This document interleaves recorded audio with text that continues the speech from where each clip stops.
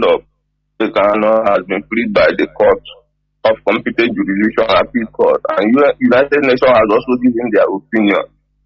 So anybody who is going to talk about signing shorty or anything, you are just being a useless fool that you have always been since we know you. Our leader is free, and the Nigerian system should obey their own court and release an innocent man so that he can go and take care of his family. Because you can't tell me that somebody who the court has set free for over 1 year now is still being kept in solitary confinement. This is injustice, and the world is pretending as if they are not seeing what is happening. We are here, and we will remain here until all of them will come and go, and justice must prevail. Our own case can never be different. Nambuko Bitro, and it will never end in our leg. We must have our freedom and develop our land the way we want it, and build our own civilization, our own indigenous way as a race. We are not cowards. We can never be cowards. Thank you, Mazi, for what you do for motherland. Thank you very much. We must continue. We should learn how to, I don't know, there is something also I see in us, and this is part of the thing we need to change. We are seeing debate. Sometimes some of us see debate as you are against me, or contrary opinion as you are against me. That is why we are not good in politics. You know, that is why we are not good in politics. And that is one bad aspect I see in, let me say, these people, this is Christianity. They don't like debate. They don't like, exchange of ideas. No, they don't like it. It must be that thing they say is okay. They will not also call to say, Mazi, look, I don't know whether it is inferiority complex. Instead, when you go to where comments, you will see them writing rubbish. Take where phone, well, no person is going to chop you. Make your point. Now you allow another person, I will make my point. Now that is how people grow up. But we see debate, Mazi and Kanu have been stressing on this. Debate or contrary opinion is not that I am against you or you are against me. No. We can be best of friends. But when it comes to certain debates or arguments, I differ with you. And we iron it out. After that, whenever it comes to our ordinary friendship, we continue what we are doing. That is how things go. That is how civilized people act. Not carrying everything personal as if, no, I don't want, if you talk like this, as long as you are opposing me. That is why, even in Igbo land, politics, they are Tibozobo. A governor candidate will try to go and kidnap the other one, his opponent, and kill him. Because we are not engaging in civilization at all, like at the far back. Thinking that being against what I said, for example, opposing it means opposing me. No. Maybe you don't understand. Maybe you didn't understand. Maybe you are ignorant. Or maybe I that said it, I didn't get it right. So we correct each other, we make points. And you learn, I learn. That is how things move. Caller on WhatsApp. Can you hear me? Welcome to the program. Caller on WhatsApp. Yeah, good evening, Mazi. Mazi, sorry, let me also add this point. If you watch British Parliament in session,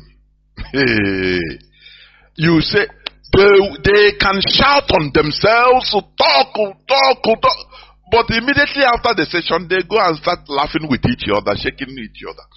Once it comes to work, that work debate, because that is their work, is their job. They can be highly, with all their forces. It doesn't mean they are fighting. This one will rise and say, no, this one they will even woo you. Whoa. It doesn't mean that they have. After the session, once they hit the hammer, say the session is over, or for recess, you will see them talking to each other, laughing. That is how civilized the people act. But in our own, I bring any lenobi, only I say that my faith, only I say my. What are you the instigator? The first person that have believe on something in this world? Why do we take all these things as so personal? Why? Everywhere. Mazi, please continue. Caller on WhatsApp. Continue, please. Yeah, thank you, Mazi Chinedu. I appreciate your call. Mazi, I remain Mazi Emmanuel. I'm calling from Paris.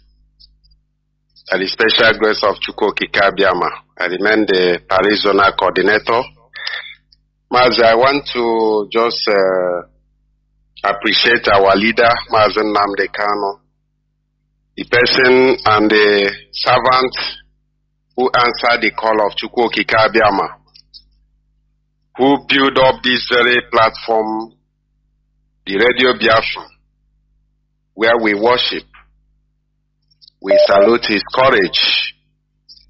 I want to salute the courage of the leadership of this very movement, the person of Mazi Chinedu and his leaderships. We appreciate them. And Mazi, just what I want to comment on is concerning the Pan-Africanism you just mentioned, because we cannot shy away from it. It is the topic of this very evening. And Mazi, have deliberated a lot on this very Pan-Africanism. And we have learned a lot also, because hearing something and also developing more on that very issue, we highlight many people and reschedule their way of thinking or their way of perception, the way they perceive this very concept called Pan-Africanist. I have been following I have been, watching some of them online. Some who normally, even some of them, you saw them, they will be talking of one federal Africa with one president. And then when you ask them one question concerning even, they rarely even talk of their country of origin. You see? And all these people you see, when you ask them some questions or you want to, draw their attentions on the difficulties that may face Africa and the irrealizable of this very project. I am not saying that building one big Africa is impossible. It is possible. But we have to learn from the people who have passed that through channel. And you will know that before you come into the level of building one federal Africa, you have to first of all watch the type of federalism that United States are using, and you know that the European Union, they emulated from United States. Now they are building their own union. Before they came into agreement to build a kind of union, they have been in their own sovereign nations. They have been, governing themselves well. They have solid government. They have solid institutions that function well internally in their own respective countries. But when they are now facing the federal issue, they are talking of federating themselves. Now they are now coming with their terms, their conditions, and they are debating on it. Then you ask Africans who are talking of this Pan-Africanist. Yes, when you tell them that you are talking of Pan-Africanism, but you don't know that even the country you call your own, check well, you find out that your border has been tampered. A lot of things has been, mismanaged in that area that they call their own country, especially Cameroon. Because when you look at on social media, people that you find mostly that normally talk of this Pan-Africanism are mostly from Cameroonians or from, some, but there are many there. And when you ask them, tell them about Biafra, they will, come again, start giving you argument of just what you just said now. No, we want very mighty, giant, very big Africa that everybody, we will have one president, but now you are talking of separating yourself from having your own country. But you ask them, do you really even know exactly the history of Nigeria? Do you know the ethnics of Africa? Do you know how the composition of Africa, the way you are talking about it? Do you know our diversities? Do you even think, are we going to coexist together? Can we live together as one federation? So you find out that these people, either they are being sponsored by some, any movement. All these secret services, they normally infiltrate any movement, any gigantesque movement, any mighty movement. They try to portray some people that will be singing the same thing with you, but you may not know that those people don't have the same agenda. They are there as infiltrators or as saboteurs or as people who are, be saying the same thing with you, but they don't mean their action will be contrary of what we are talking about. So, Mazi, I like the way you just highlighted this very Pan-Africanist concept, because our leader is also very admired, and he knows exactly about the Pan-Africanism concept. But before we go into that, we have to first of all go and tidy up our lands, our individual countries first, before you can now come up and say, okay, yes, who can we deal with it? Who can we join with it? Which country and which country can we join with it and form a union? You can't just, our land, we don't have anything. You don't even have, nothing is functioning in our land, even in Nigeria. And now, just watch Nigeria. How many countries in Nigeria? Just 3 or 4 countries. Are they living fine? Are they living as an example? The answer is no. So imagine where you count about 50-something countries that made up Africa, then you carry one black man and made him a president of those countries. A lot of things will happen. So, Mazi, I appreciate you, and I want to end it here, and I say, keep it on, Mazi. It shall be well with you. And there, Mazi. There, simple Nigeria. Let them Nigeria that has a different nations in it. Let them think about Nigeria. I'll take example from Nigeria. Pan-Africanism, genuine one, will come when people are given their due respects. Different nations are accorded their rights to self-governance. That is when mutual respect will come, and that time peace will reign. Now people will start talking about coming together, like European Union. You first of all prepare your house now before you go outside. That is how it is. Caller on signal, Mazi Emikris. Can you hear me?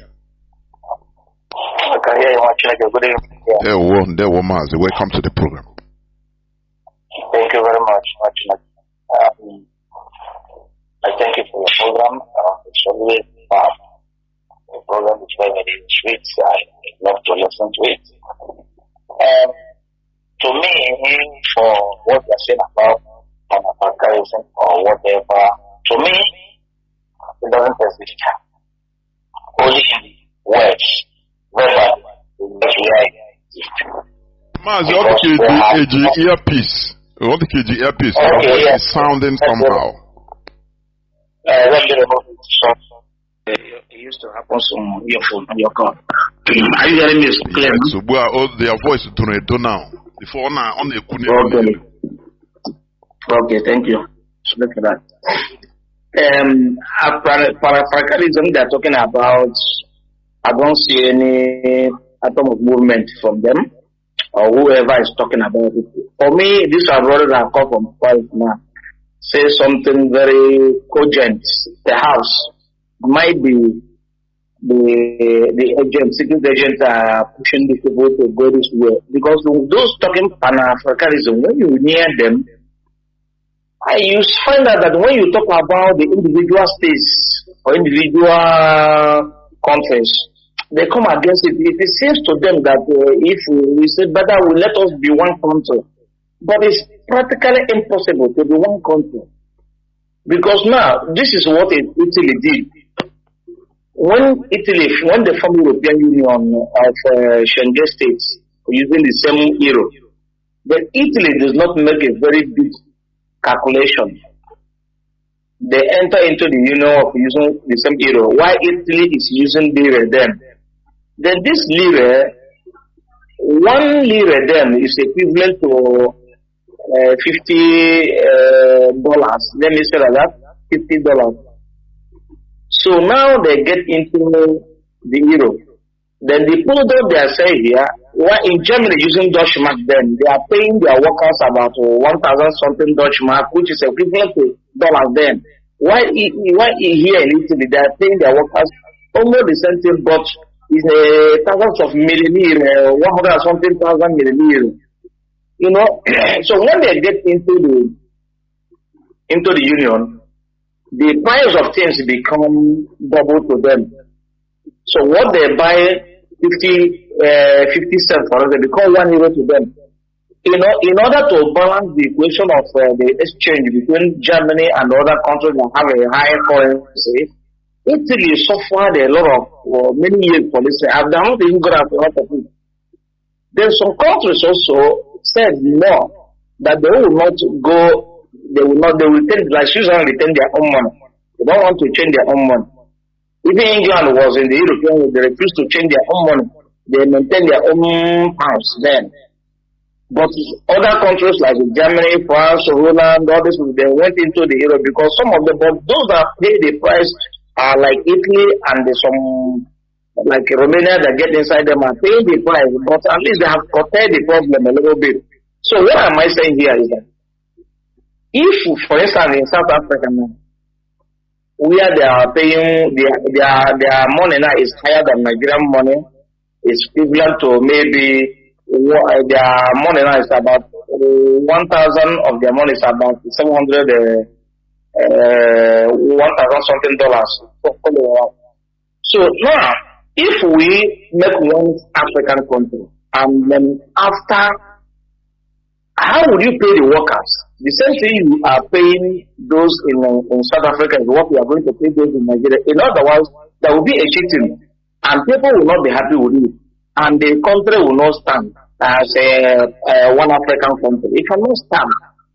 First of all, if they want to talk about Pan Africa, they should dismantling the border system they have created. But here, as I'm here in Italy now, I can travel to Greece, which is Southern Europe. I can travel to Norway, Northern Europe, and the Central Europe, like Belgium and others, which ordinarily in my document, the Italians can go with other national ID cards. Now, tell me, if I want to go to Zimbabwe now, I need a visa to go because it's South Africa.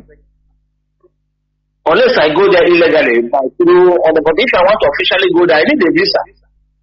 So they should begin to dismantle the border issue. Then when they dismantle the border, everybody will become doing that. Then you see the harmony. The business transaction will link us together, and then we talk about how to become one country or one Africa. Either everybody on their own currency, but we use one common system. That is what we are talking about. Like Europe, I just give example before I call in. European Union here, they have their European Union, but every country are managing their own affair according to their own country. It does not mean that they are not Europe. They are also Europe. They play football together as we are, do everything together. They travel, they leave the border open because people from Italy now may go to France now to play football. Their fans will go, the fans of Milan will go to France, will go to England without seeking for visa. Because they are playing the same European tournament. So they keep the border open, but in Africa they lock down the borders. And now the African talking about the Pan-Africanism are those when you talk about them, say if Biafra go, we need to come together. We are talking about to separate. Because I have a brother here who always said such a thing. We are trying to come together. It is practically impossible to come together to manage the kind of system we have find ourselves, because the system we are managing today in the world today are being created by the West. And we have followed them to manage the system. So for you to break the system, you need millions of people that have brain to break the system. They have already installed the system and went back to their country, and the system are functioning. So we are practicing all the way to the created. The monetary system, the financial system, the government body system, the administrative system. What the so-called democracy now is what we are all of us are practicing. But that is not democracy. So, but they brought it to us. Morocco are practicing it. Tunisia are practicing it. Libya are practicing it. Everybody are practicing it. Now, the monetary system now, can you say that you will not use money again? Now, you watch the video that this man always, the white man, Nnamdi about the Africa, how they hold Africa down. He said that Africa are now, they produce a system, the global institution you are seeing, that is meant to hold sub-Saharan Africa now. And these global institutions are made, there are people managing it. For instance, he said, banana. What banana, you know how banana tastes. You eat banana, know what it tastes. But when you produce your own banana, you don't make to them for them to determine how much they will buy the banana. They will not buy your product. They will not tell you it's not. That's why they open the World Food Program. They will tell you that it doesn't meet to the standard. They needed to market in the global market. Therefore, you will not sell your banana. But banana that grow in my village is more better than the one that's selling in Europe here. But because you are not alive today, do you know what they're doing this? They don't want you to hike the price of banana to decide. So they are the ones deciding the price of banana. So if banana will cost the 3 pieces here, €1.50, €1.10 or a kilo, then they don't want it so that tomorrow there are people who wake up and say that the banana they buy €1 per kilo is now €5 per kilo. No, they maintain the price. The price remains the same. So what do they mean that everything they need, they got it within the fuel price remain almost stable, and the fuel is there always, the gas is there always. All these products are coming from Africa to Europe and from South America to Europe here. The price are more or less steady. The difference cannot change like a 1 cent or 10 cents or 20 cents or 50 cents. It cannot change. And before they will change, government must know. So how do they maintain the price? Because of those institutions they have created, they use it to oppress us. And for we to liberate ourselves from this institution, we need 1 million Africans that have brain, know what to do. And we know how to manage them, but not something with force. We use gradual, like for instance, they're taking cocoa from our land. I remember when Ghana president said that the Ghana are looking forward to manage their own cocoa and they process it within themselves. That was, he said, the Switzerland president there, who was there, I think so, or the minister, she got angry for the man to make that comment, and they will go into working against it. That is what we don't do in our land. We don't do it. Yesterday we were talking about religion. Our people, after the white people came, they introduced their first religious system and call it religion. But they went into continue working, finding out some things they make mistake, trying to correct it so that it will suit up to what they want, even the Bible. Because there are things they write from the Bible, if you have maybe 30 years Bible ago, go and take it and read today's one. You will see differences. But now I will tell you that it's English explanation or translation, maybe. That's how they put it. But they saw the mistake they made in writing the Bible. They're now gradually correcting them. so that it will suit up to what they want. And that is why I'm going to work and continue working. But our people, in a little small thing, everybody go to, just like after Biafra war, everybody went to sleep. And before they continue working to oppress us till today.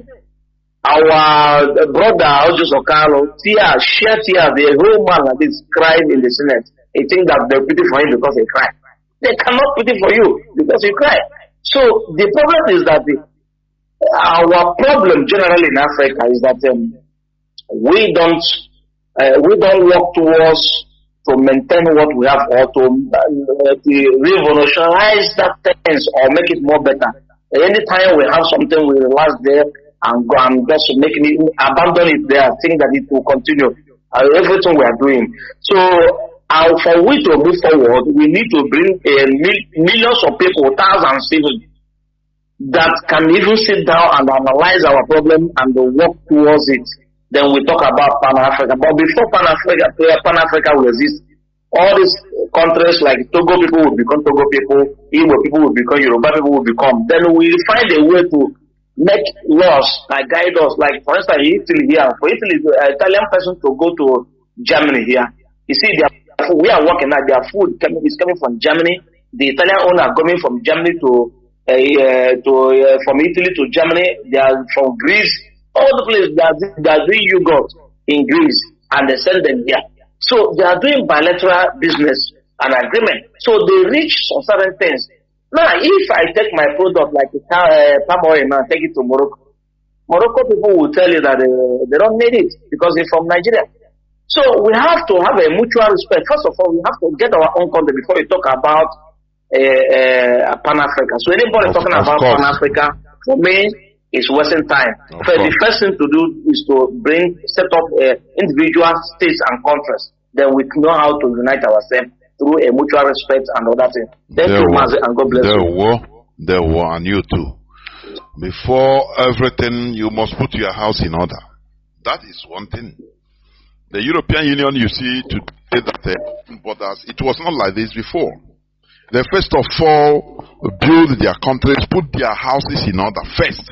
Now, before, socializing with their neighbors and trying to open. In Africa, you open border like this, terrorists everywhere. Look at Nigerian borders, unmanned. What is happening? Terrorists from everywhere flocking in, only to kill. Oh, what's up? Welcome to the program. Can you hear me? Call on, what's up? Mazi, is that me? Of course. There, it seems to be Mazi Nade. Oh, thank you very much. I'm on my train. I'm heading to San Bernardino, but I have to go to a cargo, so I have to be able to talk. And only myself sitting here. So I thank you. I listen to you every day. I sleep on your voice every day. But this has become so important today that I must wait on the phone until you pick me. Now, I am mostly concerned about. I have something to pitch in on the how Malaysia and Singapore and how all these countries break up, decide to go and sing the loud. Okay. So that was so interesting. And I have something a little different from what you said that might help us understand why these things, how these things go. The separation of this, whether it is Yugoslavia, whether it is the British breaking away from EU or whatever they do. Now, our own is different. We cannot do it if it did, and we're not going to blame ourselves. But first of all is to know the center of gravity. Remember what that Kanu you bring to us all the time. We listen to one Nigerian soldier that talks to us about center of gravity. Yes. So the center of gravity, our center of gravity is different from every other center of gravity. Our center of gravity is oil and gas. And that is where we live. And it makes it so complex now when there is that pipeline coming from Abia, coming from Igbo, coming from our area. So our enemies are not just Nigerians. Our enemies are worldwide. Our enemies are America. Our enemies are those who want us to go nowhere. They're all spread all over. But to tell you the truth, Nigeria wants to display. They understand what you're saying even more than you understand it. The Hausa wants to go. The Hausa Fulani want to break away. Yoruba want to go. But the center of gravity is the oil and gas. So how are we going to do it? If IPOB, and I'm suggesting, I don't know how I'm going to say this, that IPOB should educate our leaders to find a way to form a line to communicate with your veterans. If you notice for all this struggle, the advantage the IPOB has is that you have veterans, that they are not making use of our veterans. No, our veterans sit there and people are not tapping into the use you have, your real veterans. You know why the veterans are not acting? And I have an example. Many of us are not acting. You know, an Igbo man has a pride. Not pride because he thinks you're going to disrespect him. We like to pitch in. We have not identified the veterans as people who will not be playing the same role as the role you play. In other words, for instance, I tried Los Angeles where I live. Our white are not doing anything like other people are doing all over the world. LA is the lowest in participation in looking for Biafra. And I finally got someone that called me because I always talk to Mazi, what's his name? And someone called me and asked me, are you a member of IPOB? I said yes. Did you swear an oath? I said yes. Oh, well, we have a different oath. You are going to swear. I say, first of all, let me introduce myself to you. I'm a veteran. I fought a war. I was an army officer during the war. He said, that's not what is more important. The important thing is we want to get you sworn in. Number two is you pay your dues.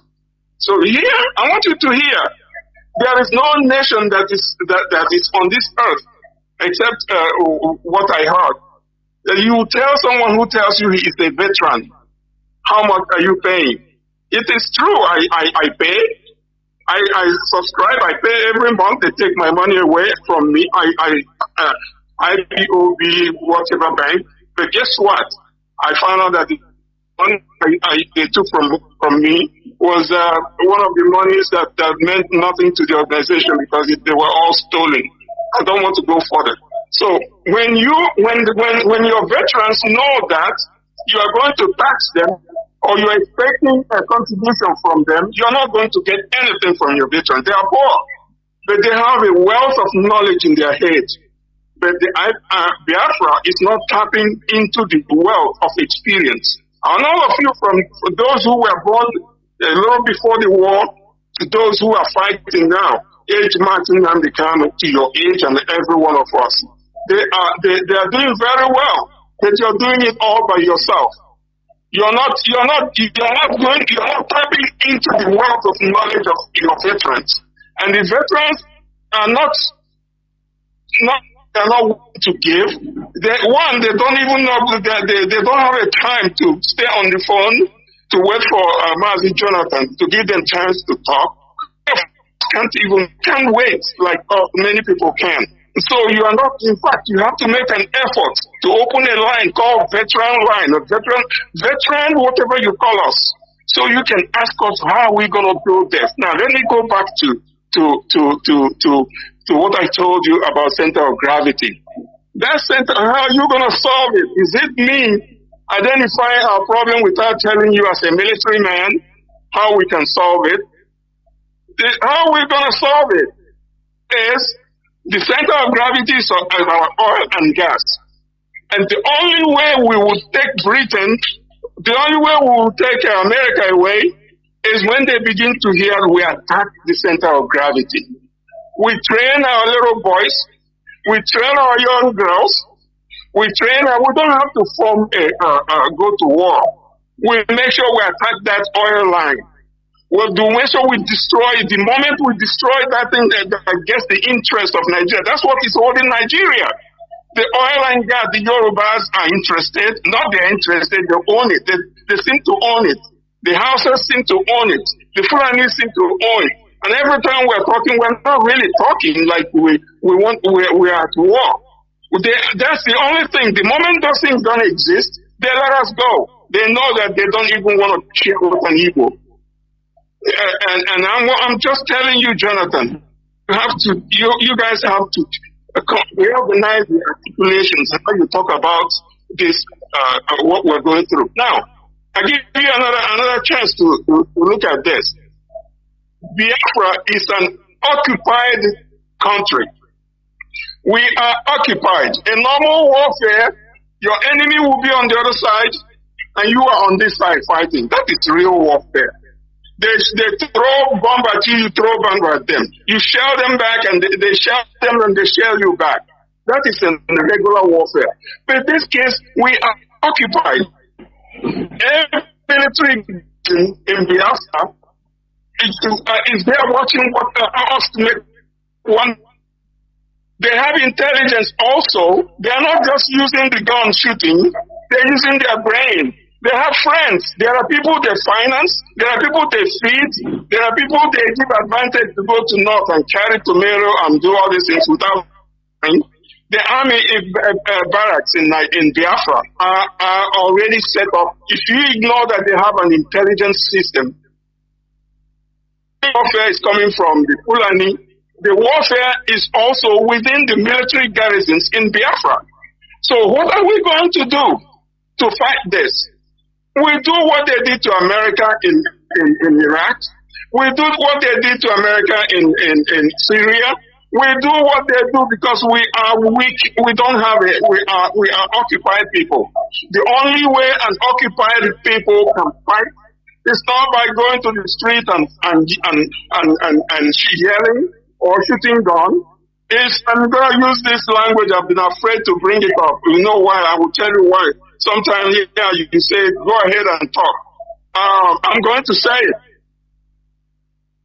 it. From me. The world is going to hear from me. It may cost me something, but I don't give a shit what it does. Jonathan, have you heard what they call IED? Hello? Yes, of course. Improvised explosive device. Do you know what IED does? What IED is when you are occupied, when your country is occupied. It is the weapon of the coward. It's the weapon of the defenseless. You build it by yourself. It doesn't need high tech. You melt iron and do it until you put gunpowder. You put detonators. So you make it uncomfortable because your enemy, even if they know you are doing it, but they don't know how you're going to come around them.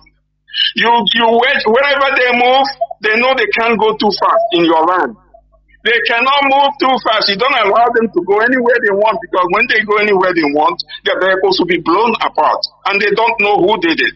When you understand that we make the land uncomfortable for these motherfuckers, excuse my words, they will know we're doing it and we agree we're doing it, but you don't know who is doing it to you. Do you know that America in Iraq cannot live in the garrisons they used to have? They've moved. They move far away.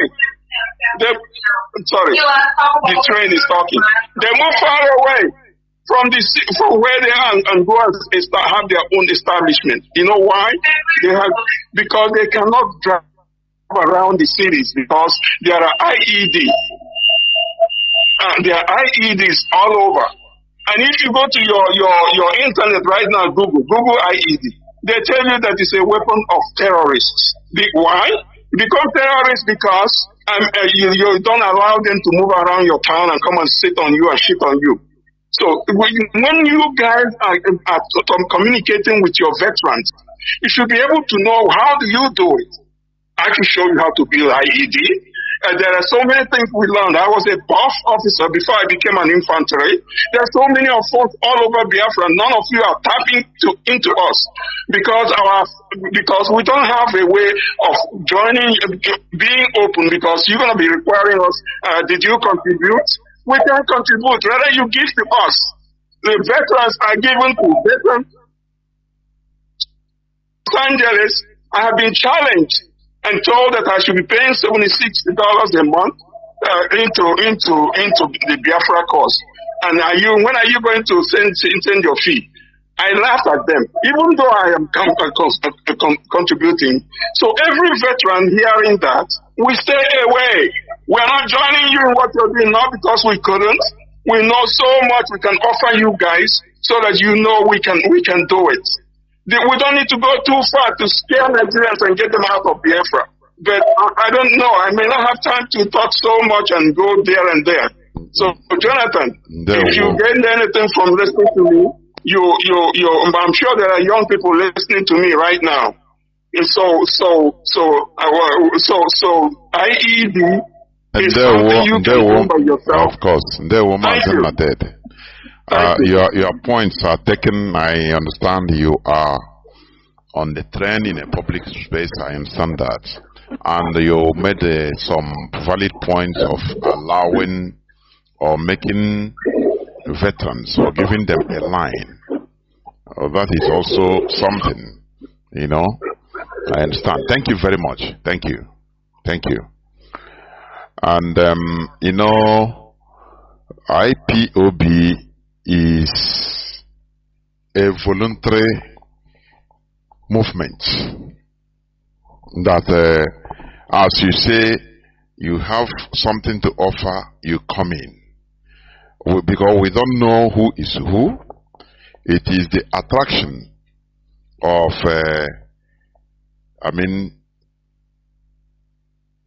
IPOB to like-minded people. IPOB, you know, Mazi Nnamdi Kanu started preaching on this radio for, if not more than 10 years. And people started coming out voluntarily. It's a voluntary service, you know. It is not something that you go from house to house and calling people, come and help us in this. Because the radio is, you are listening from every part of the world. You have something to offer. Okay. You meet our family. Like as you say, I understand you very well about the contributions of veterans, you know. But I think that if you approach a family like where you are and explain to them that, look, I will not be able to contribute, but I have other things also that I can contribute, I think it will also be accepted. Because we don't pursue people because of maybe your inability to contribute. No. Genuinely. Let me bring in. Okay, let me bring in Mazi Nnamdi. Please, I understand your point. You made valid points. I understand that. You know. So, I understand that. And we have taken note anyway. That's it. Let me see. Caller on signal. Welcome to the program. Can you hear me? Thank you for waiting for 16 minutes. Caller on signal. There were. Hello. Okay. Good evening, Biafrans and lovers of freedom. My name is Ifan Chukwumada Buchi and coming from the Netherlands. Thank you, my brother. I want to start here that real or genuine Pan-Africanists or Pan-Africans will not support the recolonization of Africa and occupation of Africa by deployment of or invasion of Africa by neo-colonists and imperialists. So Togo, where they say they are constituting their army, and Ghana of all places. I remember the West African Frontier Force who was formed, and now Ghana is again allowing the proposed settlement of foreign army in their land. Benin Republic and Cote d'Ivoire, Ivory Coast, they must rethink and then re-strategize about this proposed military deployment. Because there's something we say in Igbo language. It goes like this. Obogi will oba kunye mmiri wusioku. No inatakuya oba. Which means you can take your cup or gourd to give water to the monkey. That is easy. The problem is retrieving the gourd or the cup from the monkey.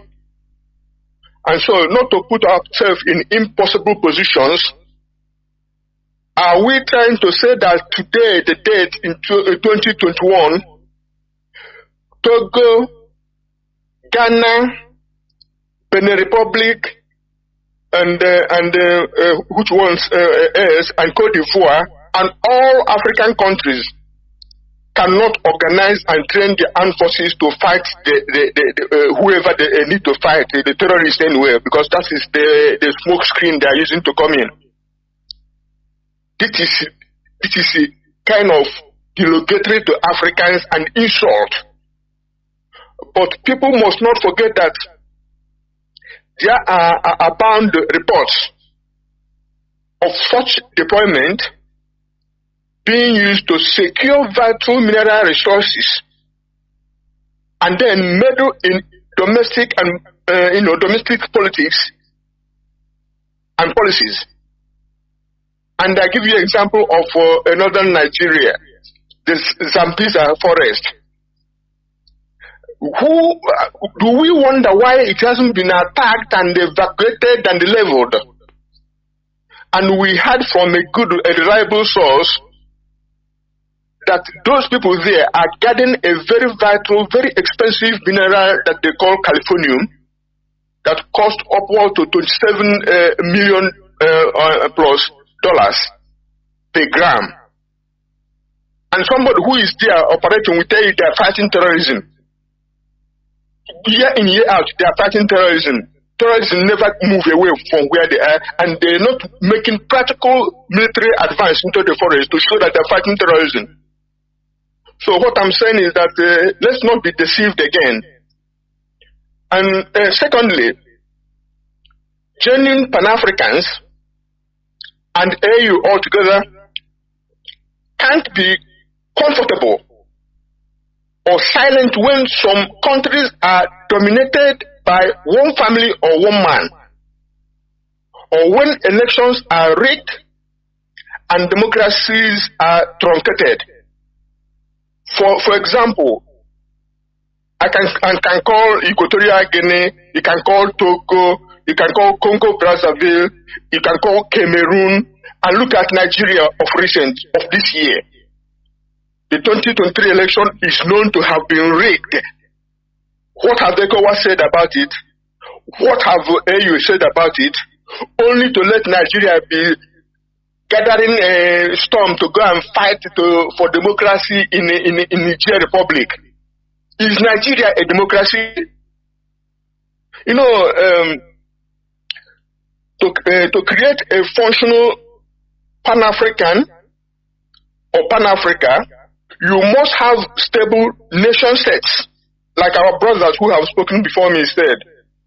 Before you can create a good Africa Union, or for instance, I or we as Biafrans and Amazonians can't be held down in Nigeria and in Cameroon, and you're talking to us about Pan-Africanism. Let's build one African state and one African Union and one president, you are talking to yourself.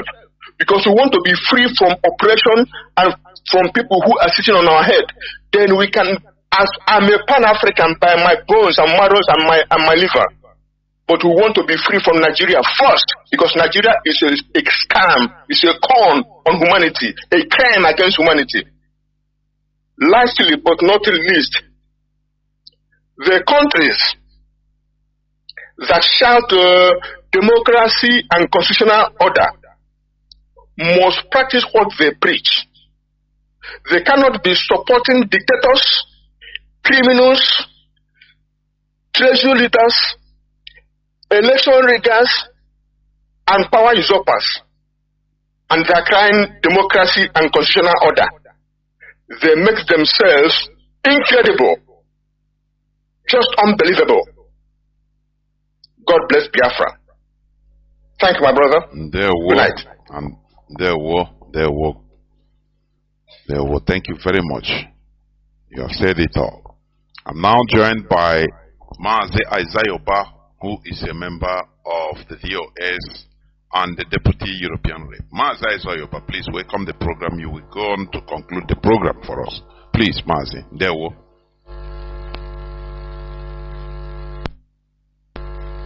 Mazi Jonathan, good evening from here. My comment are very clear, please. You are Mazi. Go on, please. Thank you so much. Good evening from here, and good evening to our listeners and our audience. Good evening to Biafrans all over the world, IPOB family. Of course, my special regards to our leader, Mazi Nnamdi Kanu, who happens to be the leader of this great movement.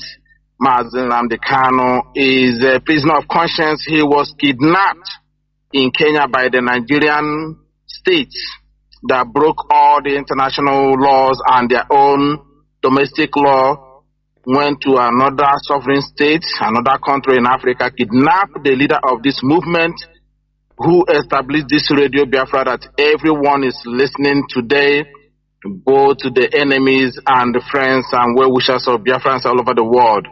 Mazi Nnamdi Kanu is a prisoner of conscience. The competent court of jurisdiction of Nigeria discharged and acquitted him, but Nigeria in their own usual way continue to disobey their own domestic law and also international law. So Nigeria is no longer viable. Nigeria is no longer a country that obeys rules of law. Nigeria have violated the international law and their own domestic law, and we are letting the world know, and we are exposing Nigeria today before the world that Nigeria is not independent. Nigeria is not a democratic state or a country, if you like. Nigeria is a quagmire, a British-made cage and a farm where they harvest everything. The British harvest human organs there. The British harvest human resources. The British harvest our natural resources. The British remain parasites that is sucking the blood of Biafrans because of the resources they found in our land. But what the British harvest our natural resources, the British remain parasites that is sucking the blood of Biafrans because of the resources they found in our land. But what the British harvest our natural resources, the British remain parasites that is sucking the blood of Biafrans because of the resources they found in our land. But what the British harvest our natural resources, the British remain parasites that is sucking the blood of Biafrans because of the resources they found in our land. But what the British harvest our natural resources, the British remain parasites that is sucking the blood of Biafrans because of the resources they found in our land. But what the British harvest our natural resources, the British remain parasites that is sucking the blood of Biafrans because of the resources they found in our land. But the British have first our natural resources, the British remain parasites that is sucking the blood of Biafrans because of the resources they found in our land. But the British have first our natural resources, the British remain parasites that is sucking the blood of Biafrans because of the resources they found in our land. But the British have first our natural resources, the British remain parasites that is sucking the blood of Biafrans because of the resources they found in our land. But the British have first our natural resources, the British remain parasites that is sucking the blood of Biafrans because of the resources they found in our land. But the British have first our natural resources, the British remain parasites that is sucking the blood of Biafrans because of the resources they found in our land. But the British have first our natural resources, the British remain parasites that is sucking the blood of Biafrans because of the resources they found in our land. But the British have first our natural resources, the British remain parasites that is sucking the blood of Biafrans because of the resources they found in our land. But the British have first our natural resources, the British remain parasites that is sucking the blood of Biafrans because of the resources they found in our land. But the British have first our natural resources, the British remain parasites that is sucking the blood of Biafrans because of the resources they found in our land. But the British have first our natural resources, the British remain parasites that is sucking the blood of Biafrans because of the resources they found in our land. But the British have first our natural resources, the British remain parasites that is sucking the blood of Biafrans because of the resources they found in our land. But the British have first our natural resources, the British remain parasites that is sucking the blood of Biafrans because of the resources they found in our land. But the British have first our natural resources, the British remain parasites that is sucking the blood of Biafrans because of the resources they found in our land. But the British have first our natural resources, the British remain parasites that is sucking the blood of Biafrans because of the resources they found in our land. But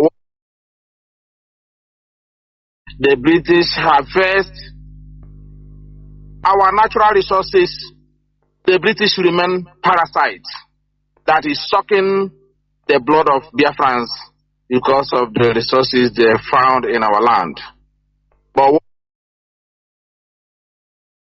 the British have first our natural resources, the British remain parasites that is sucking the blood of Biafrans because of the resources they found in our land.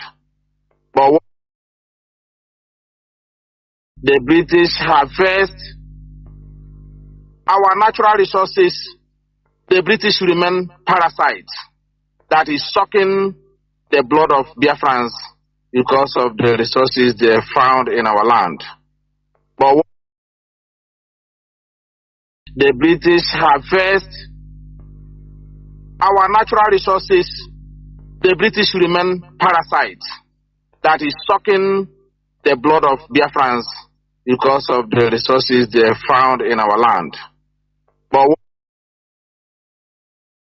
the British harvest our natural resources, the British remain parasites that is sucking the blood of Biafrans because of the resources they found in our land. But the British harvest our natural resources, the British remain parasites that is sucking the blood of Biafrans because of the resources they found in our land. But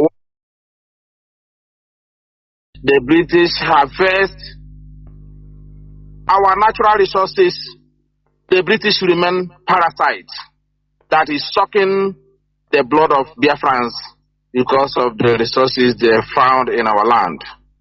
But the British harvest our natural resources, the British remain parasites that is sucking the blood of Biafrans because of the resources they found in our land. But the British harvest our natural resources, the British remain parasites that is sucking the blood of Biafrans because of the resources they found in our land. But the British harvest our natural resources, the British remain parasites that is sucking the blood of Biafrans because of the resources they found in our land. But the British harvest our natural resources, the British remain parasites that is sucking the blood of Biafrans because of the resources they found in our land. But the British harvest our natural resources, the British remain parasites that is sucking the blood of Biafrans because of the resources they found in our land. But the British harvest our natural resources, the British remain parasites that is sucking the blood of Biafrans because of the resources they found in our land. But the British harvest our natural resources, the British remain parasites that is sucking the blood of Biafrans because of the resources they found in our land. But the British harvest our natural resources, the British remain parasites that is sucking the blood of Biafrans because of the resources they found in our land. But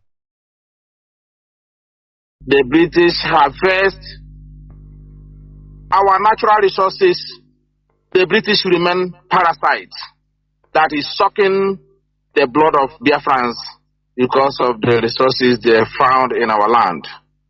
But the British harvest our natural resources, the British remain parasites that is sucking the blood of Biafrans because of the resources they found in our land. But the British harvest that we have been doing and will continue to do until Biafra is restored and all the suffering indigenous populations in the damnable zoological republic are set free. Chineke nna nke pụrụ ihe niile Chukwu okike abịa onye na-efuwe n'aja aha nsọ ya mma mgbe niile. Onye ọbụla anụ ya na-achị eluigwe n'ụwa na-agba akaebe ịhụnanya gị na ebere gị amara gị n'ọmịiko gị ebe ndị gị na-eze ebede ngọzi. Anyị wee na-etoghị agbanyeghị atụmatụ ọjọọ niile nke ndị iro. Iwe enye anyị ndụ ala nke dị n'uwere n'ụbọchị nke taa. Anyị wee na-asị na ịja mma niile oto niile dịrị aha nsọ gị. Onye ọbụla anụ ya ka ike niile na ọ gbadara aka ya. Anyị wee na-akpọku gị na-asị gị na nke ọma anyị ga-ekele gị, nke ọjọọ ma anyị kelee gị. Anyị wee na-aja gị mma, wee na-eto gị, wee na-asọpụrụ gị n'isi ụmụ gị niile bụ ndị ikwu ndị wee eziokwu mgbe a kpọrọ ha ka ha wee chekwaa ala nsọ gị bụ Biafra onye na Chineke na ihe n'ikpere anyị nkwa na o mekataghị ka ndị iro wee were ala nsọ Biafra onye na Chineke na nke bi n'igwe. Agbanyeghị atụmatụ ọjọọ niile nke ndị iro ma ndị na-agba mgbagba ebe niile dị iche iche onye na Chineke nna ihere bụ nke niile etu a n'ụbọchị nke taa. Anyị wee na-eto gị, wee na-asị onye nwe anyị na Chineke nna nke pụrụ m ihe niile. Onye ọbụla anyị ya na-azọpụta, onye ọbụla naanị ya bụ okwu ya niile bụ ihe na amen.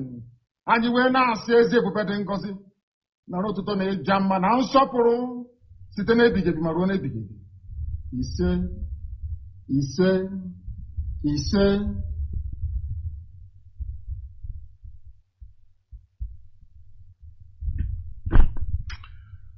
Hello, good morning. Thank you very much for staying tuned into Radio Biafra. This is Sunrise coming to you live from Radio Biafra, London. My name is Mazi Mbanali, and it is an absolute pleasure to be with you here every morning from 5 to 7 a.m. Biafra time. It is an absolute pleasure to be with you here every morning from 5 until 7 a.m. Biafra time. Our religion is Biafra. Here on Radio Biafra is where we worship. This is where we conscientize ourselves. This is where we motivate ourselves. Today is the 26th day of April in the year of our Lord 2024, and the time now is 4 minutes past the hour of 5 in the holy and blessed land of Biafra. Once more I welcome you to Radio Biafra, and I ask you to inform others about Radio Biafra. You know that it is very easy for you to join us. If you want to join us, just go to your radio and go to the frequency 102.1 FM on your radio, 102.1 FM on your radio, and you will be able to listen to us. If you are especially in Biafra land, you will be able to listen to us by going to 102.1 FM. We are streaming live on satellite. We are streaming live on satellite. We are streaming live on various apps that are downloadable from your app store, such as Radio Biafra and IPOB Community Radio. These are apps that you can download easy from your app store. Very easy to use. As long as you have an internet-enabled device, you can use it very, very easy.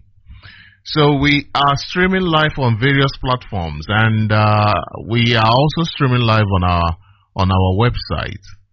You can find us on our website right now. We are streaming live on ipob.org, ipob.org,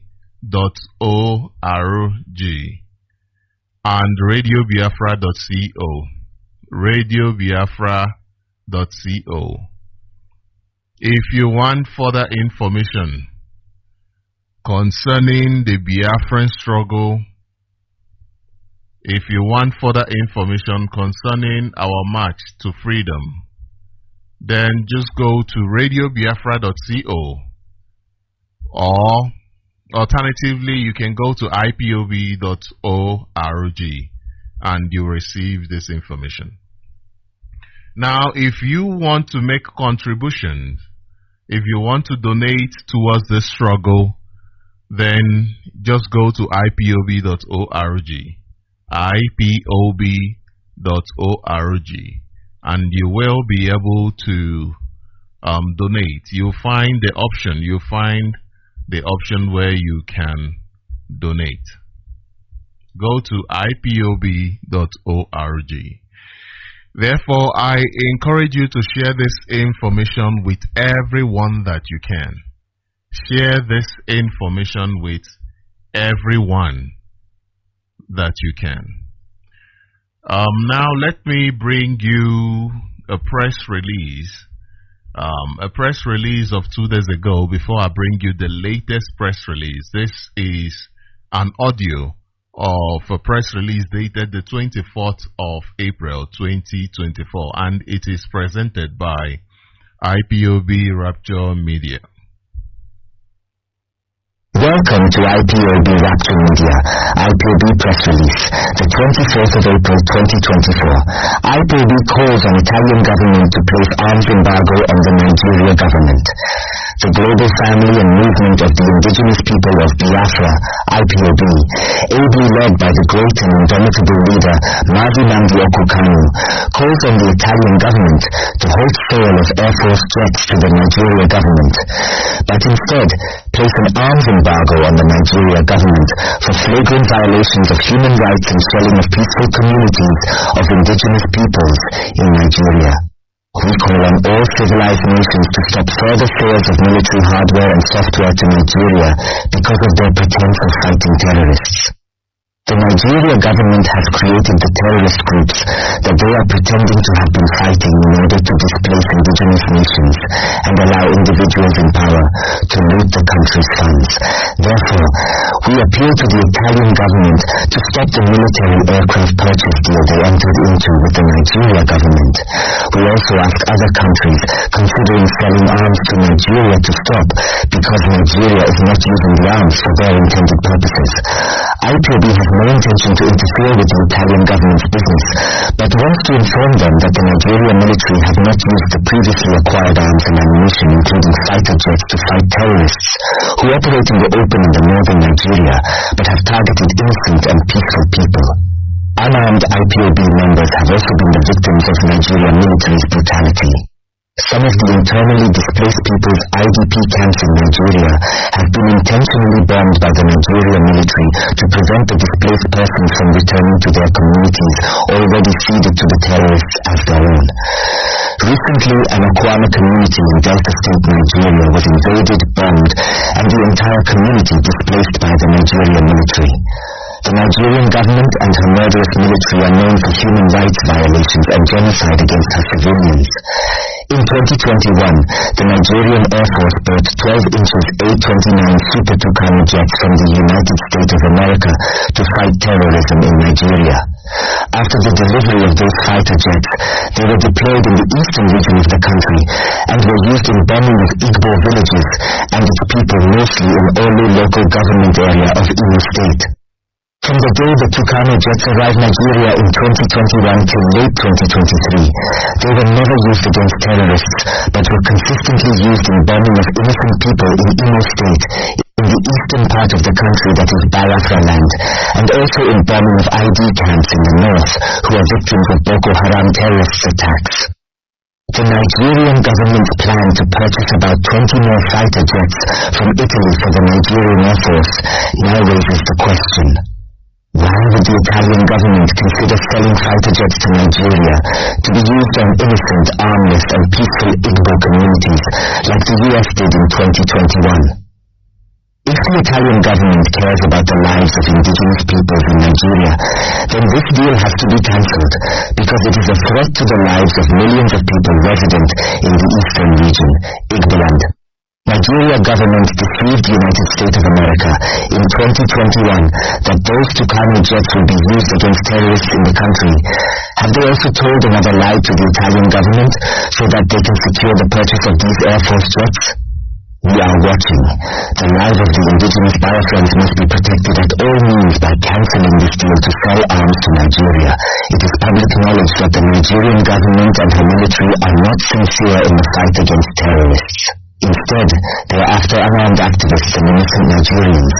The Nigerian government is indirectly sponsoring terrorists, and that is why there is no terrorist in detention or on trial in Nigeria.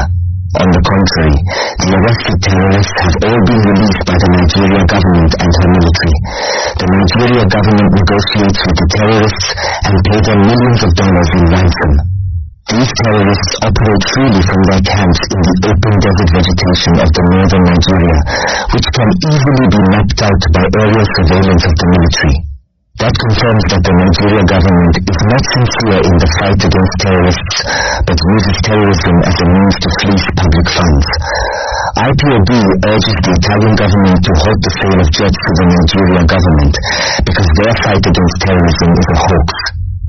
The Italian government should not fall into the Nigeria government's deception. Any supply of arms and ammunition to the Nigeria government is a tacit support to human rights abuse and violations. The Italian government and her citizens are civilized and should not support any government that is violating the fundamental human rights of her citizens. Civilized nations should not fall into the falsehood peddled by the Nigeria government and her air force over fighting terrorists, but in reality, they are killing innocent people because of ethnic bigotry and greed. We are calling on the Italian Prime Minister, Ms. Giorgia Meloni, to place an arms embargo on the Nigeria government for their history of bombing civilian population and for human rights violations. The Nigeria government and Air Force entered into agreement with the Italian government to supply them 24 aircrafts and for 6 aircrafts to be delivered every 6 months. The aircraft were scheduled for every 6 months starting soon.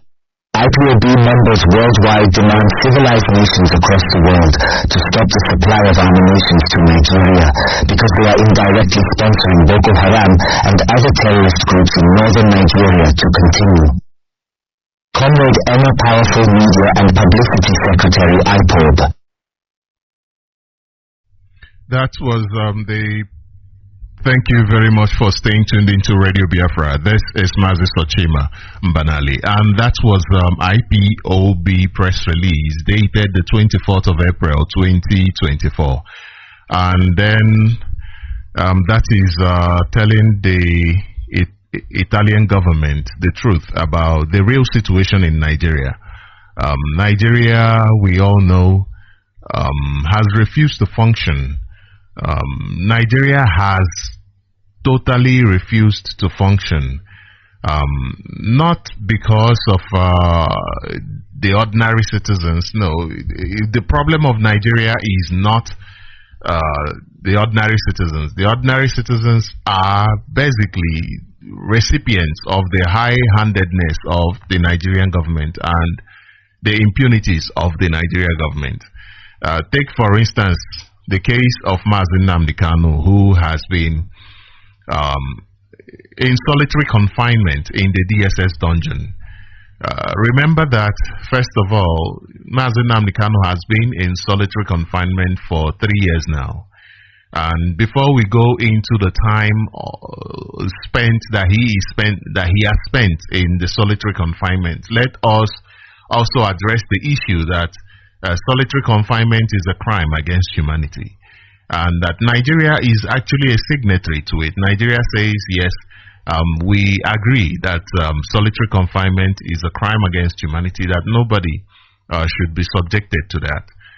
But Nigeria has, just like they always do, they say one thing and do something totally different. They have subjected Mazi Nnamdi Kanu to torture in the hands of the DSS. And since 2021, June 19, 2021 was the day the Nigeria government abducted Mazi Nnamdi Kanu from Kenya. They actually tortured him in Kenya for 8 days, which led to bringing him in the late, towards the later part of the month of June 2021. And then since then, he has been in the DSS dungeon since 29th of June. He has been in the DSS solitary confinement in Abuja for not committing any crime, simply for asking Nigeria to do better, simply for asking Nigeria to treat Nigerians better. This is simply what Mazi Nnamdi Kanu asked for. And remember that even the Nigerian courts have already ruled on this case that Mazi Nnamdi Kanu is acquitted. Mazi Nnamdi Kanu has been acquitted by the Nigerian court. But the Nigerian court, the Nigerian justice system doesn't have any powers. Their powers have been taken away from them by the senators, by those in the government house, the president and the rest of them. Nigeria, there is no justice in Nigeria, and the justice system in Nigeria is an extension of the other should I say departments in Nigeria that are non-functional. When you look at the state of the Nigerian justice system, you get to understand why every other department in Nigeria does not function. It is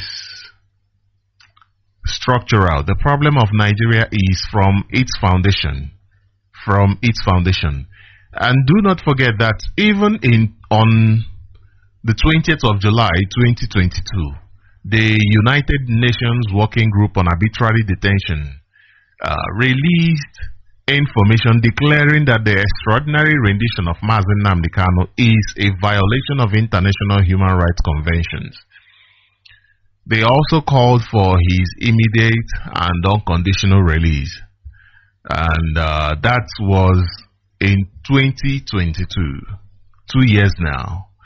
So despite these pronouncements, despite this opinion by the United Nations, despite the instructions by the Nigerian courts, the rulings from the Nigerian courts, the Nigeria government cannot be reigned by their own courts. They cannot be under the instruction of the court. The Nigeria government is above the court, and that is how it is structured. And the courts cannot even do anything in order to bring the government under control. They cannot. The judiciary, do not forget that the judiciary itself are made up of people who are willing to sell out the rights of the ordinary man. The rights of the ordinary man. They have sold these things out. That is why their pronouncements fell on deaf ears, as Nigeria governments blatantly ignore, blatantly disregard every ruling that they make. The Nigeria government, rather than obey these rulings, they pursue efforts, they pursue every avenue to make sure that they torment Mazi Nnamdi Kanu.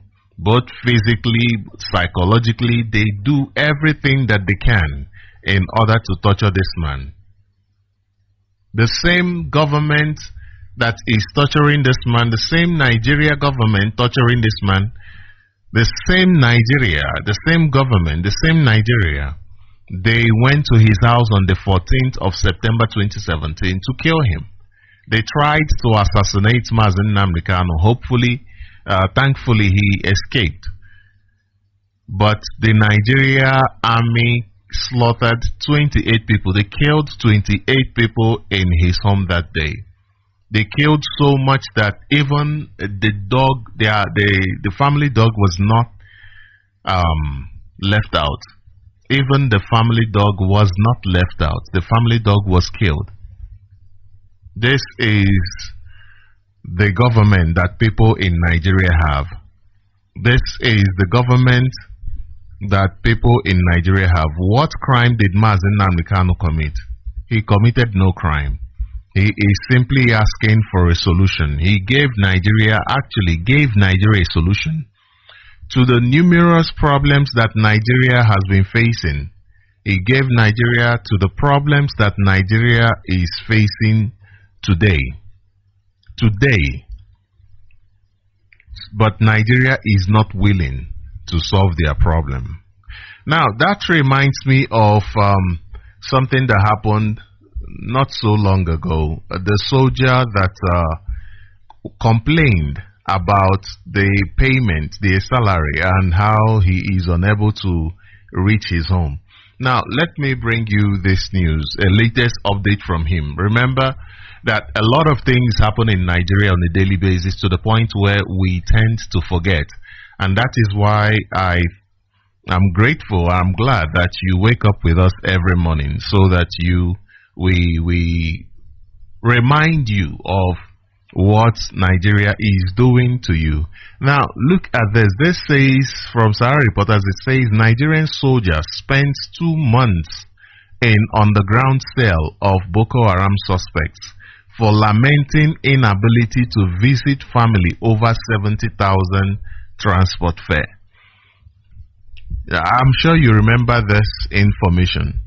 This is how Nigeria treats people. Once you complain, once you ask for something better, you become a target for the Nigerian government. It says here that, now, you must understand that this facility that is meant for terrorists was where they placed this man. They built this facility in order to keep terrorists, but they put an army officer inside this facility. Why? Because they do not keep Boko Haram terrorists, they do not keep terrorists in their facility. What they do is, when they get terrorists, they take them through training, pay them, and release them. This is what Nigeria government does with terrorists. And then recruit them into the army, into different security bodies in the country. This is why you find soldiers killing, even soldiers. Killing civilians is a normal thing. They've gone to the point of killing soldiers. Now, let me read you this news so we can go to the next to further solidify what I'm trying to say. It says here, Nigerian soldier stationed in Maiduguri, Borno State, who expressed his frustration at being unable to visit his family due to the transport fare, has remained in detention for months, Sahara Reporters learned on Thursday.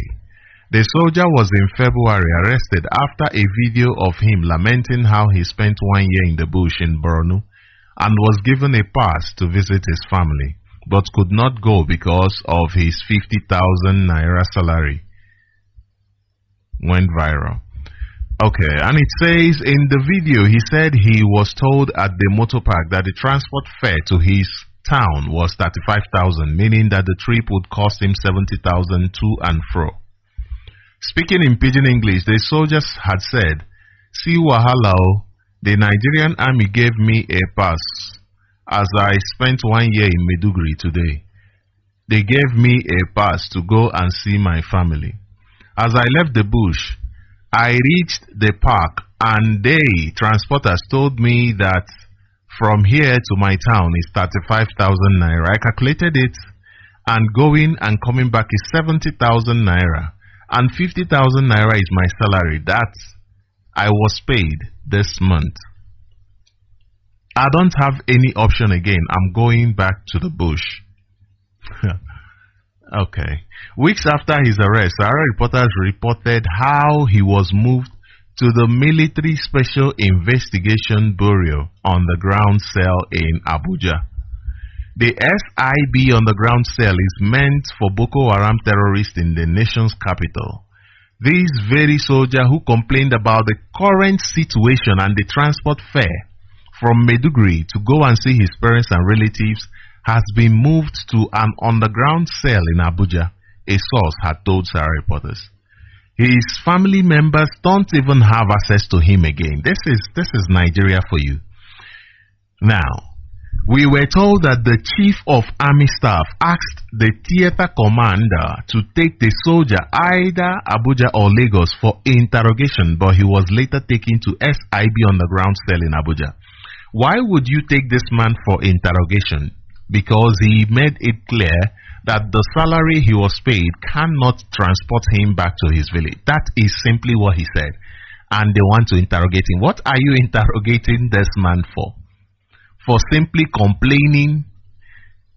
Are you trying to say he does not have the right to complain about salary and demand for salary increase?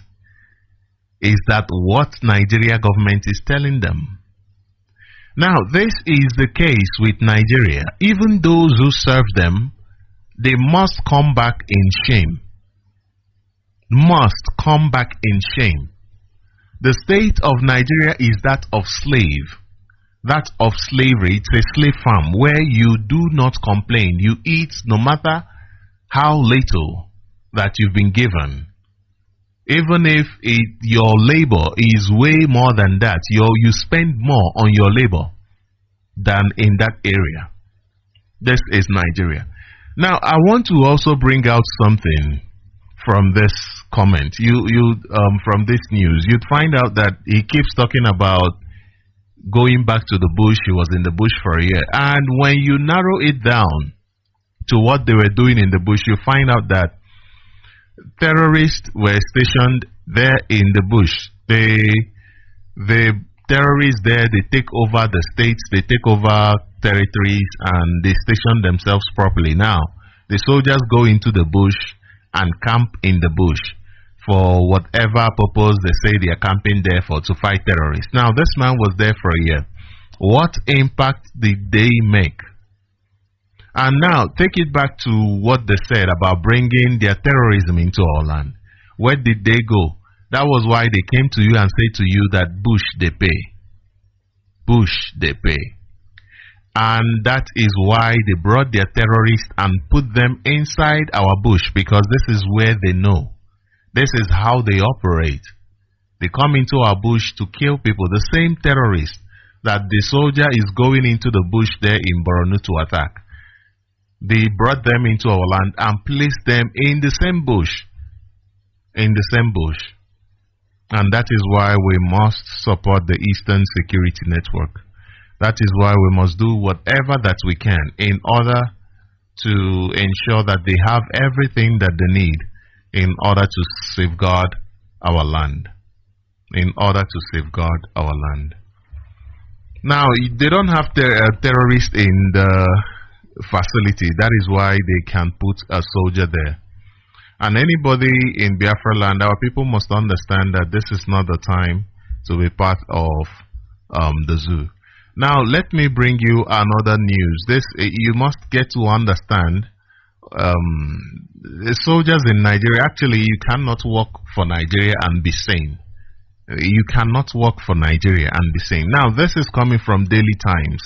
And it says, soldier on birthday spree accidentally kills villager in Plateau. And now it says, it said accidentally killed villager, right? But I don't know how that could be accidental. If you have a gun, your aim is to shoot, isn't that? Your aim is to shoot. And once you are pointed at somebody, you are shooting to kill. Once you release a bullet, you must understand the repercussions. But these soldiers, Nigeria soldiers are not professionals. Nigeria soldiers are recruited from terrorist organizations and put in there. So these people have no training. They even kill each other. They bring in people into their barracks, kill and hide their bodies. Now they say a soldier celebrating his birthday has allegedly killed a villager in the Marish community of Bokos, local government area of Plateau State. Now, do you remember Bokos? Do you remember Bokos? We'll come back to it. The Bokos Cultural Development Council Vanguard, in a statement by its chairman, Famasum Fudang, said the soldier accidentally pulled the trigger at a relaxation center in the community, which allegedly hit and killed the villager. I'm going to tell you that this was not a mistake. There was no accidental discharge here. There was no accidental discharge. He pointed at the relaxation center in the community and shot and killed. Now, it says here, you'll see why this stance is more factual than what they're saying. It says here, Famasum stated that the brutal act perpetrated by the trigger-happy soldier occurred on Monday evening.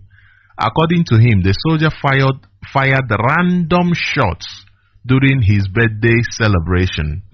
Okay. He said instead of owning up to the accidental discharge, the victim was labeled as militant alongside residents that attempted to save the life of the passerby. He did not just shoot the guy, kill the person, the guy or woman, but he also now went on to say that that person he killed was a militant.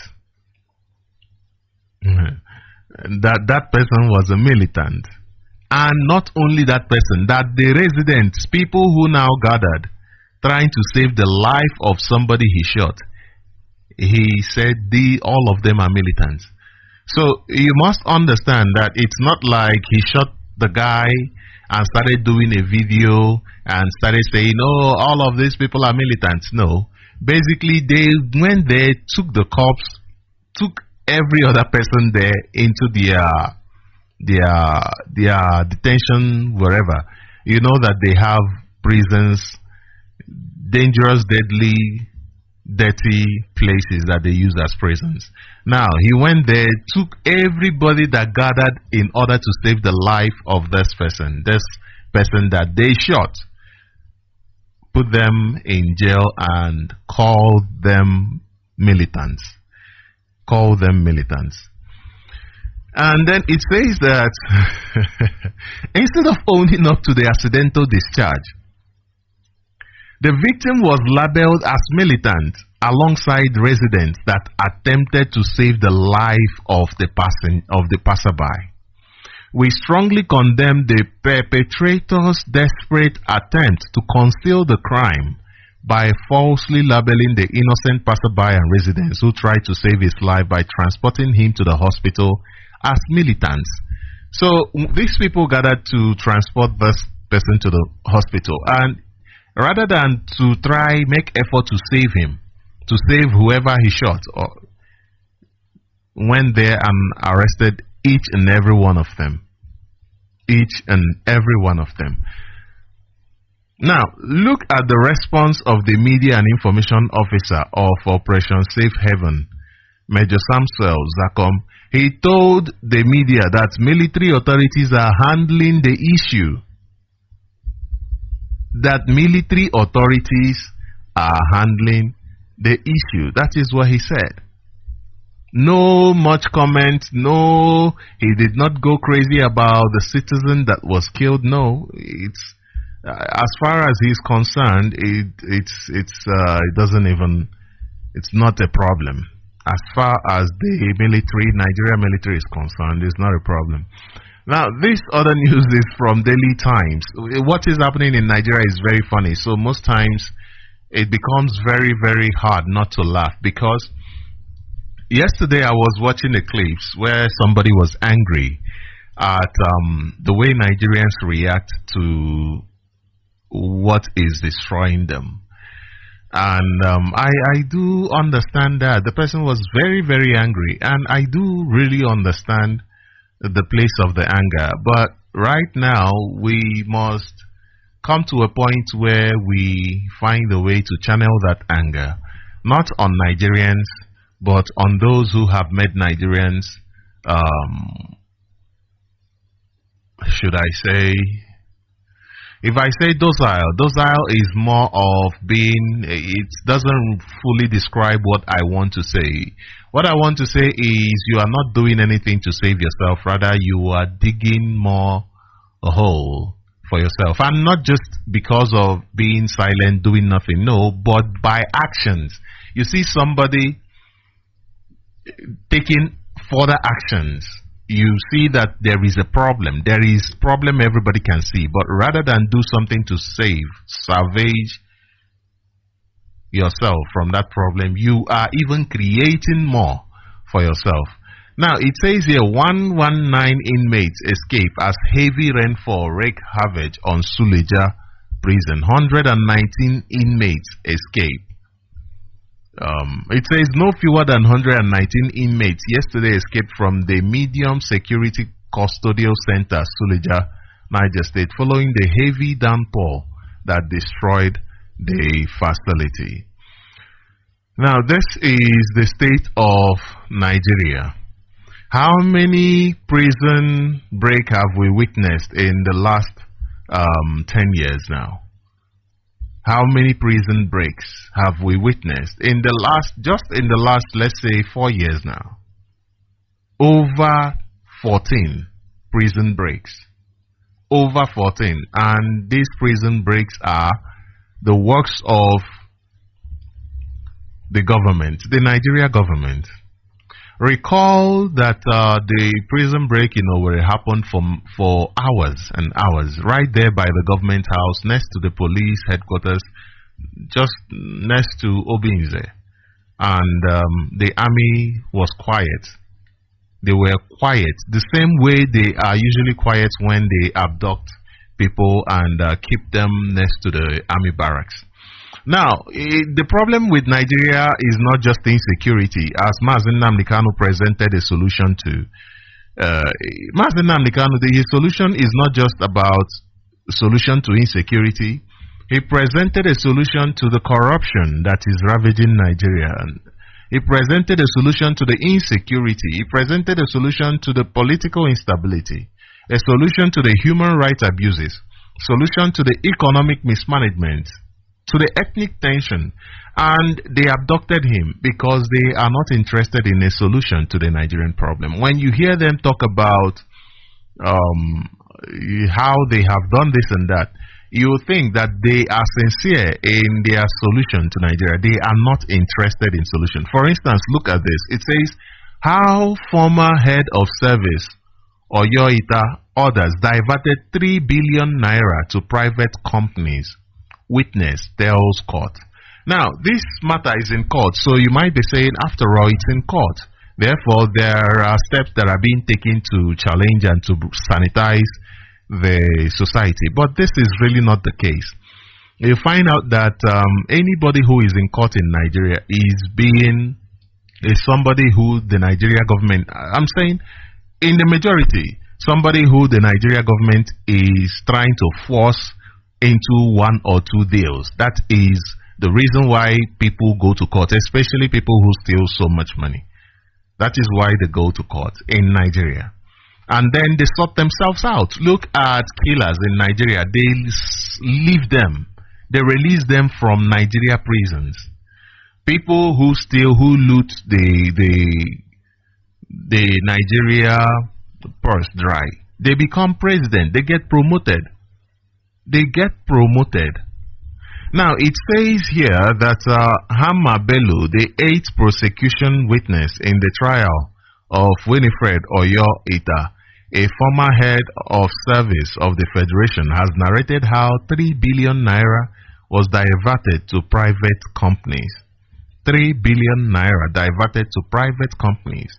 You can understand the effect that this money will have in your life as a Nigerian. If you are a Nigerian, understand the effect that this money will have in your life. But what will happen to this money is they will take it to overseas, bank it there, give it to the bankers there so that they can invest in their country. So that they can invest it in their country, not in yours. So exactly who are they working for? Are they working for you, or are they working for the other countries that they take your money to? That they take. It is always the government is so bad that, look at this other news. Court orders arrest of former Director General of Nigerian Institute for Legislative Studies. The same court that the Nigeria government does not respect is ordering the arrest of this person. It says, Justice C.O. Oba of the Federal High Court sitting in Abuja has ordered the arrest of the former Director General of the National Institute for Legislative and Democratic Study, Professor Ladi Aisha Hamalai, over her failure to appear before the court in the corruption case preferred against her by the Independent Corrupt Practices and Other Related Offenses Commission, ICPC. So ICPC took her to court and she refused to obey. She refused to appear before the court. Don't you see that this is how Nigeria is? There are people, and she's a Fulani. There are people who own Nigeria. These people don't care about you. Whether you have a Yoruba president or not, it is inconsequential. It doesn't even matter to them. They own Nigeria. That is, you did not create Nigeria. There is no way. Nigerians, the indigenous people in Nigeria, did not create Nigeria. There is no way you can own what you did not create. The same attitude that she has is the same attitude that the ex-Kogi governor, Yahaya Bello, did. The same attitude that Yahaya Bello was asked to come in for questioning. He decided, no, I'm not going to do that. He decided that he is not going to do that. Rather, he is even questioning the legitimacy of the EFCC. And he has the right to question the legitimacy of EFCC. We have seen that EFCC is just there to hunt the ordinary man.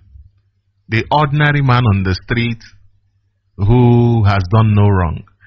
But this does not include the ex-governor of Kogi State. He is not an ordinary man on the street. He just ignored them because he is a Fulani man.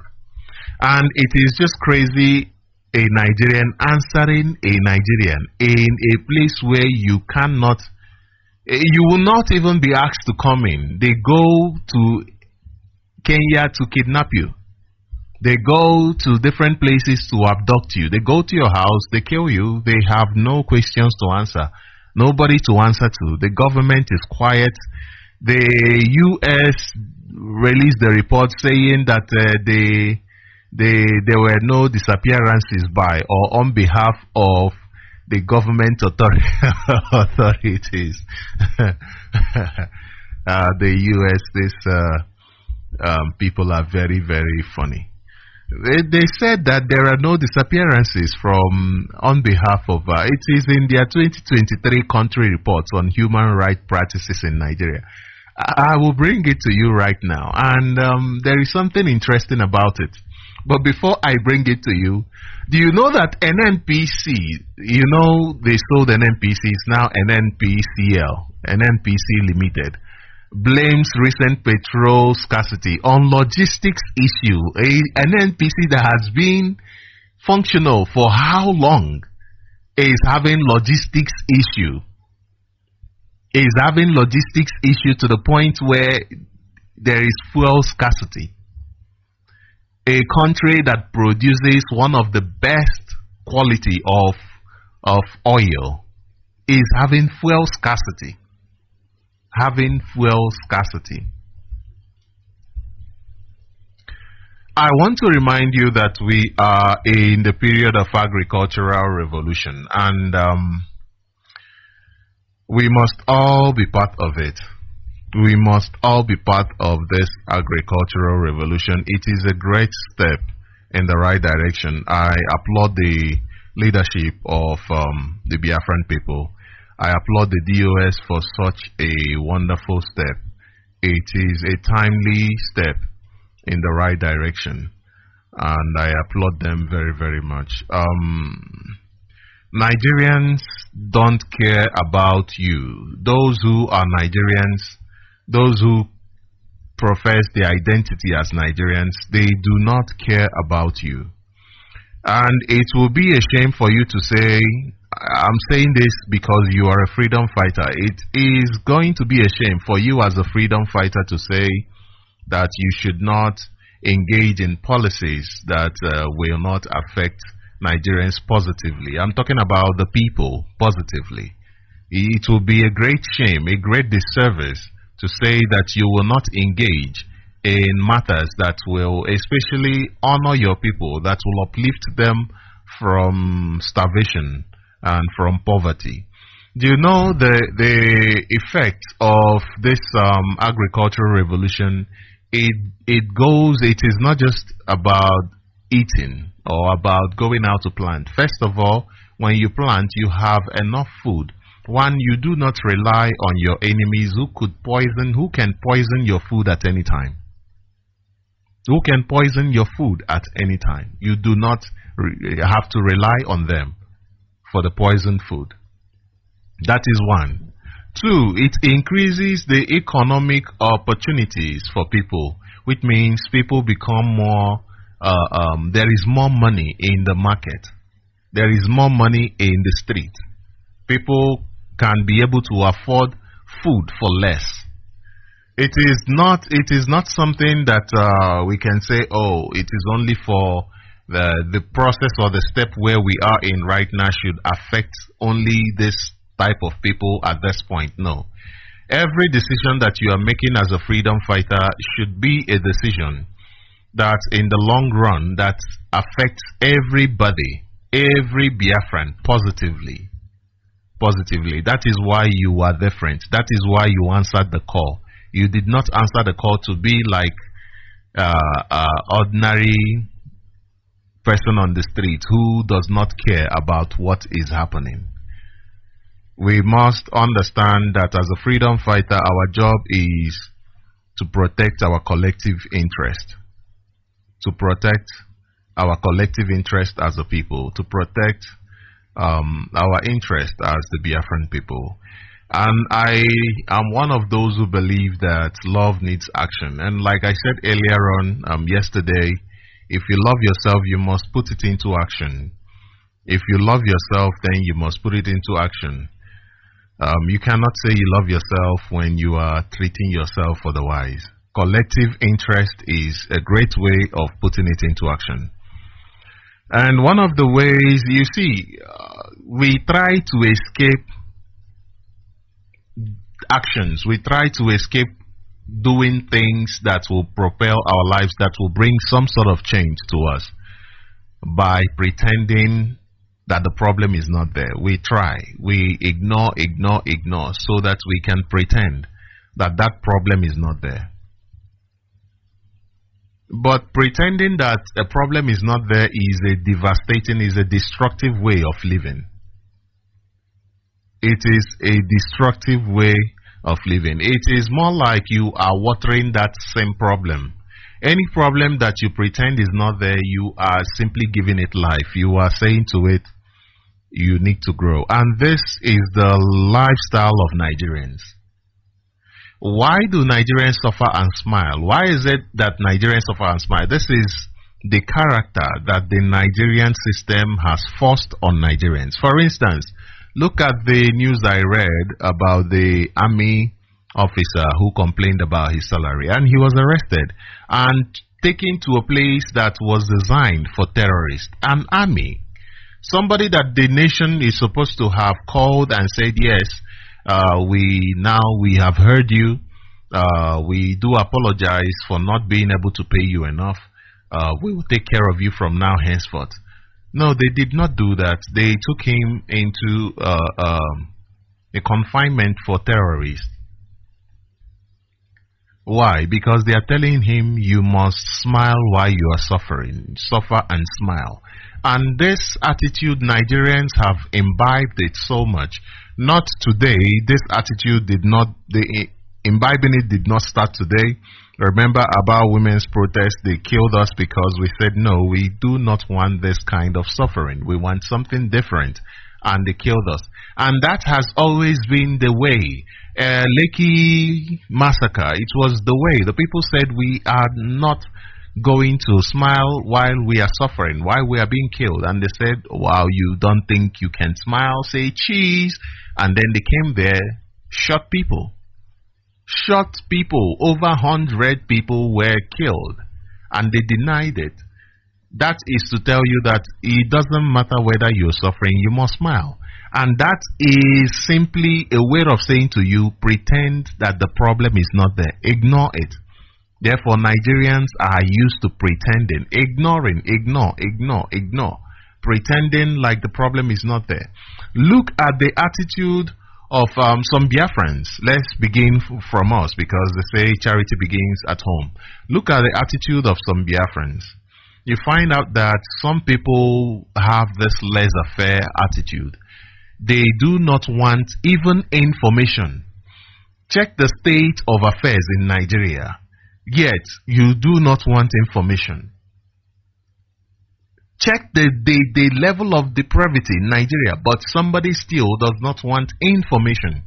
Because information is power. If you are not informed, they say you become deformed. Information is power. Look at the attitude of Ike Ekweremadu. Look at the attitude of your politicians. Look at the attitude of the ordinary man on the street. They pretend like there is no problem. There is no problem. And because of that, some people become angry and say, no, you know what? We shouldn't be putting these people first. But as a freedom fighter, it is your job to put them first. As a freedom fighter, your job is to work for the collective interest of your people. And that is what IPOB is doing through this call for us to invest in agriculture. And I want to inform you that you must be part of that project. You must be part of that project. Also, it is time for us to return to our home, return home and be part of the census. Nigeria is planning to organize the census, and we must represent ourselves. We cannot let the Fulanis gather the North and say, oh, we are the North, whereas they try to break us into smaller units. That should not be allowed to happen. That should not be allowed to happen. We must go home, and if we are not going home to be counted, then we should not be counted anywhere else. We should not be counted anywhere else. Now, let me bring this 2023 country report on human rights practices in Nigeria by U.S. Department of State. It is quite interesting. I'll read the executive summary for you so that you understand what I'm saying. I will just read only. I did not plan to talk about this today, but I think it is important that we take just a sneak look at it. You can find this on our Facebook page, on our Facebook account, which is Sunrise on Radio Biafra. You can also find it on, it's out there now. It's on the website of the state government. So it says, executive summary, there were no significant changes in the human rights situation in Nigeria in the past year. This is the first sentence. There were no significant changes in the human rights situations in Nigeria. But earlier on, I told you guys that it said somewhere that the government, the government was not implicated in, it says here actually, there were, let me find exactly how it said there. Yes, in disappearance, it says there were no reports of disappearances by or on behalf of government authorities.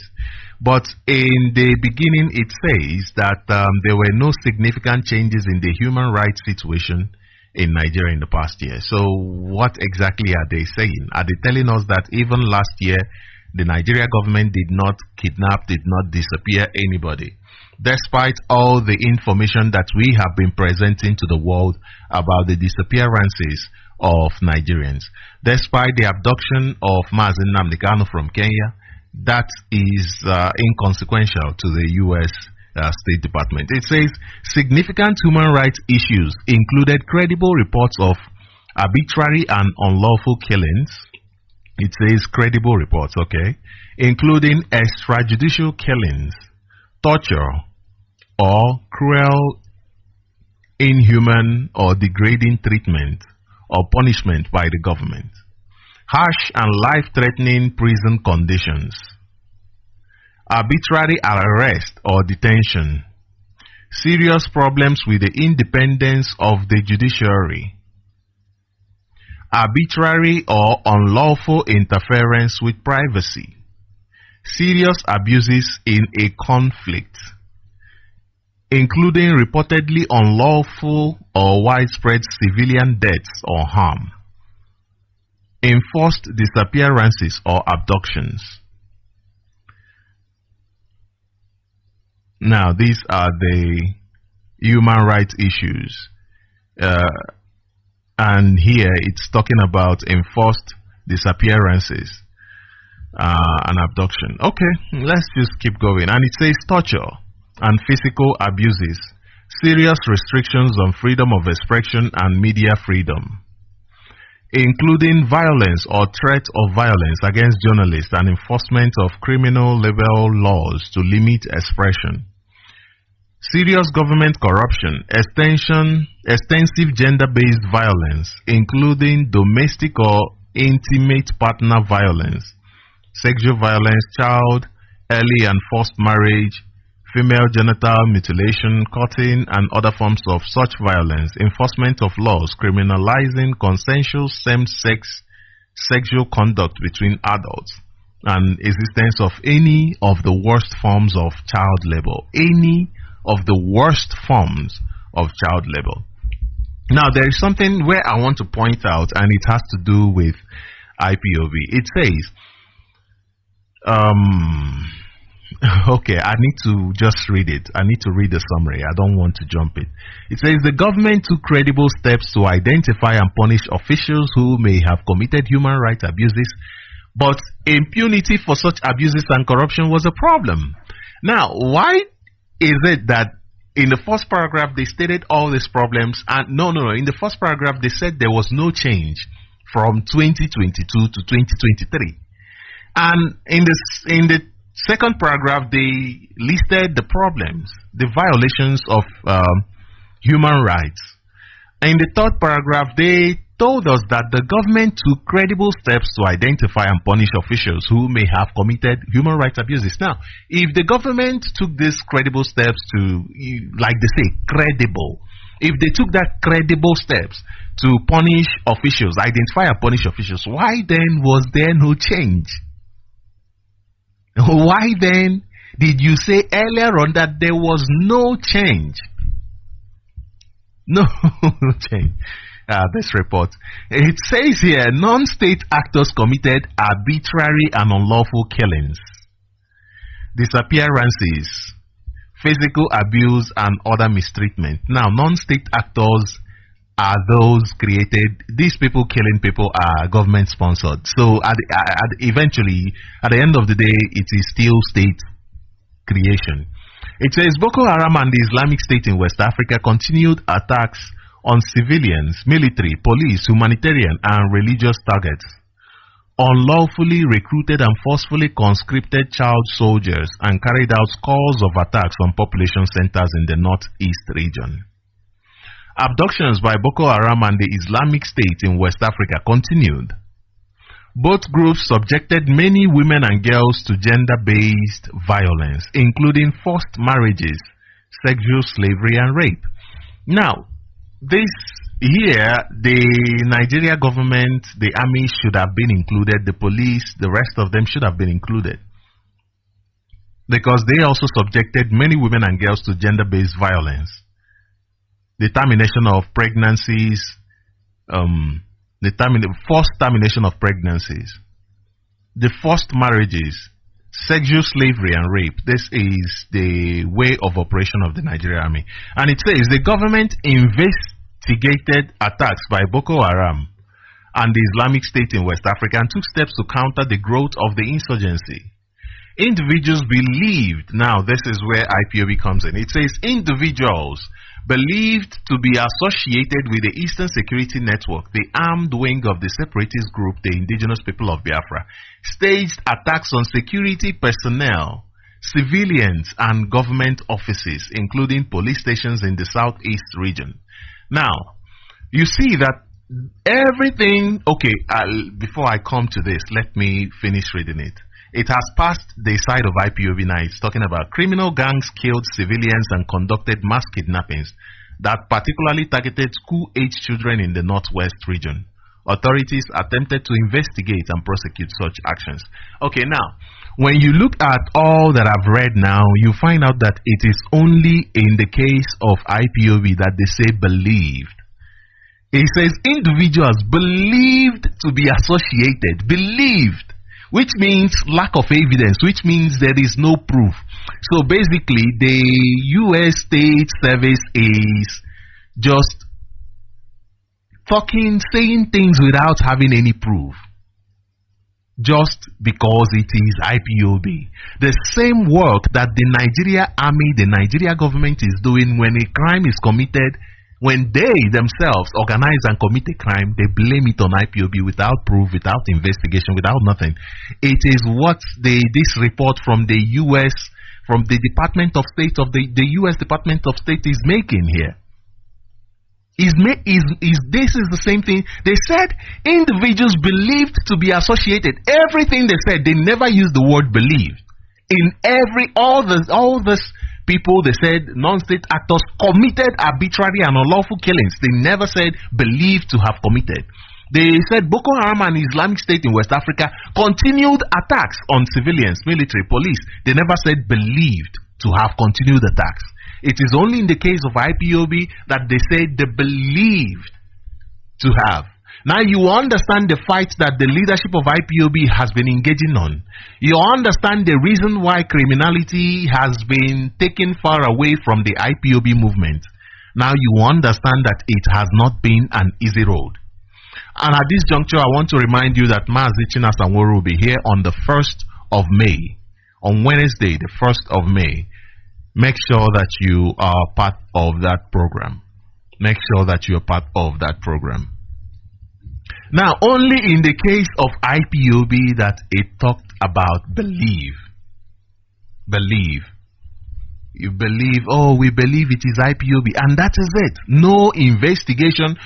Despite the kind of technology, despite the kind of resources before the State Department, they are still going with the ideas that the Nigeria government is planting on them. Despite the resources at their disposal, they are talking about belief. Now you see all those who are talking about you want to go into this and that, you want to go into armed struggle. You must first of all be ready. Are you ready? Are you seeing these things? And if you are ready, then first of all, you must have one front. You cannot be, somebody is trying to make sure that you have a proper, it's like when you are going to the farm. You first of all sharpen your knife. You don't take a blunt knife to the farm simply because you want to farm. As important as farming is, you must make sure that your tools are sharp. You must make sure that your tools are sharp.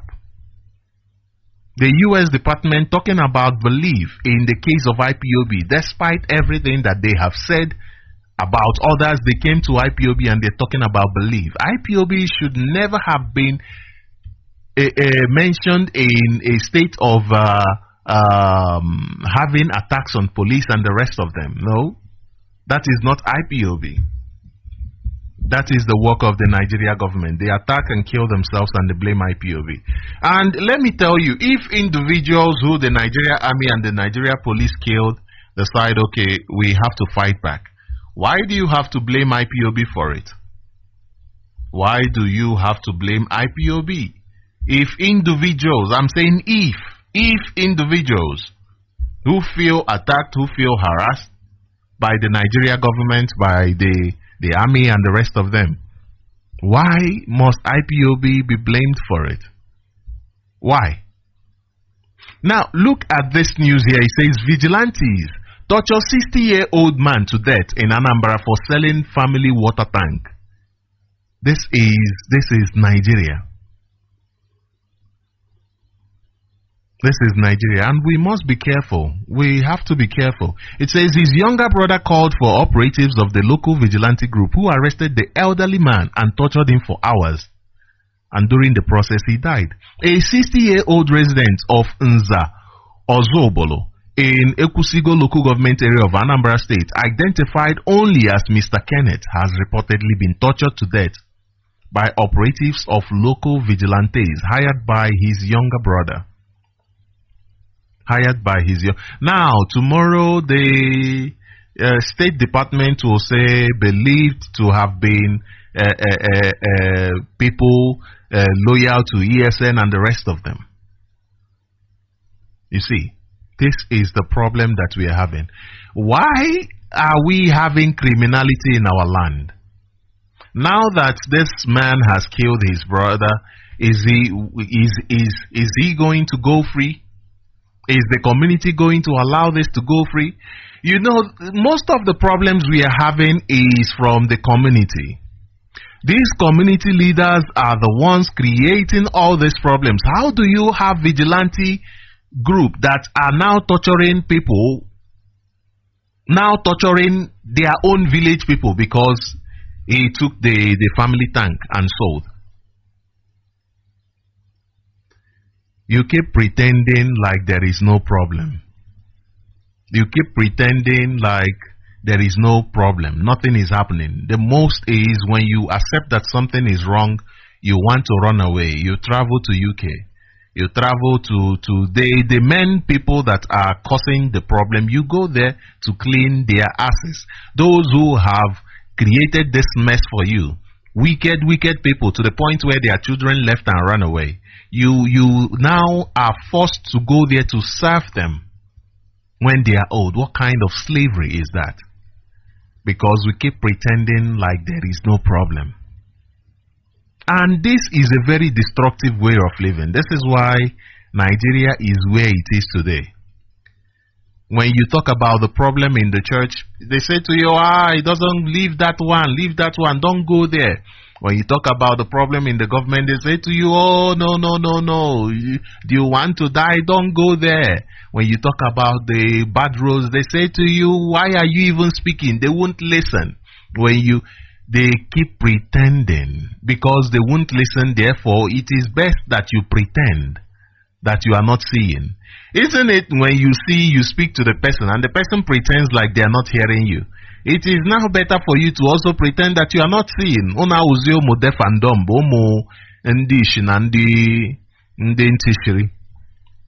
While the government is pretending like in Tishiri, the masses, the normal, the citizens are pretending like Anya Piaraha, pretending as if there is nothing wrong. The destruction, pretending as if nothing is wrong, the destruction it causes, it goes beyond today. It goes beyond you because inevitably your children are affected. Whether you have today or not, they are affected. This is something that affects them for time immemorial. This is something that affects them forever. Just that feigning ignorance, pretending like there is no food scarcity at home, pretending that there is no government-sponsored insecurity, pretending that the problems we are having, that we cannot fix it by ourselves. That is how things destroy, and it affects us for a very, very long time. Especially, reflect on nations who do not exist today. Reflect on people, civilizations who have been destroyed. You find out that their history, everything about them gone. Their existence on earth, it's like they never existed. Why are you so bothered about living 100 years when you, in the scheme of things, you become irrelevant, like you never existed? Like you know, Nigeria will never preserve your history, your life. It will preserve the history of the Fulanis. In 1,000 years, when Nigeria is gone and the Fulanis take over, for instance, 100 years, not even going 1,000 years, 100 years, 50 years, It will be praising the Fulanis. They will be using it to write their history and praise themselves, how they came to Nigeria, conquered everybody, took over. They are the children of God. They are descendants of God. They will be telling, isn't it? They already told you that it was God that told this madman that Nigeria belongs to him. It becomes, they write it as the Bible. All these things you read and hey, people believe and they say, oh, it is written, it is written. This is how they write it. Even we writing it with this is even giving them more credit because they are writing it with history. History that you can go on the internet and Google today and find. They are writing it with history. And tomorrow, you become, even your name, there is no indication that you lived. None. None. Your name wiped out from the history. Your name wiped out. Because if there is Biafra, then your name will always be there. It will always preserve your name. That is why societies are formed. Societies are formed primarily for preservation. That is why societies are formed primarily. The number one objective is to preserve. That is why we must restore, we must preserve our lives, and we must restore our nation. If not, ihe niile anyị na-eme, ihe niile a na-akọ onweghị isi. Ihe niile anyị pụtara n'ụwa afọ onweghị isi. If we do not preserve ourselves, if we do not preserve our lives. Now, I want to open up the line. But before that, let me play this clip before I open up the line.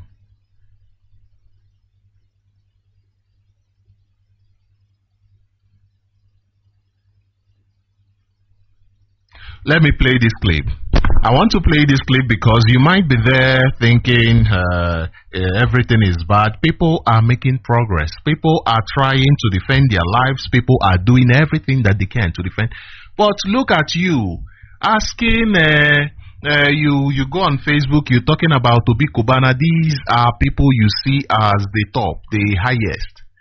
People, what is his name? Kubana chief priest, who went to Hope Uzodinma. He doesn't care about the number of people who died in also. He's even from there, but it's not important to him.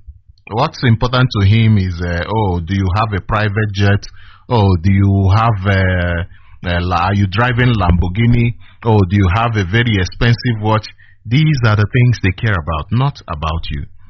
Not about you. Now, talking about also, people are making difference. People of Osu must rise up and make a difference and change what is happening in their land. Make sure that such things never happen again. Make sure that the problem in Olu is totally solved. The president of Guinea has sentenced his wife to prison for 5 years. Can you imagine? The president sentenced the first lady to prison for 5 years. Ladies and gentlemen, this is the president of La Guinea, Mamadou Doumbouya. Mamadou Doumbouya became the president of La Guinea after he staged a military coup d'etat in 2021, which removed the former La Guinea president Alpha Condé. After the military coup d'etat was successful, Mamadou Doumbouya then became the president of La Guinea. And currently, as we speak, he sentenced his wife to prison for 5 years over corruption scandal. It was proven that the first lady was disbursing cash and removing natural resources from La Guinea to France through the French embassy in Conakry, Guinea. Currently, as we speak, the French ambassador to Conakry, Guinea has been arrested and he's currently ongoing investigation. According to statistics, the first lady successfully stole $111 million worth of natural resources from the people of Guinea, and she sent them to France.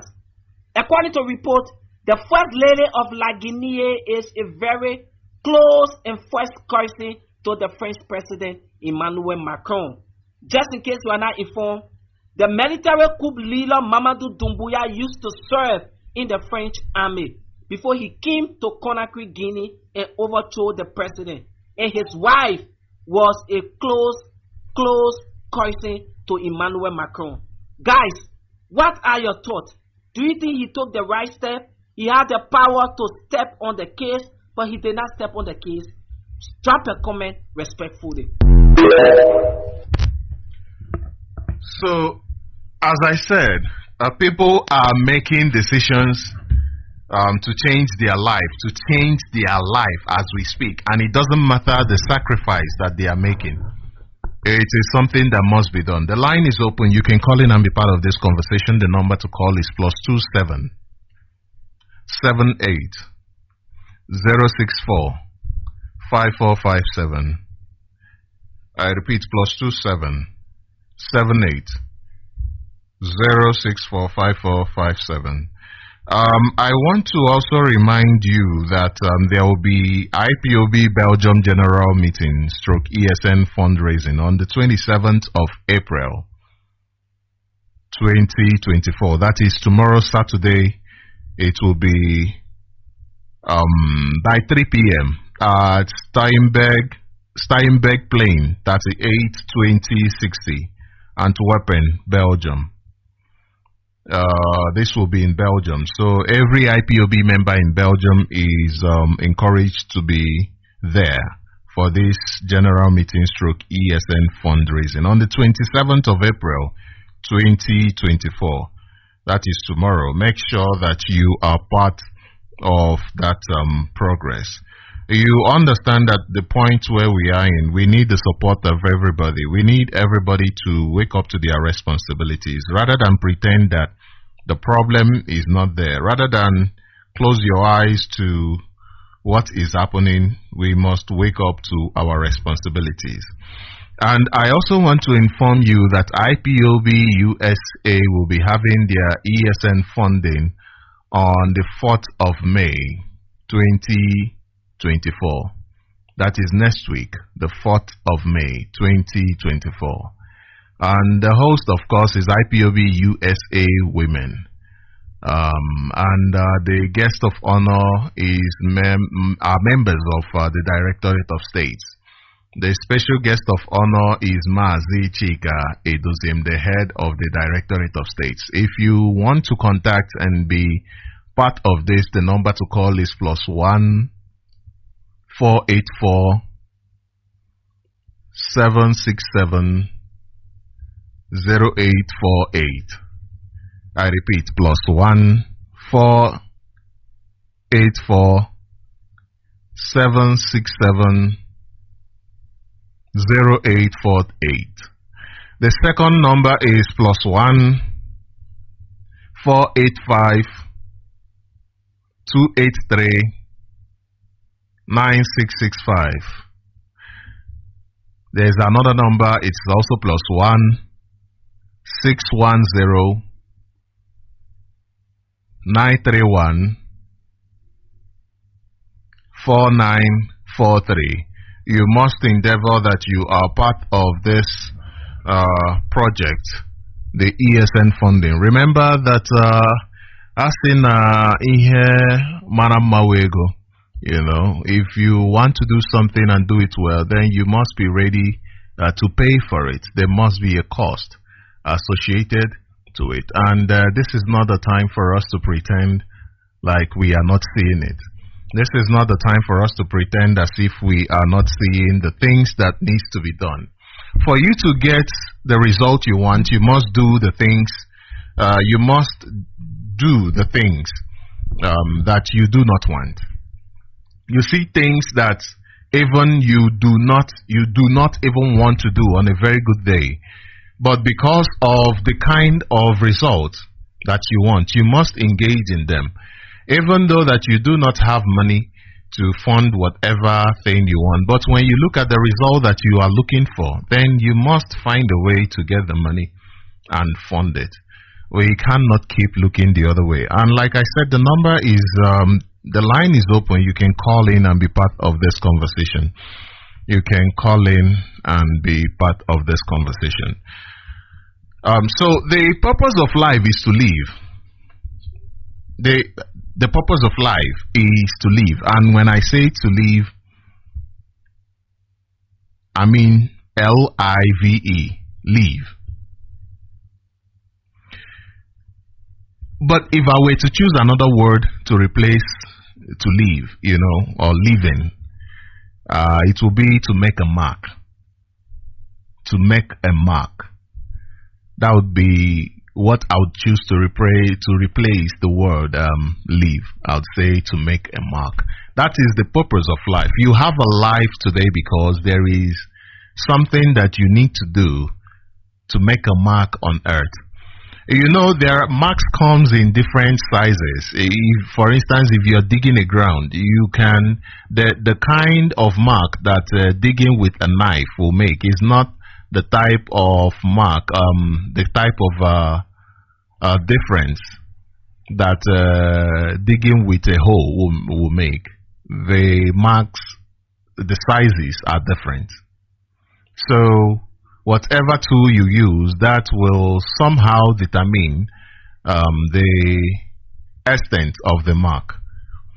But the purpose of life is to make a mark. There is no life that cannot make a mark. It is not possible. It is not possible. Whether it is living for one day, if you like, just live just only for a day, or you live for 100 years. No matter how long one lives, how short one lives, the idea for being alive, for breathing today, is for you to make a mark on earth. That is the idea. That is why you are on earth. That is why you are not in heaven.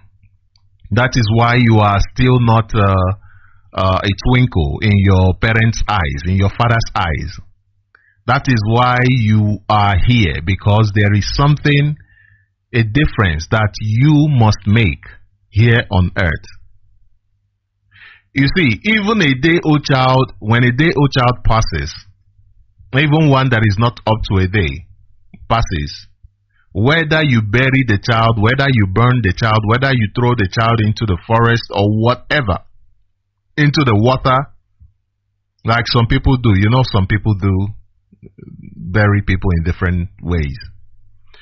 As long as that person has been introduced into this world, that person must make an impression.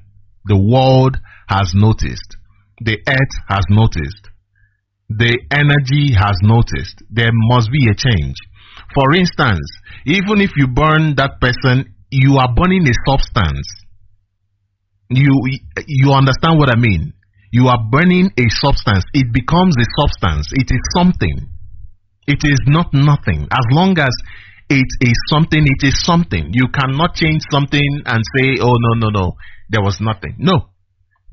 So life is for impact. Life is to make a mark. Whether you bury that person, you burn the person, it affects the air. You've created some other sort of gas or some other sort of something.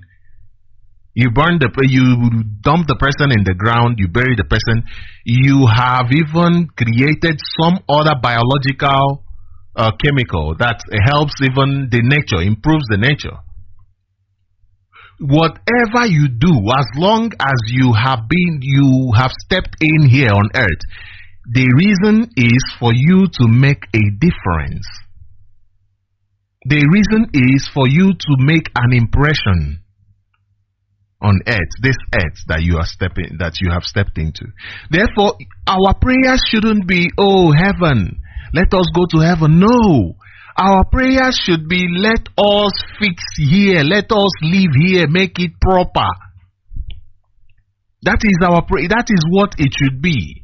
When we go out today to handle our business, it should be, how do we better advance the society where we live in? How do we better improve ourselves? How do we better improve our society? How do we better improve our fight for freedom? How do we better improve the village where we are from? The village where we are from. How do we better improve? You are there to make a mark in life. That is the reason why you are here. How is it that you will live if you do not leave a mark? It is not possible. So now the extent of the mark you make, like I said, when you're digging with a knife, maybe a kitchen knife, it's going to be different from when you are digging with a hoe or when you have a tractor. The difference is clear. So now, what kind of mark do you want to make, and what necessities do you want?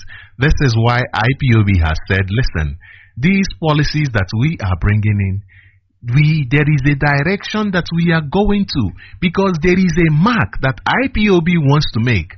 How about your security? Isn't ESN now making sure that people are going to farm?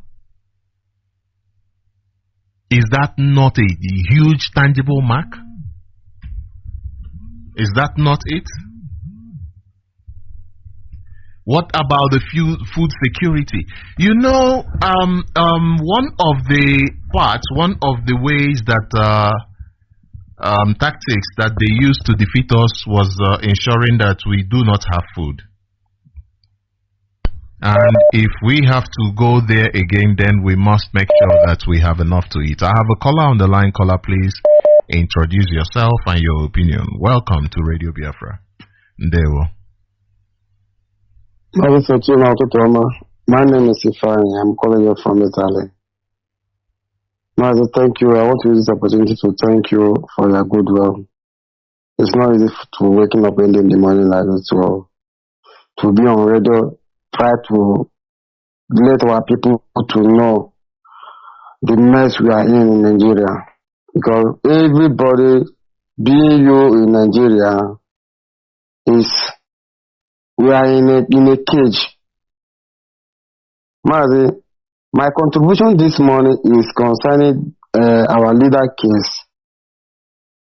Nigeria have used, IPOB have made Nigeria to the whole world to see that Nigeria is not supposed to be a place where living things are supposed to be. Anything that it breeds is not supposed to be in Nigeria. Mazi, imagine in a court whereby somebody they have tried to tag our leader as a terrorist, as everything, but later the court said that this man is an innocent man. It's getting to how many years now that they have discharged and acquitted our leader? Nigerian government are still holding them illegal. Mazi, what about Abba Kyari that they arrest? Nobody heard about him now. They have released that man. Even the MFL that they arrested at USA this in their because I read this in True Chinas and World page on Facebook. Mazi, the only thing that will help us is for us to get out for that Nigeria, for us to remove ourselves for that Nigeria. If not, Mazi, this Fulani, they are seeing us like infidels. They called us. They are seeing us like animals they can kill. They can do whatever they want to do and go scot-free. We don't have any value for the Fulani eyes. That is why you see, every time there will be issue, any of their issue statement is threat. It's threat. And the same government, the same court will not arrest any of them to persecute them the way they are doing our people. You can imagine that being for the whole Eastern region that will come out, talk or speak anything that Gumi that is threatening the whole country. The person would have been in prison now, but they can't touch Gumi. Mazi, it's right time everybody in our land they need to donate money. Mazi, you can't go too much. Oh my God, but I say everything I am saying, give me peace. Mazi, peace I had to go too much because But I thank God for this very radio. Man, I can even when I I'm making it because through this radio, our unborn generation they will know that yes, this they don't mean good to us because if not IPO Mazi, I don't know where our people will be today. I don't know the plan of our people ahead of this Fulani plan. Just remember the other day here they tried to have their emirate in Edo state. Now those people they have wake up notes. They rejected it because it's what they do. What they did in Lorry is what they will do in every state as their plan. But Mazi, we will tell the Fulani that thing the British they are using them to do. Imagine a soldier because he lamented because of the little money he wanted to go and see his family. They now put the prison in they now put the man in the prison. Mazi go to the country the account. And in the only minute that you know somebody from Biafra land. It will not happen to any Fulani. Fulani herdsmen, how they celebrated the other day in Zamfara. Have they any of them been arrested? No. And our people, given the okay, imagine some of our brothers following them as a soldiers. You serve a country that did not value you, they did not even care for you. They are killing your people and you still serving them. Following them, killing your own people. Mazi okwa orugo mba at least ka emegodu ya anụ aka ọkwifọ onwe mgbe mmadụ ga-adụkọta mmadụ aka n'ọnụ dugide gị aka n'ọnụ wee ruo gị wee mekwa ya ma ọ na-abụ everybody ihe ọbụla anyị nọ na the whole world na IPOB biko onye ọbụla ka eme ekechọ na sọpọtụ ihe a na-eme na ESN asịsị ndị anụ bụ ihe anyị ji enwe ihe anyị ji gị aka kịta na ndị a bụ ndị anyị ji aka ndị a bụ at least Mazi onwegodo otu ahụ ndị a ha na-ekwu na ihe ọbụla ataghị IPOB n'ọfụwa bụ ihe na-enye ha nightmare. Mazi onye ndị jiri ọbụla na-afly n'elu na be anyị ọ bụrụ na ya ga-eme a ga na-ebutu ya ata na-eme ya because agba nọrọzi ya na-emezi asị that na we don't need the arms, we don't need this. Mazi ihe na-abịa na village mmadụ na-atụ bọmbụ ka ya na-enene ya na-asị our hand is clean. No, anaghị eme ụdịrị ya eme. Mazi, thank you for your good work, Mazi. Thank you very much. Well spoken. Thank you very much, Mazi. I appreciate your call. Everybody is tired. In fact, if you give me I will take. In fact, any day the recruitment proper bidro into Biafra army, I will line up. Because Mpari Akariala, man, I'm telling you, just like he said, Mpari Akariala. Look at the Northern Elders Forum or whatever they call themselves. They will come out, make statements. The Northerners, those who say they are not part of North, they are Middle Belt and the rest of them, will not challenge them, will not come out and say, nah, we are not part of you guys, we are not the North. All these statements you are saying, put yourself, do not include us in it. They'll keep quiet. But when it talks about the breakup of Nigeria, they say, oh, we do not want to be part of the North.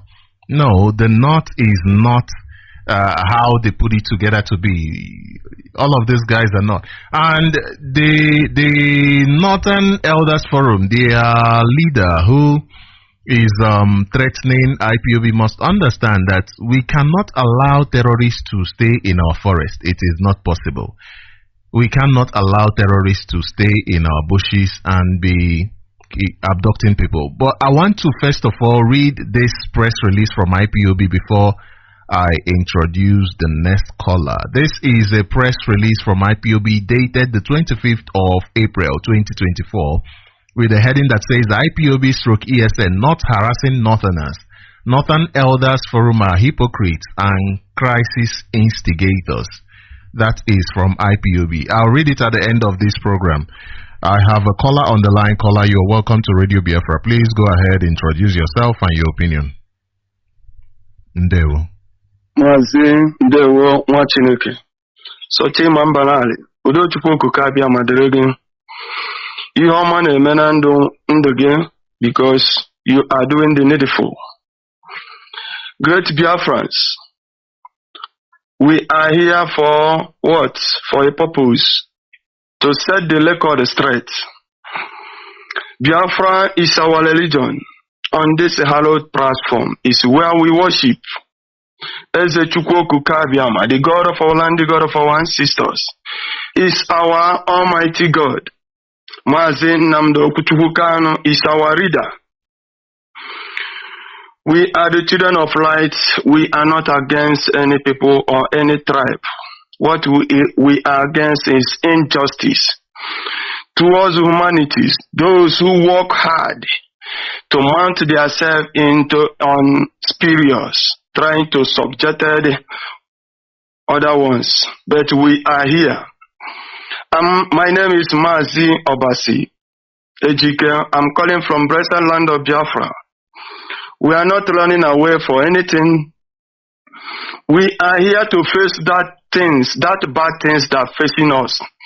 That people that say that we cannot breathe. We are not Nigerian, we can never be. We are Biafran before British came. That is why we demand our referendum. When our leader said referendum, he did not tell them that he did not force anybody. He said humanity must do the honest things so that everybody can agree in one thing. But no, Nigerians want to tell us that they can subject any tribe to believe their own ideology of Fulanis. How on this planet Earth, great Biafrans, that someone will create a country and give the country name and handed it over to the backwarded entity called Fulanis, who don't know their left and right, only how to destroy people. You think that everybody will keep quiet? No, yes. Nigeria may even keep quiet, but Biafra know that they are not Nigerian. They are forced us with gun and blood to answer Nigeria, and we will force ourselves with the same gun and bread to separate ourselves from Nigeria. We are not against them. We can be brothers after we have freed ourselves from them. But if our people think that this thing, Fulani can allow us go peaceful, we are mistaken. People don't know Fulanis. People who came and said that Nigeria is their forefathers' estate. Somebody who opened the mouth and say such thing, thinking that they will leave you. That is why you hear them saying all manner of rubbish, trying to provoke us, doing all things, pushing evil people, terrorists in our land. And the Nigerian so-called their army, who never defended their own citizen in the northern part of Nigeria, came in here to host to social media, what. And Igbo people freely went there, starting talking rubbish. We are here. We are not running away. What we are doing in the heat in Nigeria, great IBOB, great Igbo people, great Biafrans, continue. We will continue until Nigeria will allow us to go. We can never back down. Great Biafrans, ask yourself, why our leader Mazi Nnamdi is still in the DSS dungeon? Why? Because they are wanted to hold him so that they can influence everything, causing problems so that the same thing they did 1960, 70, when they wear Biafran uniform and starting killing their starting killing Biafran so that they will bring the hatred towards Biafran people. The same thing they are doing now. They will come to our land, our villages, burning house, beating our women, killing our people in the sense of that IPOB cause it. We know their games. We know their games. The same thing they are created 27th May because of the announcement of Biafran Republic. So let them make it it's a child play something, but we are here. Our destiny is land on our hand. If we determine that we are going to be free from Nigeria, we know what to do. Great Biafrans, stay away from evil politicians. You see why I always say this thing? Because if we stay away from these people called evil politicians, not when they are come and fill form to give you 30,000, all of us we freely follow them. That is why they are thinking they are in control. They are not in control in our land. They are using what they are still in our land to make things look like they are control. They are not control. We demand they release our leader. If Nigeria want peace, I don't know why people will come out and be defending something that this is what the court said. But some of evil because politicians have inflated everybody, they have made everybody their slave. Judiciary, they are determining what is happening. On the other way, all civil servants, everything in Nigeria, but the people are here calling themselves professors. Those criminals are controlling you. Are you not ashamed? Time will reach when somebody will come out and say he or she is a professor. Because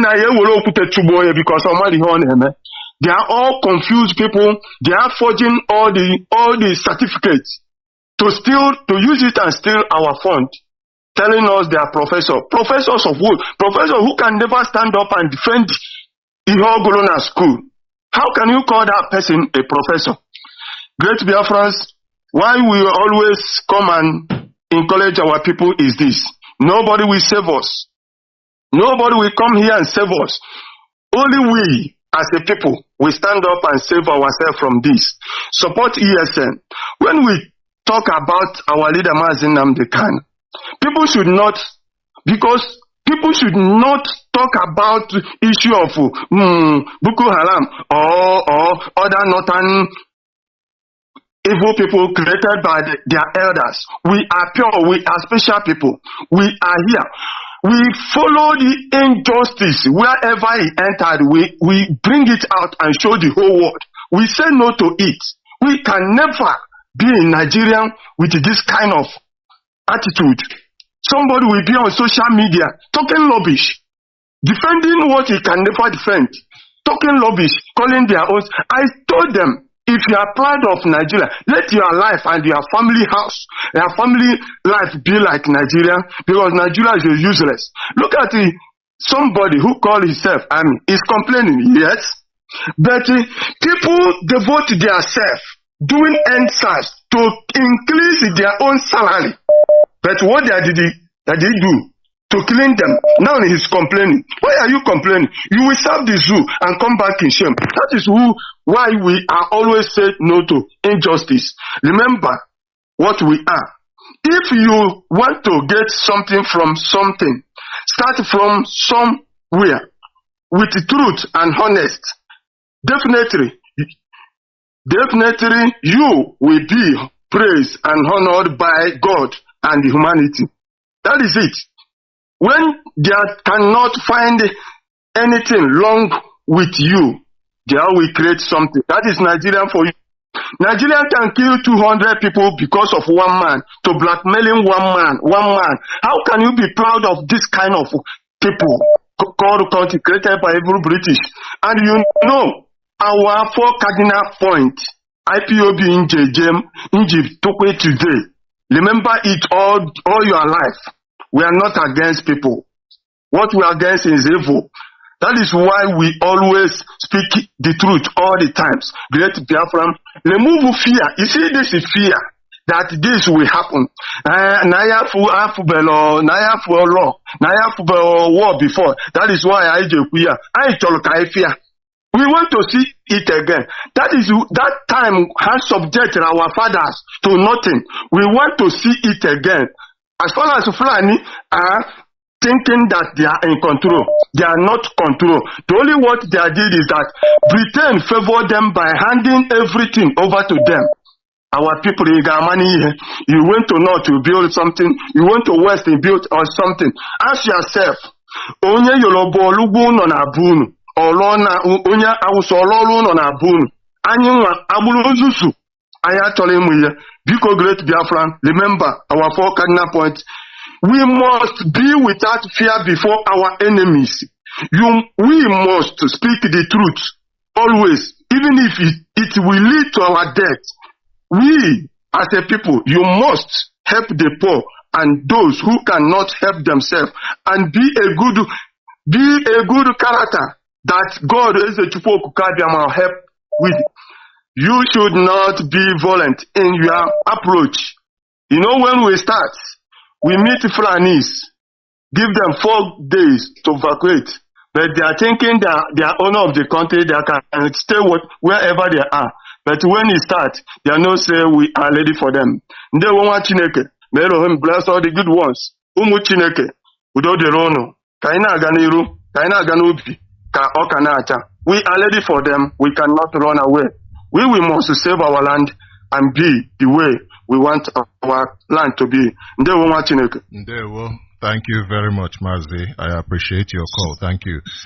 Ndewo Mazi Okechukwu, please go ahead, introduce yourself and your opinion. Ndewo. Mazi Mbanale. Chukwu Kikabia Magozeni. Oh my God. They must be Biafra restoration now with the PhD. Biafra is anywhere you day on this earth. My name is Nokesheshka. As we be human beings, so Americans are human beings. I want to monkey for America. And the Fulani use war to threaten us. Why are you people afraid? Don't you have the same hand they have? Don't you have the same hand they have? Oh, my window, now Poga. Then I jack over the Maria Lunkubonku. Now the Dopoga Zuribo, you get Fulani go, yeah. I'm telling you, Fulani want to come and take our land. We are in many tribes. Nungwa climb. In our Igbo. That's it. Fulani will come and take our land. That is what Tinubu is telling us, that we are the same. That Tinubu, as a Yoruba man, is telling we went to Biafra to Keshika at the age of 50 years, that Nigeria created by Britain in the year 1914, that I must be in Nigeria because he wants to be president. Or therefore, I know the side that acquitted, is it a big English Tinubu? Why must he accord to disgracing 250 million people in country Nigeria? Just because of your selfish interest. One monkey president, idiot. Come on, let's for us. Oh, Kanu, Mazi Balale, to say you're going to kind of win up your friend selection. Then I think there's a little letter. Square Kanu machine doing it there. On the first address, chapter 8, very important. On the first address, chapter 9. Ezra arrives in Jerusalem. The document that artisans gave to Ezra, the plan for ending mixed marriage. The men who has foreign wives. Ezra reads the law to the people. Very important to Biafrans. Why do you marry a Yoruba man? Are you the same? Why do you marry a Hausa woman? You don't have your own women. Ghana Burung Loroma and I'm keep from Ghana. Then I go glass. You work a blue glass. What if you supposed to teach your children how to plant yam? Your traditional culture, teaching them foreign language and come here to turn us to nonsense. Nonsense that your pastor, bishop, your father. The Italian government want to give Nigerian government their advantages. When all these seven fathers in Biafra, Vatican is in Latin Italy. Come and get the Pope to stop that nonsense. Pope na Brum, na Pope na Biafra. Nonsense. If you know you are a Biafra that has a foreign wife, not because of your wife, you fail to come and participate for your freedom. We want to know the first class citizens and the second class and the third class. Almost a guy long way Yoruba. Almost a guy long way Hausa, long way Hausa. Hausa Kagumma. Omwa Konu Kwan. Amadumma. Master Opera Diego. Dirty. Master Bala, China Mini. How about that? Joe Biden, you are the president of America. American government, you know that Nigeria is created by Britain. Not because of your self-interest from there to that to this our land. This is your own midnight. This is our money. If you test our results for my bad, although Mazi Banana, America chocolate yoku, Biafra in America. emekwele anwa tụkwala anwa ha try tụkwala akọ ya were nwayọ la oke seska eji nwayọ ala jee anụmatụ okwu ọsụkwa na ọwụ mburu I like you. Over a fighter jet, but we are prepared to everybody. We die with everybody. We are Biafra yesterday. We remember Biafra forever. Okay, Pekaro, when the call for you, or the weekend. Okay, now for the world to measure. About time will never fair. Even I said at that time, I will tell you the same chance I carried. I will bring you a sister to the Pekana about Kepe, or the Naba Kepe, I found out about Kepe. You can get when I, oh, I woman, girl like you and I, Oje, a conquer. That's it, that we are prepared. Oh, hell Biafra. Thank you very much, Mazi. Unfortunately, we have come to the end of this program today. I see that you are still calling, unfortunately, because of time. Let me use the remaining 2-3 minutes to read the press release of yesterday with a heading that says IPOB/ESN not harassing Northerners. Northern Elders Forum are hypocrites and crisis instigators. It says the attention of the global family and movement of the indigenous people of Biafra, IPOB, ably led by the indomitable and charismatic leader, Mazi Nnamdi Kanu, has been drawn to the statement credited to the Northern Elders Forum, NEF, in brackets, accusing IPOB of harassing the Northerners in the East and mass killing of Fulani cows. The Northern Elders Forum are a bunch of hypocrites and crisis instigators who seldomly speak the truth.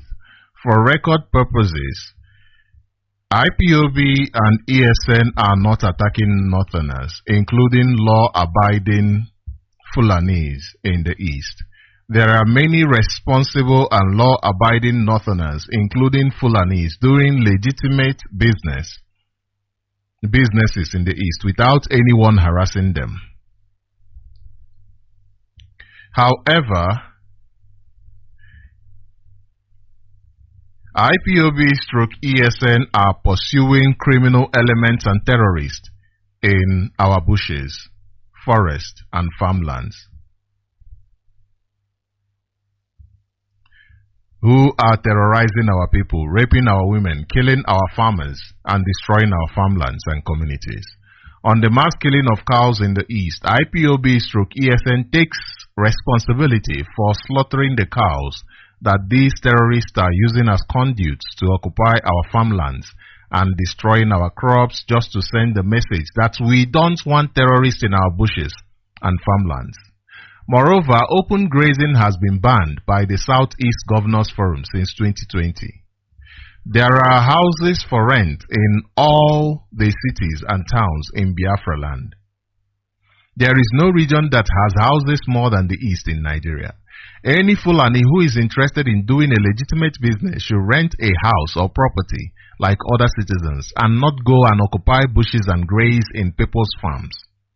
If the Northerners that are doing legitimate businesses in the cities should allow the Northern Elders Forum to refer to them as being harassed by IPOB because they are sophisticated terrorists, mass murderers, rapists, and kidnappers in the Biafra forest and bushes, they will continue to be harassed by ESN until they vacate and stop coming into our territory. There are notorious activities in every part of Nigeria in the public domain.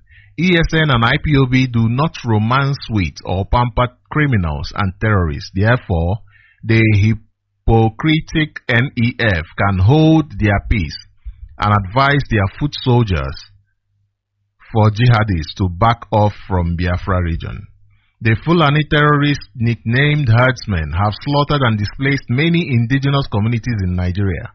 Not once have their backers in the Northern Elders Forum condemned the murderous activities of Fulani herdsmen, especially in the Eastern region and Middle Belt region.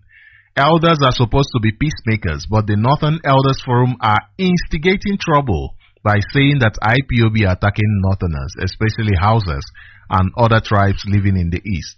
Let them attack Easterners in the North and see the outcome. More so, The NEF tacitly endorsed the murderous activities of Fulani herdsmen by condemning IPOB for defending Biafra land against the Fulani herdsmen, who have slaughtered thousands of the indigenous people and occupied their ancestral lands. The elders in this NEF are hypocrites, clueless and uninformed. They are behind the influx of foreign armed Fulani militia into Nigeria. These invaders are responsible for the mass slaughter of indigenous Hausas, Middle Belters, Biafrans, as well as the Oduduwas. The Northern Elders Forum should tell their boys parading as herdsmen to stop any form of planned attack on Biafra community or meet their Waterloo. They must stop open grazing, kidnapping for ransom, raping of women and destruction of our farms, or continue to face ESN and IPOB venom. NEF should know that ESN has the mandate to protect our civilian population against criminals and terrorists. Biafrans believe in the sanctity of human lives, unlike the NEF, Northern terrorists that believes in the sanctity of cows over that of human lives. You see that our value systems are miles apart and many times completely opposite of each other. IPOB/ESN wants any group or institution that plans to destroy Ndibo should be ready for the worst resistance ever. In the end, Ndibo will never be vanquished or conquered. IPOB will continue to exist. ESN will step up the attacks if the terrorists continue to encroach into our lands, into our bushes, and forests and farms, destroying farms and crops while attacking our people. NEF must call their foot soldiers to order and stop encouraging them to keep killing people and destroying farmlands and other properties of the indigenous people. Bola Ahmed Tinubu's government and security agencies know that ESN are after criminal elements parading as herdsmen, not against innocent Northerners. The attack against armed Fulani criminal elements is to ensure that Biafra land is free from terrorists and that our farmers can go to the farms without the fear of being killed by the terrorists. Northern Elders Forum should be ashamed of themselves by emboldening the murderous Fulani herdsmen. IPOB and ESN cannot be blackmailed or intimidated to backtrack on our mission to get rid of Fulani criminals, bandits and terrorists from Biafra land. Okay, this is signed by Comrade Emma Powerful, Media and Publicity Secretary for IPOB. This is the press release of yesterday, the 25th of April, 2024. Thank you very much, Omuchineke, for being part of this program. Thank you to every single person who has been part of this program. We will still be here tomorrow from our province of Biafra land, and today is the 3rd day of September 2023. I welcome each and every one of you to welcome your friends and well wishers onto this hallowed platform.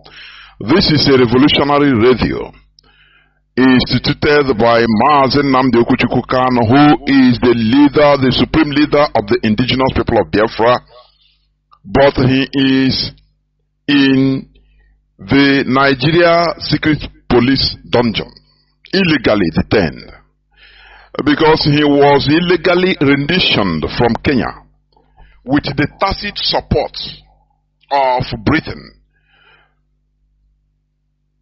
whose passport Mazi Nnamdi Kanu was holding, or is still holding, even at the point of rendition in Kenya, and sent illegally back to Nigeria, breaking international laws. Britain, Kenya and Nigeria, they broke international laws. They didn't have any regard for the rule of law, for human rights. Britain is always trying to, shamefully champion Britain. They always tell us or give lectures on human rights and the maintenance of the rule of law. But Britain directly involved in renditioning one of our citizens, Mazi Nnamdi Kanu, right from a third country, Kenya, to Nigeria.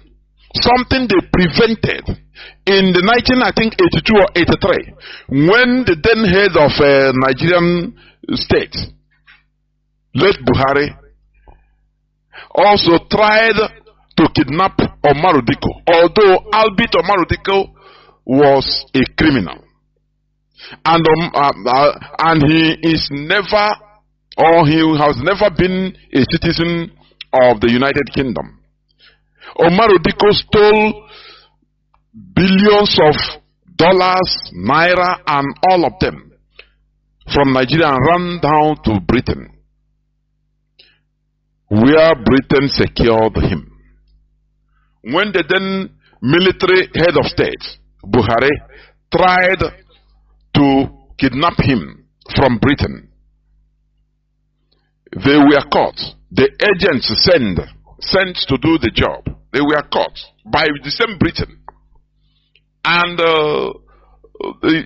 people went to jail. Some 8 years, 3 years, some people were deported. And Britain had a heavy diplomatic role for over a criminal, Omar Diko, who was not even a British national. He never held the British passport. But Britain had to, in order to protect a criminal, because he brought money from, he stole money from Nigeria to Britain.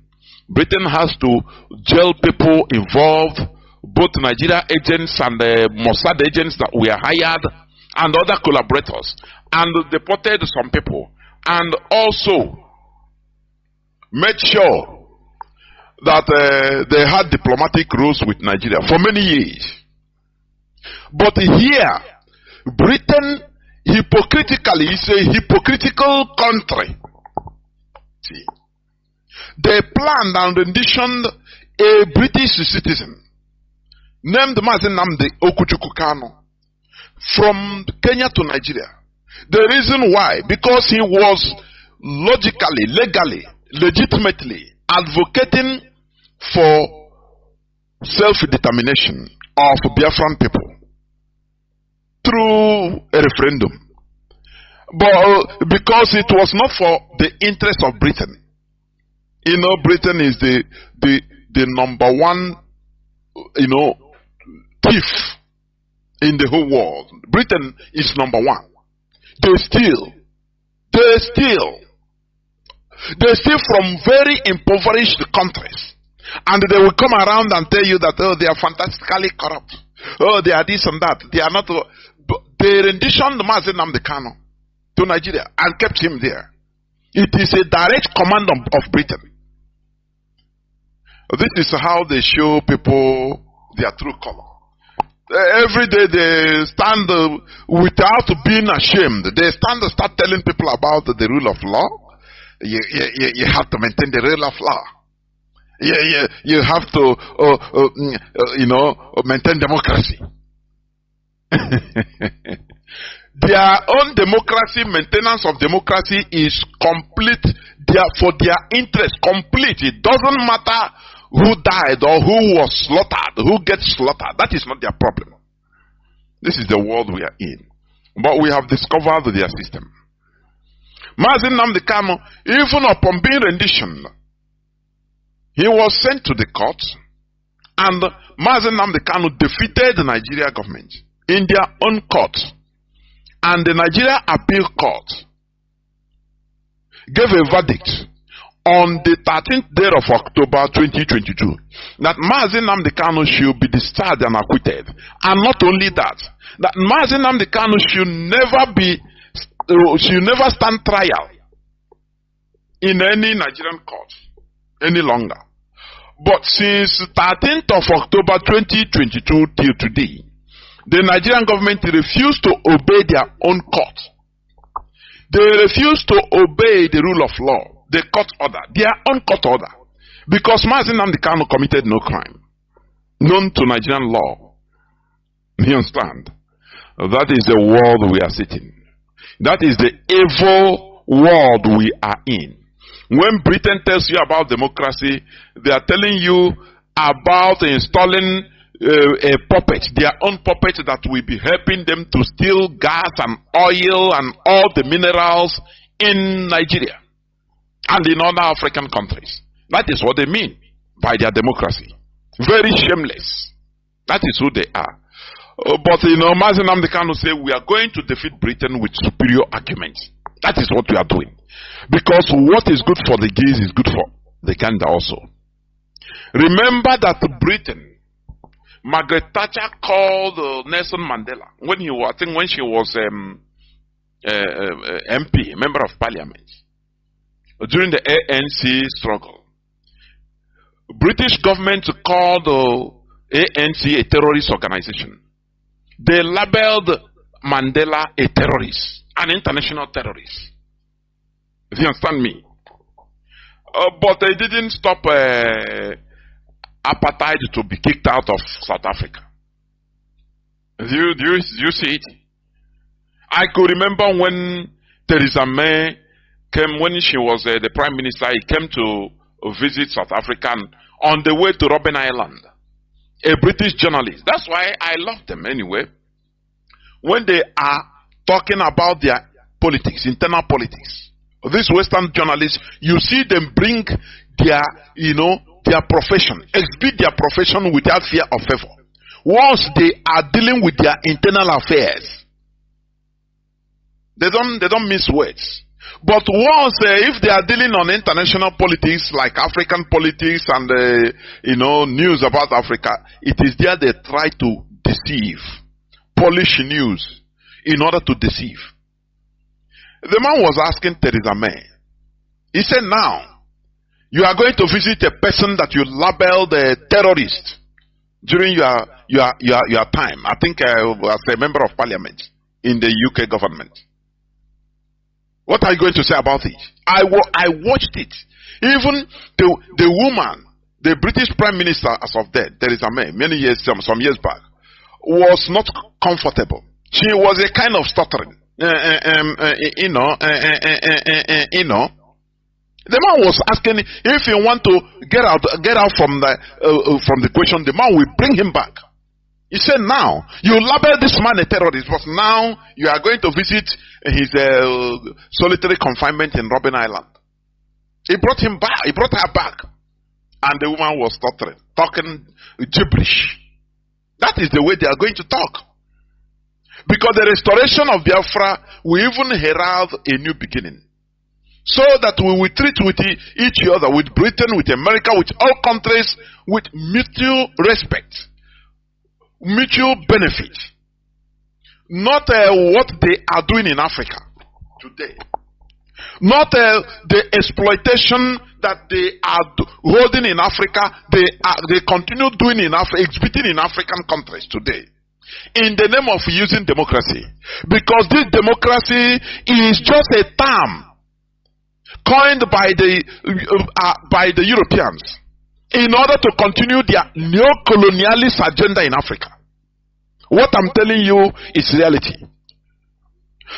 How many democratic countries in Africa are progressing? Is Cameroon not a democracy? Where their president, that one, I don't know, the great-grandfather, since 50-something years, he's in power. Is it not democracy installed by the Europeans that made the Bongo family to continue ruling? What of Togo? Yatema. A family. Remember that the father of this present president, the former president Yatema, he was paid to kill the first president of Togo. That said no to France's neo-colonialist agenda. He refused to sign the pact, the secret pact for continuation of colonization, signed by every francophone president that enters power. That man refused, and they paid Yatema whether $600 or $800 as of that time in order to kill the man direct. And they killed that fine president was killed, Olympio, if I'm not mistaken. He was killed by Yatema. And after dying, his son took over till today. And today, we are hearing that the European Union force, they are mobilizing in Togo. You know that is the continuation of the scramble for Africa.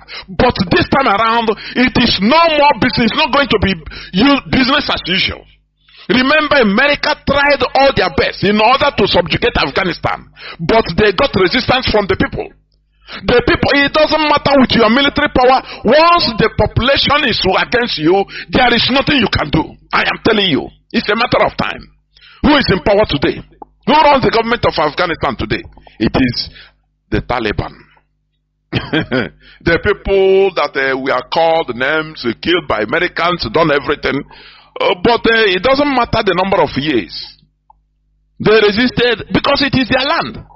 A foreigner will come and go, but the owner of the land will remain. So they are in power now. And the world is dealing with them. You have to deal, you have no choice. Because you have to respect international laws. The sovereignty laws, Westphalian sovereignty laws. That is the reality. So it doesn't matter what the Europeans or the West, they have the weapons, they have everything. But we, the indigenous people in Africa, we are in our continent. We are patient.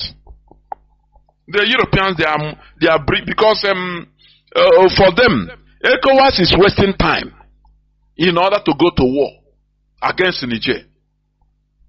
Now they come direct, stationing in Togo, their military forces. But you can win the war, but you can, to win the peace will be the problem. America won the war in Afghanistan. I could remember when George W. Bush was happy on television that they bombed Tora Bora with a Tomahawk missile. After all those things, the end justifies the means. Who is there today? America tried everything in order to find a saving face to run away from Afghanistan. Because you can bomb, you can occupy people with military force, but you come and rule now, that is the problem. One day you will run away. Once the people are against you, there is nothing you can do. It doesn't matter, it takes 1 year, it can take 10 years, it can take 20, 50 years, you must surely run away. That is the reality. Because the population, African populace, is now opening eyes on our suffering in that continent. That, they smartly installed people, that are representing only their benefit in the name of democracy. Today, Africans are waking up. You understand? That is why today I'm going to talk on a topic that says genuine Pan-Africanism. That is the topic of our discussion today. Therefore, I want each and every one of you listening to me to invite your friends and well-wishers onto this hallowed platform. This is where we preach the gospel of liberation. The gospel of genuine Pan-Africanism is not making mouth service. No. We say it the way it should be, so that we shall progress, so that Africa will restore its space in this beautiful earth we are in. Because we have been a people cajoled, subjugated, enslaved, in any way, continuous exploitation till today. But it is time to say no. And we are doing it systematically. That is why we are agitating for the restoration of Biafra. IPOB is championing it. And our supreme leader is Mazi Nnamdi Kanu, who is still in the enemy dungeon. Albeit being released, ordered to be released, discharged and acquitted by the Nigerian court. But the Nigerian government, they don't obey their own law, their own court order. And it's a democracy, isn't it? Very ironic. But they are the people that are trying to go to restore democracy in Niger. Britain is using them. France is using them. The West is using them just for their interests. Do you see? I continue saying this. History is repeating itself. Africans were used to conquer Africans. During the transatlantic slavery, What started this transatlantic slavery? When the Portuguese merchants, they were coming to West Africa, buying and selling, bringing their goods and taking African goods also in exchange. Buying and selling, normal. Until they came one time, I think in 16th century, 15 something. Now the on our 15th century is 14 something, 1400s. The seller of that ship say, no, let us try to enter inwards in order to look for another type of merchandise. And he ventured inside in the in the interior of present-day Mauritania. And they captured some people there. Some people, Africans, about whether 10 or 100 of them. They captured them and secretly took them to their ship and off they went. What happened when they arrived in Portugal with these people? These people started pleading that, look, spare us. Do not take us. Do not enslave us. We will rather help you become your agents in Africa, so that we will capture our brothers. We have people that we have been waging wars. They now remember their enemies, the other African, tribes that are their enemies. We will help you conquer them. Now we become your enemy, your agents. You empower us. And that talk, they found the favor in the king of Portugal that time. And after signing some treaty with those people, either 10 or 100 of them, I couldn't remember, but it is either 10 or 100. Either 10 of them. Now, do you know what happened? The European, the Portuguese, they brought back these slaves. Instead of arriving in the shores of Africa and turning against them, these people fulfilled their promise and carried them to other tribes with their arms. Their then guns as of that time. And used them, guided them, used the Portuguese now, guided them and went at either clan or other tribe and captured a whole people. Now the Portuguese were happy. But inside them, they were surprised. What type of people are these? People that can sell their brothers. And they remarked that thing, that mentality. And that is what they have been dealing with. When you talk about black race, African, they label them in the black book, the Europeans, the West. People that can sell their own, for their own private interest. It never changed it today. And they empower these people. And they become their agents. And all other things were history. That was the start of transatlantic slavery. They are still doing the same thing today. And let me tell you also, do you know why? When they established the first church, the Roman Catholic Church arrived first in Onitsha. In 19th century, 1857 to be precise, if I'm not mistaken. Why they accepted them? It is not because of any other thing to worship or no. Onitsha accepted them because in order for them to use them as foreigners with a power, to be dealing with Obosi people, Obosi. All this I'm telling you is they are historical facts. Because they have been having skirmishes with their neighbors, their own brothers. Obosi, these clannish problems, that is common, which is normal. But the mistake Africans are making, or made and are still making, is collaboration with the white people, with strangers, in order to deal against their own. This thing made the European other races to label Africa as traitors.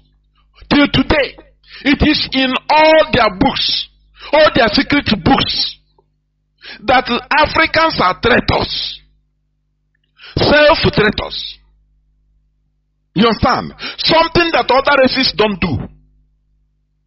When the Chinese were in their civil war, they were fighting each other. Normal, because every race in this world, there are problems everywhere. In Europe fought tribal wars more than in Africa. I used to say this. I want you to research whatever we say here on Radio Biafra. It's not we don't say things because we just say it. No, these are historical facts.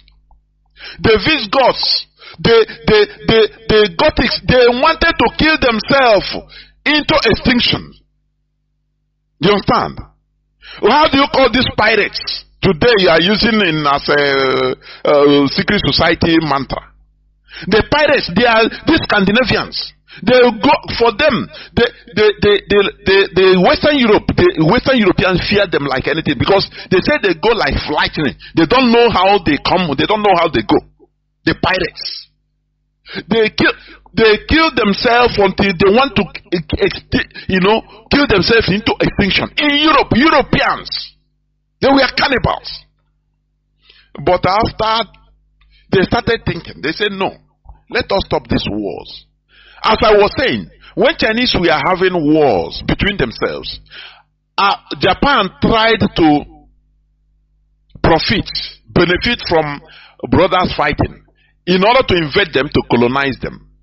And when these warring factions, Chinese warring factions, saw that another stranger, foreigner is coming to invade them, one didn't make an agreement with Japan to side in order to kill the other. No. The two of them, they quickly, as wise people, two of them quickly made peace with themselves and said, look, if we are fighting, we are brothers, so no, we have internal issues. We are killing ourselves, no problem. It's better we kill ourselves than foreigners come to kill us. You understand? So they quickly made peace and started resisting Japan as a common people. So that after everything, if they finish fighting, wedding off strangers, now if they want, let them continue their own war. It's their own thing, brotherly fight. It doesn't matter. That is how wise people reason. But Africans don't reason like that. That is why I say Africans, they have not reached a mental, that advanced mental state of enlightenment. I used to say it here, and think about what I'm saying. How can you, two brothers, for example, in a family, if two brothers, they can be fighting. But if a foreigner come, if they are wise, they will make peace, even temporary truce, and now face the foreigner. That is how wise people do. That is how wise people behave. Because they are wise. It is wisdom. But if a foreigner come now and meet them fighting and join one, now one will say, yes, I have a partner now. Help me kill my brother. After killing your brother, the foreigner will turn against you and will enslave you. You understand? That is the mistake of Africans. They allow the West in order to continue using them. So that impoverishing Africans, they don't care. They don't care. Any person that rises up, Thomas Sankara rose up in 1983 as a young, vibrant fellow that wants this neo-colonialism out of Burkina Faso.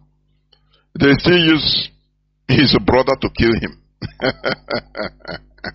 And all the things he worked, all of them, they turned them round. That man is still in Blaise Compaoré. He's still in Côte d'Ivoire. He's in exile. What these people fail to understand is that it doesn't matter you are a billionaire, you are a president, or you are whatever. You will die one day. When Silva Berlusconi died, I was marveled. Because this man was a man that I read one time. His doctor was boasting that, Silva Berlusconi, he will continue making Silva Berlusconi 50 years younger than his age. He get #1 kidney every time. Any organ that is not has any slightest problem, they will change it. So he boasted that Silva Berlusconi will live very long life. But it is not like that. You understand? It is not like that. Everybody must end. Everybody must be extinguished. This oxygen you are breathing, one day it will no more function, you will no more breathe it. The heart will stop. What matters is the legacy. Because whether you are from Africa, from America, everybody, the ultimate end of every human being is death. The problem is, what legacy did you lay in this planet Earth? That is the thing. But all these African politicians, they don't care about it. They don't care. They don't care. They don't care. Look at Paul Biya of Cameroon. Shamelessly, Macron used to stand up, welcome him. That man is no more living in Cameroon. He lives in Switzerland. He comes to Cameroon. They carry him to come to Cameroon only during election time, election period. That is only time. By his great grandchildren. He don't know what is happening in Cameroon. But the Europeans are having field day over there. They made the beer less costly than water. Water is more costly than beer, alcohol in Cameroon. Drink yourself into stupor. Dance makosa. Do any other thing, but don't talk about politics. That is Cameroon for you. That is the truth. That is the truth. And France is happy. The Europeans, the West, they are happy. Oh, it's democracy. It's democracy. They're promoting democracy. Africans, we need to rise up and take our space, take charge of our destiny. It's not going to be palatable. We have forces to contend with. It is going to be a strategic war or fight. Strategic fight. Fight of wise fight. You understand me? That is why every time I say it, it's for those that are saying why some countries are going from one colonization to another, talking of China, Russia, others. I disagree completely. You cannot wrestle yourself out of a powerful hand oppressor by yourself. You have to do it siding an opposing force, equal and opposing force to that your oppressor. America is today a separate country that detached themselves from Britain. Who helped them? It was France. Without France, America wouldn't be a country today. They would have been part of British colony till today. They wouldn't have had the government they have today. There would have been another type of government, maybe like Australia, bowing down to the Queen. Do you understand me? They wouldn't have been a powerful country they are today. If not for France. France was a powerful country as of that time, in the 18th century, or 19th century, early 19th century. France was powerful also. So, in order to remove themselves to fight a powerful country like Britain, the colonies, the 13 American colonies, they have to beg France to help them. And France will come to their rescue. Because France, no matter their European neighbors with Britain, they are having competitions. They are friendly enemies. Or they were friendly enemies. You understand? So, the America that time, the Unionists, they use that benefit. They made use of that benefit between two fighting giants, and they brought one giant to side them. Did France after colonize America? Is it not America today that is even being in front of France? Is the France pursuing America like licking us? Is it not the same? Is it not it? You in this world, you have to profit. Anywhere you should, you have your interest, you grab it. Even if it is temporal, grab it. No attachment of this sentiment. No, there is no sentiment in international politics. Anywhere you see, you are anything you can grab for your benefit. As of that time, you take it. If you go, now you use your God-given wisdom, because a country is filled up with people that has wisdom. Now you use your wisdom think tanks in order to wriggle out of the hold of that new strong person. That is how it is done. So when people say that Africa is trying to enter from, get out from one colonial master to another, I beg to disagree. It is lie. Why didn't France colonize America? When they ran away from British colony, with the tacit support of France, direct support, they didn't hide it. They brought arms to fight against Britain. After, why didn't France recolonize America? But you know, all these things you don't ask. You don't ask all these questions because you don't know. You are ignorant. Anything they talk. You know, when you see people analyzing all these episodes, African episodes on mainstream media, people you call, you think, you see that they are intellectuals. You see that their understanding is highly limited. The way they see things is completely limited to reality. You understand me? You will see somebody when he's talking because he's a PhD from Cambridge. He has to talk for the interest of where he schooled in Britain. That is the truth. They don't tell you the reality, the bottom reality of things. No, they don't tell you. You see the analysis just like you know, it doesn't reach the ground. So many of them, they don't make sense. So any person, any powerful country that you can align to, in order to get what you want, grab what you want as of that time, you grab it. You get something. In international politics, it is win, getting interest. As of that time, if you grab that thing you want, now, you use your diplomacy might, every might, in order to wriggle, continue holding your interest. That is how it is. When Mandela came out from jail, he started visiting. He invited even people from both Palestine, you know, friendly to them.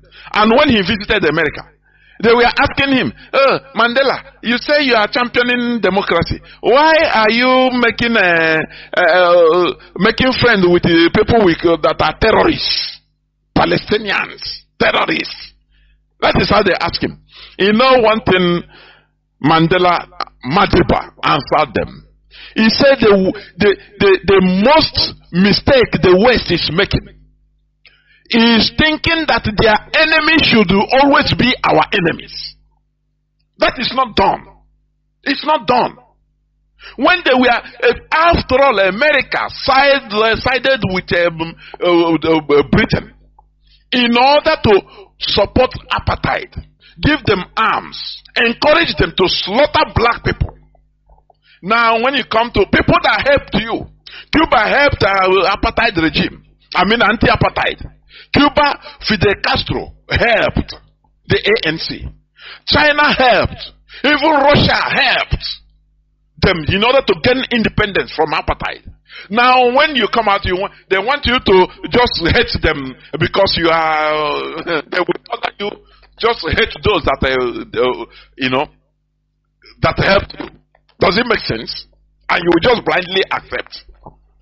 This is a war, a world whereby we are all equal in this world, equally created. All of us came out nude.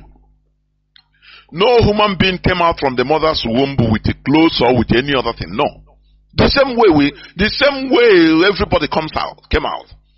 The same way I come out from my mother's womb is the same way Joe Biden, the American president, came out from his mother's womb. Everybody in this planet Earth. And all of us is going to die. So why do we feel inferior? It doesn't make sense. Before I go to the subject matter today, I will just read I think one or two headlines. News headlines, please. Okay. Days when Naira will be stronger than US dollar is coming back. Redeem the Church Overseer Pastor Adebayo predicts.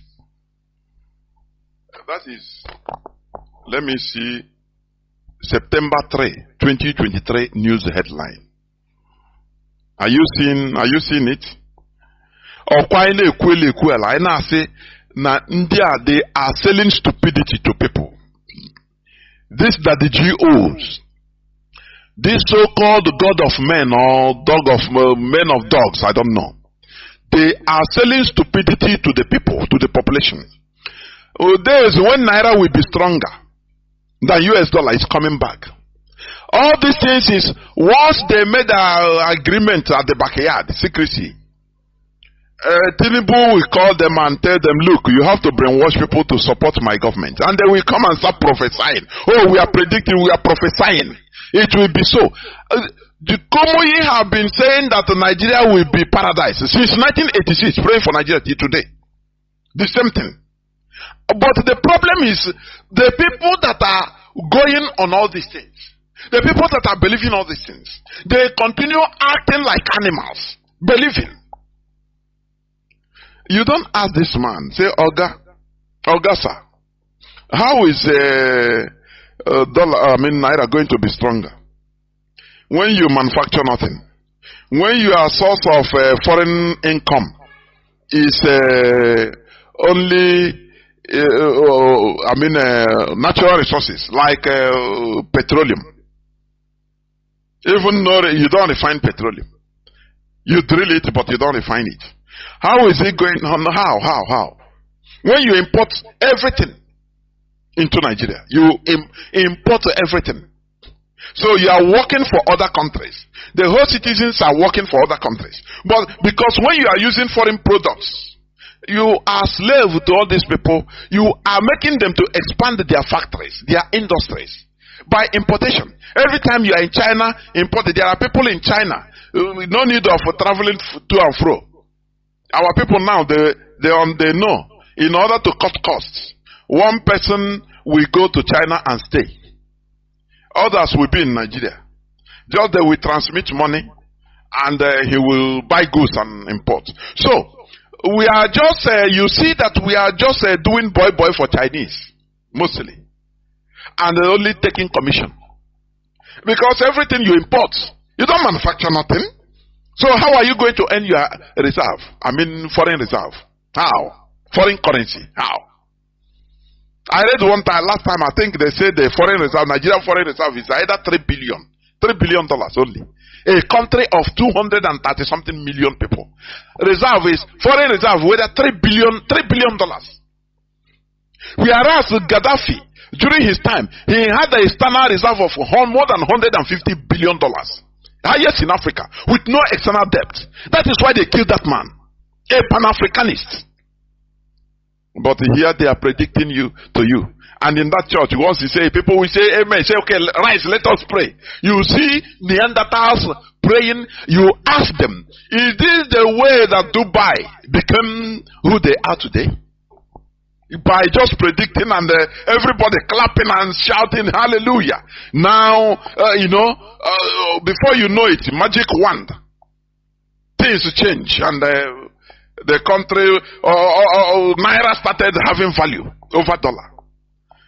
Can you, even all this type of headlines, other nationals are reading it. It is highly shameful for this to make a headline in Nigeria. It is highly shameful. That is why Nigeria shame every one of us. A pastor predicting, Naira will be more than dollar. And everybody is reading it. You are shouting amen. Ordinary electricity you don't have. If you want to set up a factory in Nigeria today, you will budget for an electric generator. That will be either even more costly than the whole factory you are trying to set up. It will be engulfing a different money every day, fueling it to run your factory. Because there is no electricity. These people will not tell you that, look, at least we need electricity 24/7.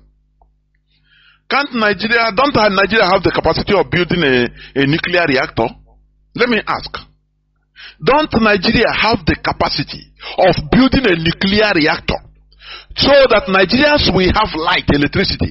You see that this is a grand conspiracy in Nigeria by Britain. I say Britain, so that to deny Nigeria, the type of suffering they put in Nigeria is too unearthly suffering. All this so that the people will not rise up, because they know that when there is electricity, people will start doing something. You understand? There will be manufacturing, mostly by Biafrans. Igbo people will start making use of it. Instead of, in order to deal with Igbo people, they are suffering everybody. And no electricity. Everybody, you have the highest importers of electric generator is Nigeria in the world. And what all these politicians do, Britain encourages them, go outside, go Malaysia, go China, build a generator factory, so that you'll be sending it to Nigeria. That is what they do.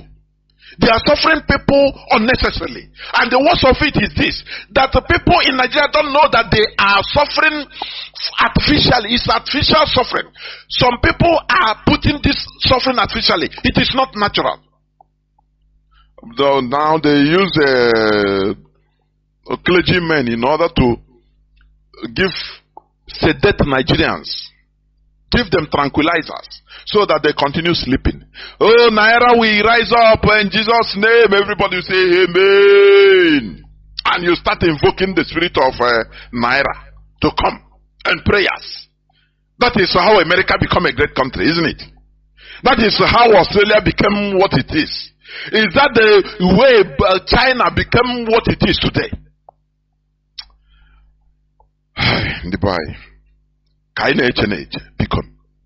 Sometimes what is happening and things that is happening in Nigeria. I don't blame one of our brothers. Yamegide program is one of the media warriors. Yamegide program like this, he will be to comic in order to laugh. Otherwise, I'm telling you honestly. Otherwise, he will heart attack immediately. Because the stupidity of Nigerians has no equality. I am telling you. Now people have said amen. Naira will be stronger than dollar. Soon. Said by who? By Redeem the Church Overseer at the Pastor Adebayo. They know that they are con men. They are deceiving people, and they are doing it with seriousness, alacrity. All in the name of making money. All in the name of making money. They are scamming people. The worst part of it is that police, the Nigerian police, they will be looking for all these Yahoo boys. Small boys that are looking for what they can get and eat. I am not condoning any of them, any evil.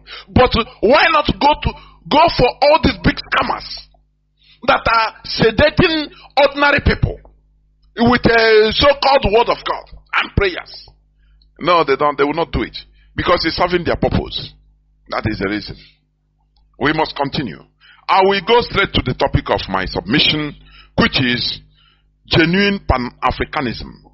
I want to just define a literal definition of Pan-Africanism. It's a general term that have as their common goal the unity of Africans and the elimination of colonialism and white supremacy from the continent. They call it the goal.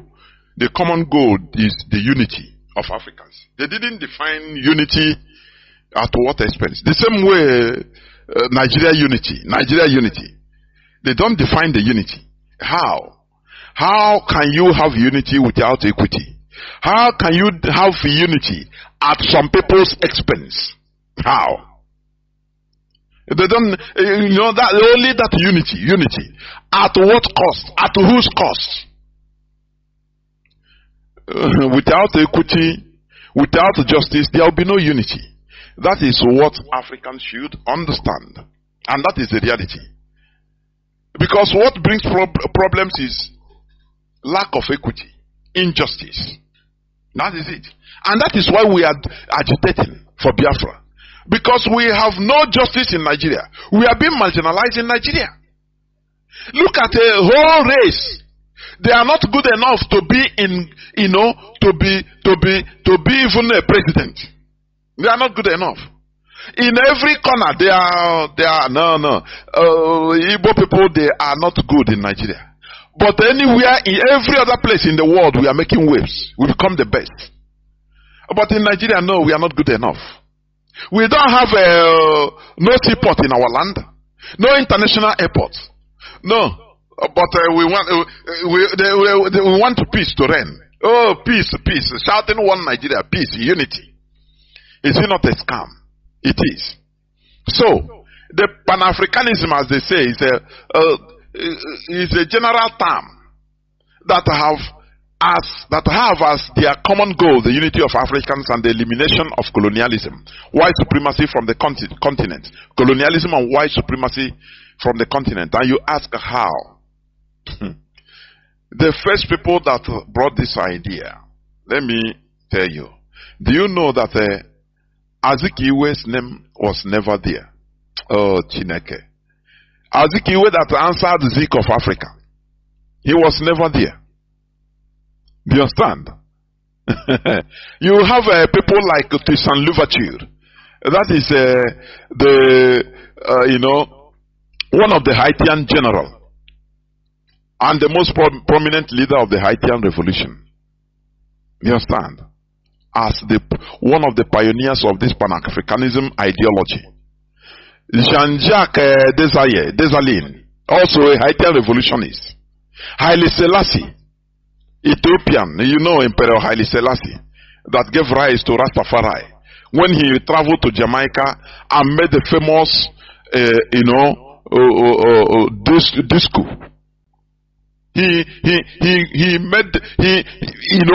He came out and said that a time will come that Africans will come back home, and the whole Jamaica caught fire. And he started this movement of Rastafari. You understand?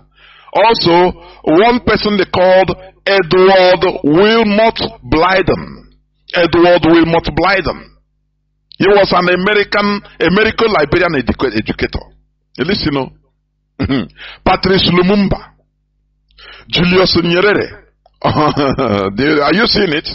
Of Tanzania. Robert Sobukwe. You understand? He's a South African anti-apartheid revolutionary. Ahmed Sekou Touré of Guinea. These are the pioneers of this ideology of Pan-Africanism. Kwame Nkrumah, King Shuza II of Swaziland. You understand? Robert Mugabe, that was demonized by BBC and their masters. Thomas Sankara. Kwame Ture.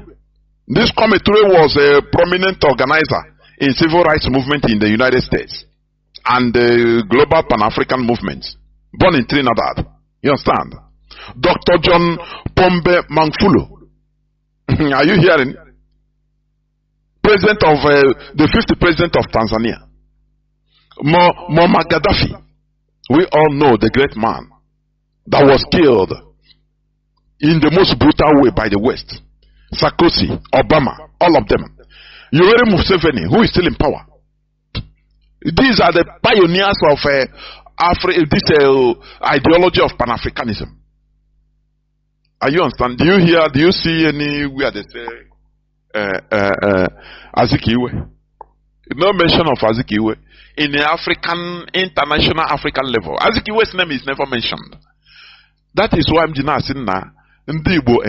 Sometimes I'm not as primitive people, and that is it. Onye pota ya honwe onye Igbo ya riju afu gote one cow, nwete one small crumb of political power. Ge ho ya na eko like this, odiko o wa ni lo na ho that place, that is his area. Ane otage chine eto ichema o ya nwa niile. E maro that from that sphere, from that look at a whole list of Pan-African ideologies. Nnamdi Azikiwe's name is never there. But in Igbo land, in Nigeria, he promoted himself to Zik of Africa. Don't worry, even the other time, Mazi, who will be joining me as usual, in no distant time. He said it. That who knows Azikiwe in the international level as a Pan-Africanist? He's right. He's right. But for us, that is why I'm saying, primitive people. I can deal until he may put like this. Now you start seeing that with nonsense. Onye puta like this, onye Igbo puta o butere ike. O nwete $100,000 on eko. Ụwa niile mara na ihe awo. This thing, that thing wo ego one rich Kuwaiti jenye nketa nni. Just ego jenye nketa nni under few days. Onye Igbo wete one eko diko ụwa niile one. This is a very primitive character. I continue attacking this here so that we lower down ourselves, so that we will be able to inherit the world. Blessed is the humble, for they shall inherit the world. Remark that word and that statement. I tell you that the Bible contains Freemasonry puzzles. You know, you join, if you are able to join one thing or the other, you see that there is a secret meaning on it. It is true. Some places, from time to time, one thing. And it's true. When you are too proud, you lose the earth. That is what is happening. That is why we are losing even our land. We are losing it. Because of Ngala. For nothing. Okomoko. For nothing. Nonsense. Where is Azikiwe in the list? Nothing. We don't know that, we didn't know that it's an empty drum. An empty drum that knew that he didn't have nothing. And when he was watching, you know, just a scammer. Call Britain, and he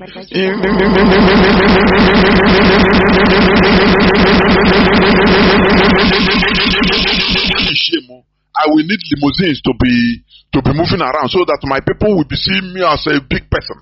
They say no. You are looking for 2 limousines. Don't worry, we'll give you 5. Actually, limousine is British M16. If they are manipulating you, you will not even understand. But you cannot control the situation. You understand me? That is why today, what we are seeing in this struggle, I have come to understand that many of our people are being manipulated without knowing. Some of them they know, some of them they don't know. Because the West is nourishing that your selfishness. They nourish it. That is the work of the Secret Service. Look at how they are putting criminality. They want to use criminality in order to douse IPOB, the struggle, legitimate struggle we are doing. They put criminality.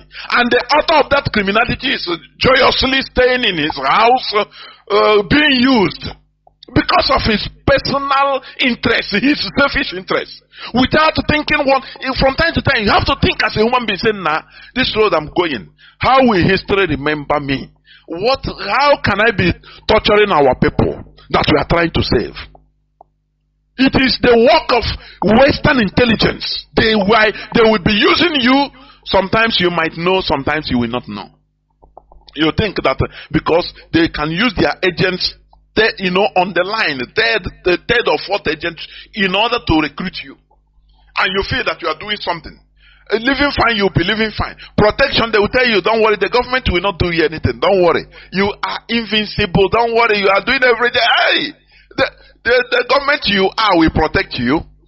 Obina Zage, you continue doing what you are doing. You don't know that you are being used for their interest.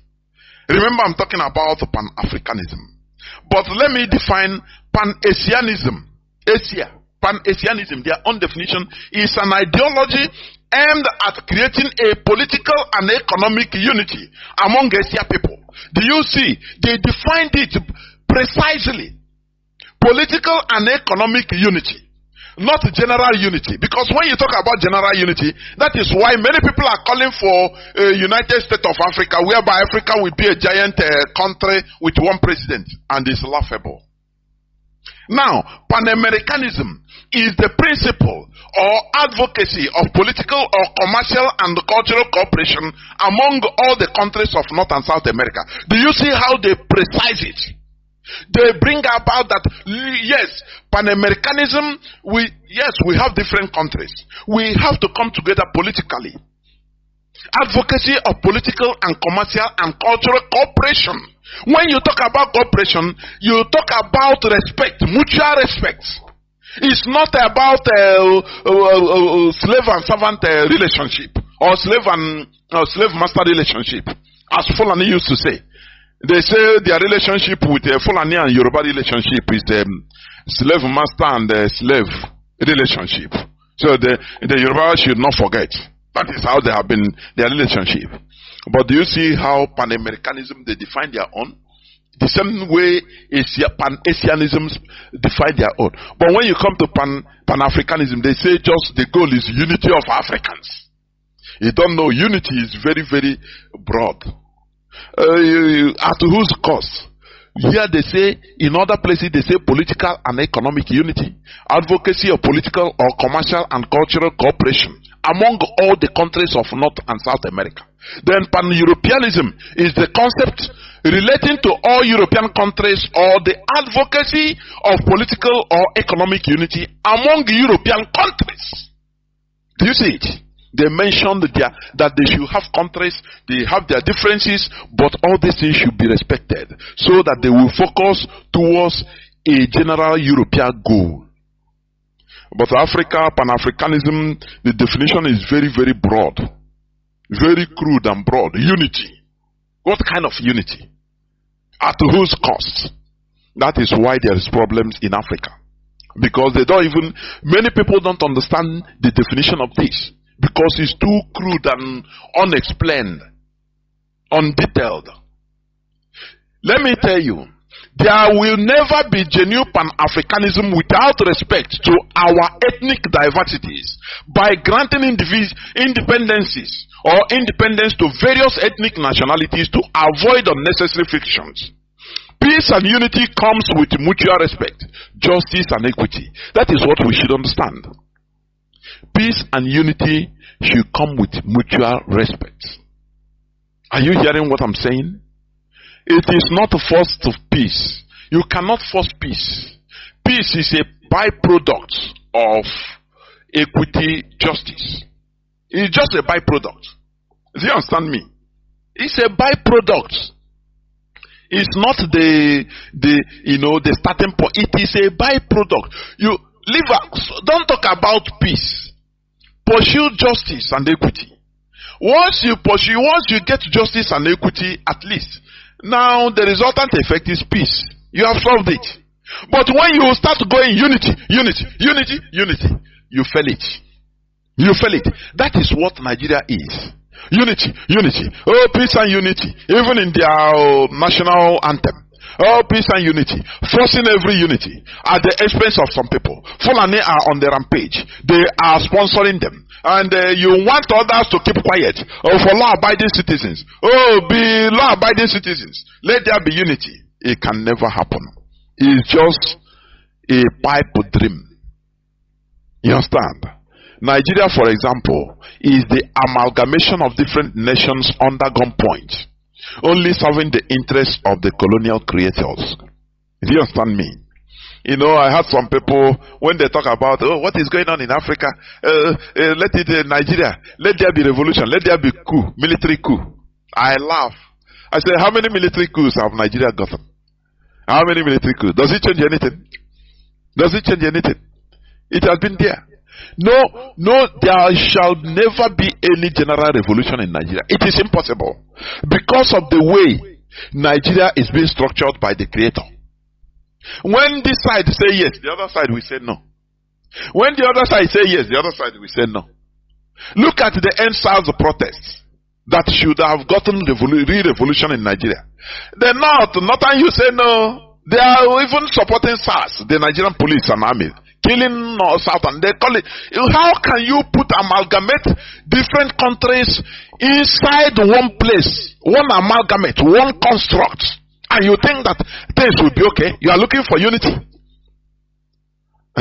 I want the Pan-Africanists to think about this, because I'm sick and tired of when with some people, some ill-informed set of people about Pan-Africanism, when they hear about Biafran agitation, they say, we want Africa to be one country and you want to divide and separate and form another country. I look at them with disdain because they are naive, ignorant. You cannot. Nigeria is a case study. They force different nations all under gunpoint as hostages in one entity and carry power and give to the West is because they know how to do it. You know, they carry power, give to the most brutal, to be brutalizing others, so that there will be friction, endless friction in the country, and they have access to your natural resources direct. You see how they put what is happening in Haiti. Do you know that America is stealing a mountain of iridium? Do you know that? A mountain of iridium in Haiti. Now they made since in 1986 they discover one extraterrestrial stone that fell there, and the iridium is highly costly. But America now they find a way to put confusion. Gangs, no, is ungovernable Haiti as of now, as of today. But they carry their agents as United Nations soldiers, military, put there, and be mining and taking away everything. That is how it is. Exploitation is allowed in the world. After all, if you are going on Serengeti forest, you will see where lion is pursuing zebra. Poor zebra that didn't do anything, that was looking for his food, only peacefully. And one lion just from nowhere start pursuing it and catch it and tear it into pieces. It will be a gory sight for you, but that is the reality of the world. That is how the world is created, where the strong press on the weak. Are you here? That is exploitation. It's allowed. If you can resist exploitation, now you join the exploiters. You have peace. But when you are peaceful, yesterday I talked about, I said I will make it a discussion one day, an interaction. That this Igbo, we as Igbo people, we always praise ourselves. We didn't conquer. We know the importance of life. Yes, all these are good. But owing to the wickedness of the world we are in, you shouldn't be all peaceful. If you are peaceful as a people, you suffer. And that is why we are suffering today. We waited until they killed us in 1966 before they, massacred us before we can be able to react, only to defend ourselves. No, we love life. America, see, we know one problem. Other United Nations, see us. We know one problem. Now them come bring problem to us. They are killing us. Why not to come and protect us? We love life. That is I'm telling you. You know one problem in this world, and you come out in the world. A world of problem. A world that is double spinning on itself, about 121,000 kilometers per hour, and now spinning around the sun, whether 20 something or 70 something thousand kilometers per hour. You know what it means? You're in a world of problem. Before coming out in this world, others died. You suppressed, you exploited and suppressed other self. Other lives we are lost. Do you understand? And you now come to be peaceful. We don't conquer people. And today, are we not suffering it? Aren't we suffering it? Others that fought and conquered and put everybody under umbrella until it became their tradition. They speak one language. Before we know, this one speaker said, no, problems everywhere. Why they were peaceful? Are we not?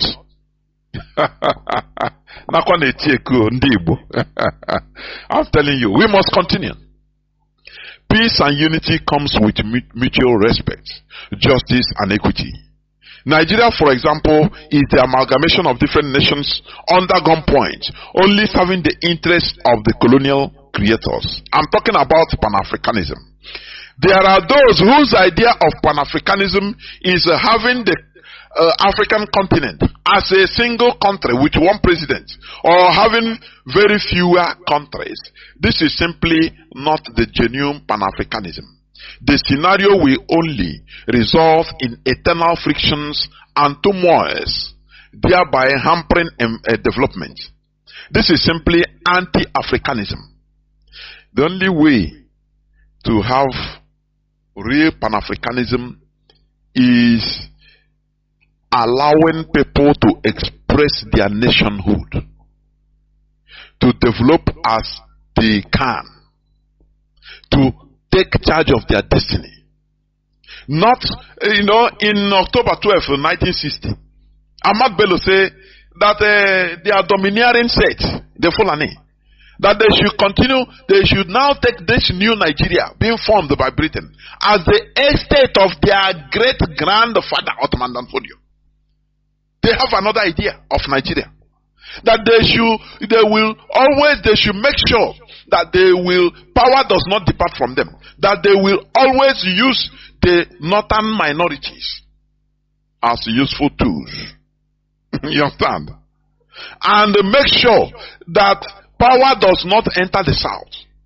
That they will make sure that not only that we shall never rule over them, and never to take hold of our destinies. In 1960, few days after independence, so-called flag independence of Nigeria, and we were laughing over it. Our so-called political juggernauts and so-called intellectuals and elders watched this thing and kept quiet. They didn't react in a way it should be.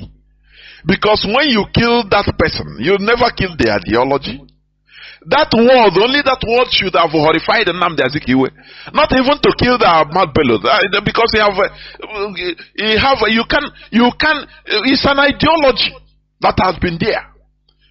So Nnamdi Azikiwe should have tried a way in order to separate immediately from that unholy union or holy marriage. But he didn't do that because of his selfish interest. He was there. Don't worry, Namibia physique of Africa. Let the Europeans go. I know how to handle everything. And when Europeans go physically go, whereas their shadow is still there. Now they show Azikiwe how to manage him. It was not him handling them. Instead, they show him how to handle them and the Igbos and the Biafrans. Till today, they are handling us. That is why when some people, what they want is for the leadership now to come and start now we will do the many people very primitive set of people. We will do this. We will do this water. Just making sure. Mazi would have said it. That the leadership of this struggle is not content creators. They are not pranksters or content creators. To tell you, to make you happy. Whereas the reality is different. They will tell you as it is. Now the thing difficult but we are fighting it. It's a strategic war. It is not something we come out on the open to vomit anything we want to do. No. But the result is what you'll be seeing. That is it. Chicken. And the people that want to watch a show, in the show, that is why I need and they make show. They go, they say, nah, nothing that happen on DSS, on DOS side. Now this IPO, let me look for where things are happening. Ha ga onye na-eme show, gosi ha some antiquity. Buru champagne na agba egwu. Ha sị na onye action man now. Very backward thinking set of primitive individuals we have in our land. I'm telling you honestly. And after they will be deceived. And before you know, they'll forget everything and say, nah, I beg. And their suffering continues. You understand me? How can you turn Africa into a giant country whereby you have one president and you think that everything you have solved, is some African mentality. We solve the situation. You cannot. For your information, you cannot. Let me give you an example. Singapore and Malaysia was a single country at one time. The state of Singapore was one of the 14 states of Malaysia from 1963 to 1965. They were one country. They merged themselves. Malaysia was formed on the 16th day of September 1963 by the merger of the Federation of Malaya with the former British colonies of North Borneo, Sarawak, and Singapore.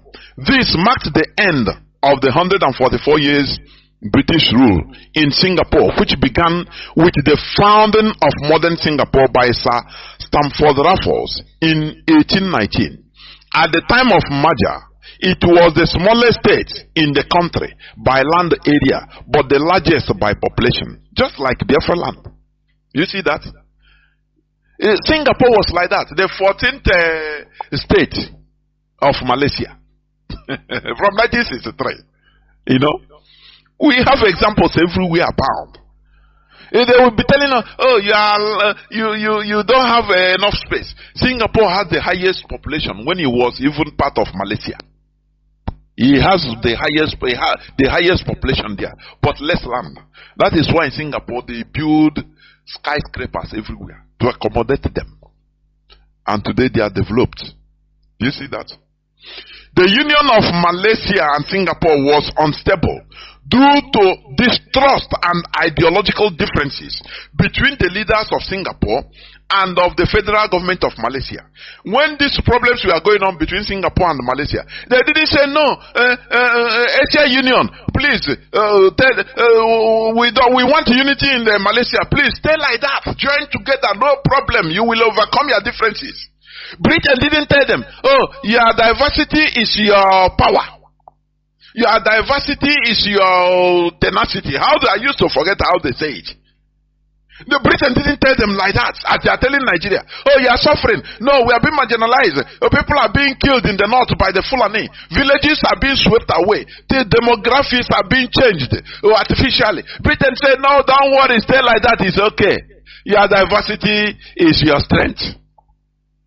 They didn't tell it to Malaysia when they were having all these problems among themselves. Do you understand? Because they were unstable as a country due to distrust and ideological differences between the leaders of Singapore and the federal government of Malaysia. They often disagreed about finance, yes, politics and racial policies. Singapore continued to face significant trade restrictions despite the promise of common market in return for a large proportion of its tax revenues. There were major race riots in Singapore in 1964.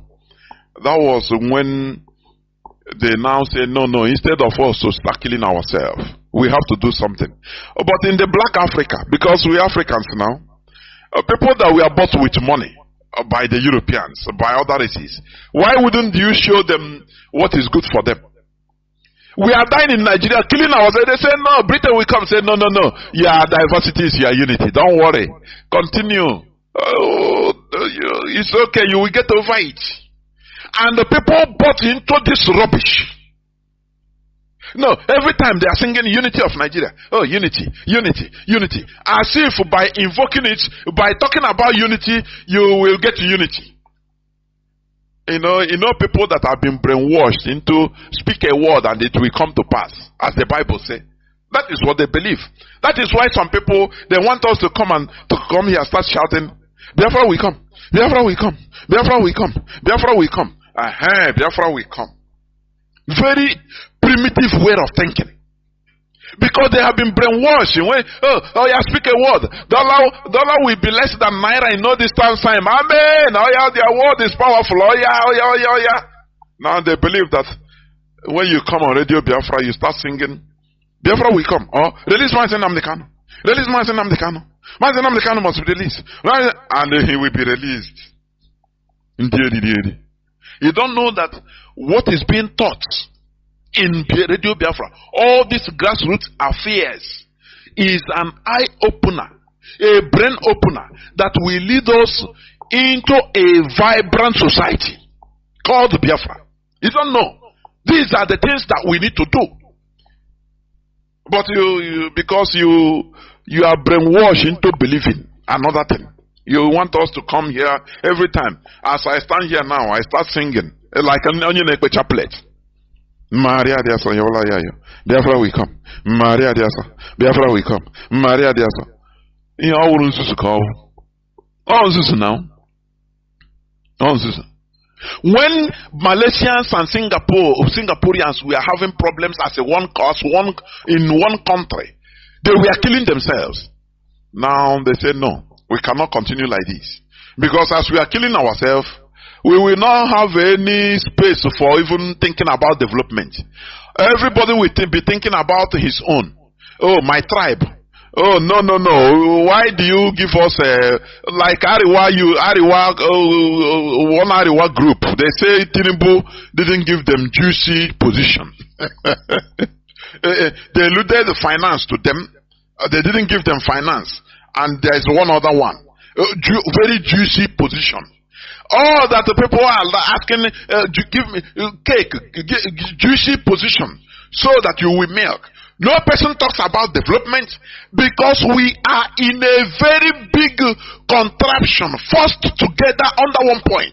And you're talking about Pan-Africanism being a country ruled by one president, that there will be progress or peace.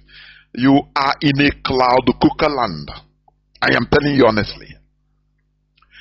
This political problem, I'm talking about Singapore and Malaysia. These political problems culminated in the decision by Malaysia's Prime Minister Tunku Abdul Rahman to expel Singapore from the Federation, and on 9th August 1965, Singapore became independent. Do you understand? They did something like human beings. It is this. The Prime Minister of Malaysia, when you look at it, he said, no, if we continue like this, we will not even think about progress. We will be killing ourselves all the time, looking for juicy positions, making the country, and the foreigners will be taking advantage of us because we are fighting always. So it's better we separate so that we develop. Go and take care of yourself. I take care of myself. He unilaterally expelled Singapore from the Federation, Malaysian Federation. You understand? And today they are thanking their goodness that they did it. You understand? Today both of the countries are doing very well, and they are exhibiting genuine friendship and pan-Asianism. You see many Nigerians, many Igbo people are in Singapore, in Malaysia. Had it been they are killing themselves, you will not try to go there. But they did something that should be emulated. People in Malaysia are hearing my voice today. Biafrans in Singapore are hearing my voice. What we are clamoring for is what Singapore and Malaysia did in the 1965. That is why you are able to stay there. And when you call, you say, you see here, there is electricity 247. You see, Nigeria is a city hall. Here I am now. I'm living in the 50th floor. Everything is okay. Water is running. The pressure of water is coming up normal. You know, but you didn't. If they tell you join hands, let us restore Biafra, you say no, you don't know that why you are able to go to Singapore and live in Malaysia is because they did what we are clamoring to do today. You don't know that because you are ignorant. Let me tell you this. It's a news of 2010. Gaddafi, when he visited Nigeria, he went back, he said no. He saw something. Because he is a realist, a Pan-Africanist. You understand me? Gaddafi suggested that Nigeria split along ethnic lines. In 2010, Gaddafi, oh, this man is a great man, honestly. Without mincing words, Gaddafi said that no, Nigeria be broken up into several states along ethnic lines, like the former Yugoslavia. Are you understanding? Because he really loves Africa to progress. Not people that are calling for one giant continent to turn into a country by one president. You will see that we kill ourselves forever. You understand? You can never have genuine Pan-Africanism without respect to our diversities. Do you understand me? Gaddafi called for a dismantling of Nigeria. He is a big Pan-Africanist. That time was the time they had a just riot, where Muslims massacred Christians, where Igbo people were massacred. And this man said, no, Nigeria shouldn't continue like this. But, Britain came and said, no, your diversity is your strength. Continue. This in 2010. But it continues today. The same thing. Katrina Leon came to 2023 election. After 2023, don't worry, your diversity is your strength. Although there are mistakes, more casualties of election, but you are learning. It's democracy. It's like that. Your strength is your diversity. And the Neanderthals clap. They don't ask questions. Why is Singapore developing? If Singapore and Malaysia has continue being in one country, there will be no development. They will be killing themselves to the advantage of European countries or the West. But they took the bull by the horn. They said, no, we shouldn't be killing ourselves. Why? It's better we become separate. We become separated. And we become good neighbors. And today, Malaysians are in Singapore, Singaporeans are in Malaysia, doing well. They are exchanging in mutual respect. That is pure Pan-Asianism. Good neighbors. Now you can remove visa restrictions in order to,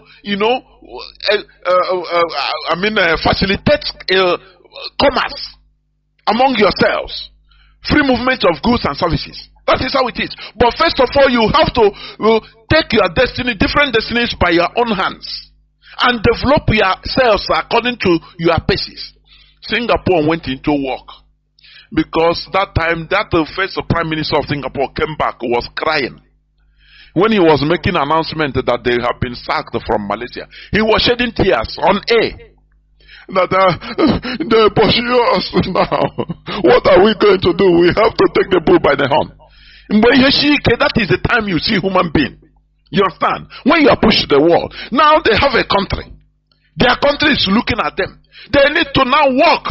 That is why we are clamoring for the restoration of Biafra. So that we, as a people, we go into work. In order, those people that they say they are not good to be to rule Nigeria. Oh, they are not qualified to be engineers in Ajokuta steel industry. Because Igbos will dominate there. No, they are not good. They pursue all of them. They replace them with mediocres. No, they are not good in this. They are not good in that. Now, when we have our country, it will become a challenge. And we will go to work. That time we will bring our brains. You will see patriotism. You will see that we love our nation. That time you will see that, look, we have been yearning for this. We will start building our nation, with all our might. You understand? Because that time it will be a challenge. Gaddafi, the leader of Jumhuriyya, he said it. He suggested that Nigeria be balkanized in the 2010. But Nigeria, they recalled the ambassador from Libya, saying, now this man, is it not what is happening? Gaddafi is a big Pan-Africanist. He saw the reality. He didn't miss words. He said Muslims should be one side, Christians should be another side, and form different countries, so that you become good neighbors. But they go with sentiment. No, why is this man talking like this? Hey, our ambassador, come back. Britain put pressure on them. Do not allow this man to come and spoil your dear Nigeria. Your diversity is your strength. So please, do not allow him. make problem with him. Gaddafi, a great Pan-Africanist, in 2010 called for the dismantling of Nigeria in a former Yugoslavia style. Genuine Pan-Africanism starts when Africans recognize and respect their ethnic and social-cultural differences, making rooms for different nations which are illegally gummed together by the Europeans to govern themselves in their own ways. The same way the Europeans allow their different ethnicities, notwithstanding how little they are, to remain independent or voluntarily come together in a highly federated unions, loose highly federated unions, like Switzerland.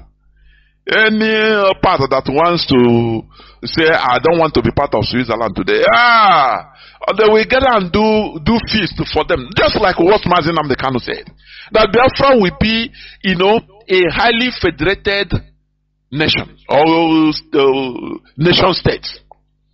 If tomorrow Izon say no, we don't want to be part of Biafra, the only thing we do, we say, okay, it's not one man, we say no, the referendum will be organized for them. Once they say no, we don't want to be part of Biafra again, no, we hire brass band, cook rice and beans and oba, cook feast, do them send off with all our hearts, and we pray together, go off together, that you progress and we continue being brothers. We do them send off. You understand? That is how it should be. That is how Europeans organize themselves. Let me tell you, many European countries are not up to 1 million in population. You know that? For people that are talking about Pan-Africanism as if we have to become one country. No. You must respect people so that peace will reign. Mutual respect. A case study of this thing is Nigeria, where people are lumped together. What is happening in Nigeria? No security. No security, no development. Nothing. Nothing is going on. No electricity. People don't, if you want to put electricity, they will sabotage it. Because some people are gaining. If you want to rise up to protest, so they will say they will abolish Igbo. The Igbos you want to protest with Igbos? No, leave them. And then they suffer them. And we turn ethnic problem. Like end SARS. No, you people in Yoruba in Lagos. Now your properties Igbo, they destroy you.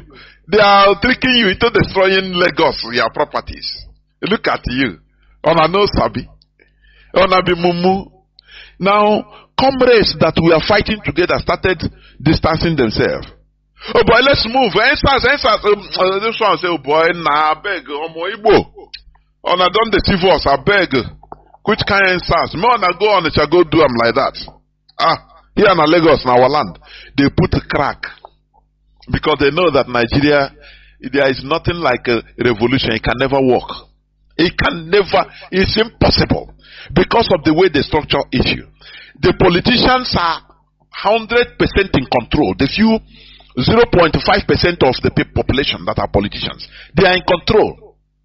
If you want to rise up, they will put ethnicity on it. They will put a tribe or say na Igbo tribe. You know they had them now. Any person, any other tribe in Nigeria that hear about Igbo, hey, they look back. No, I want Igbo to dominate on her. They say no. Instead, make a politicians, make a Britain, make a full and kill everybody instead of Igbo to dominate. They use the hatred they have developed against Igbos in order to destroy Nigeria, and everybody is suffering it. And that's why I'm happy, because everybody is suffering it. Everybody, you know. If people want to write, just like what the Jews did in the situation of the Jews. During the Tsar era of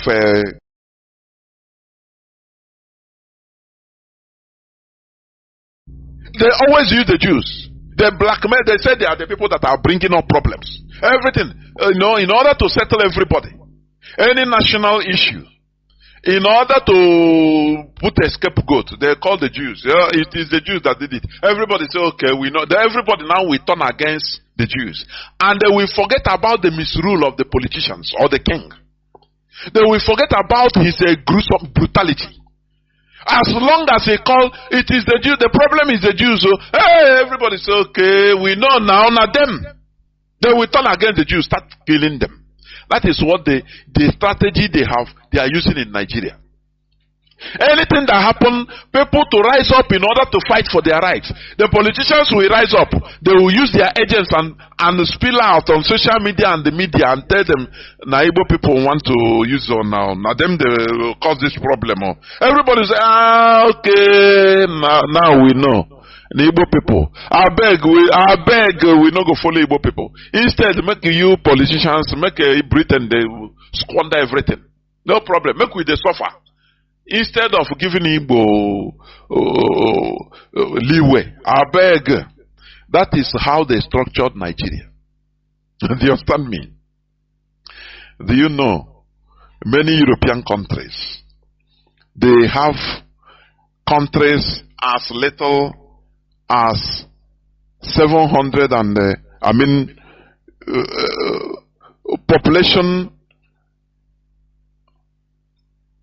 population of Vatican, whether it's up to 200 in Vatican, but it's a country. What of Luxembourg? It's an independent country. What of Iceland, Latvia? All these small, very tiny countries with tiny populations that are. Iceland is not up to 500,000, 365,000 people. Iceland. But they are independent, running as a country. They have respect. That is how peace reigns in a continent. That is pan-Europeanism. When respect is accorded to everybody. When people are allowed to take charge of their destinies. Now, the end product, the result is peace. This peace. Because you respect me. Now I respect you. I call the same respect to you. You don't look down on me. Say, Onyamiri, kill Onyamiri, Onyamiri want to. No. If you do, how can you have peace? When you don't want me to even rise up. Because of me, you want to punish everybody. And when I want to bring up people to protest, you say, you deceive them and say, no, Igbos want to do something, or it's Igbo that is causing it. They will fall back and say, Igbos, we know, they will turn against the Igbos.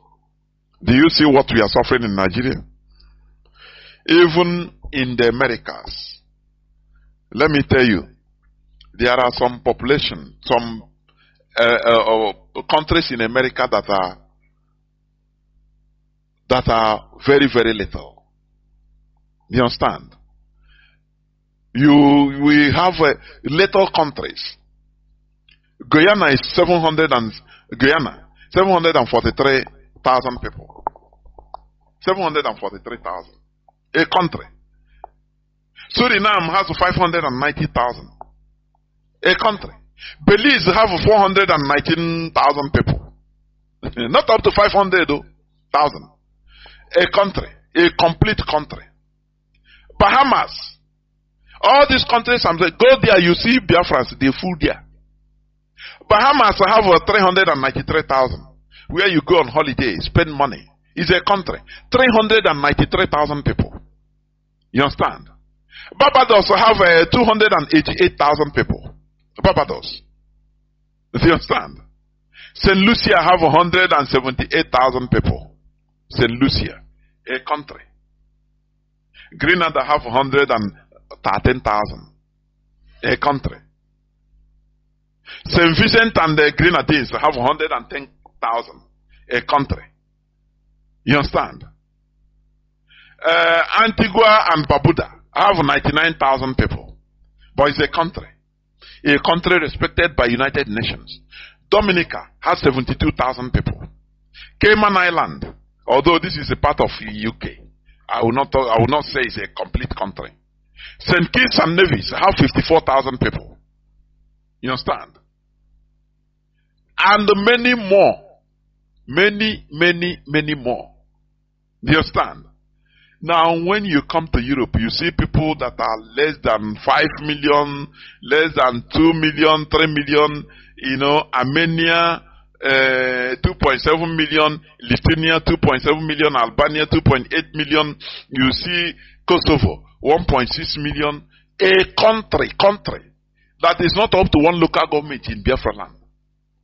Estonia 1.3 million, Luxembourg 639,000, Montenegro 627,000, Malta 526,000. As I'm talking to you, there are Biafrans in Malta. Maybe they will call. Iceland, they have risen to 370,000. You see that? Iceland. There are Biafrans that are seeking asylum in Iceland. We have, I think, a family in Iceland. A country of 370,000 people. You understand? Andorra, 79,000. Andorra. Are you hearing it? Liechtenstein, 39,000. Monaco, 36,000. Gibraltar, although it's UK. San Marino, 33,000. But we as the black people, as Africans now, people that we are bought with money, we don't have right to our independence, to rule ourselves. I understand for be a boy. Britain will come and say, no, your diversity is your strength. But in Europe, they don't tell them that. You don't tell them that. They respected everybody, and everybody have free hand, independence. Now they called for, association, mutual economic association, European Union. And that is when they will be talking to each other with respect, not dictating for you. As we are in a country. Look at Nigeria. The Igbo politicians now are requesting, Tinubu, help us now with at least 2 more ministerial positions. Help us now.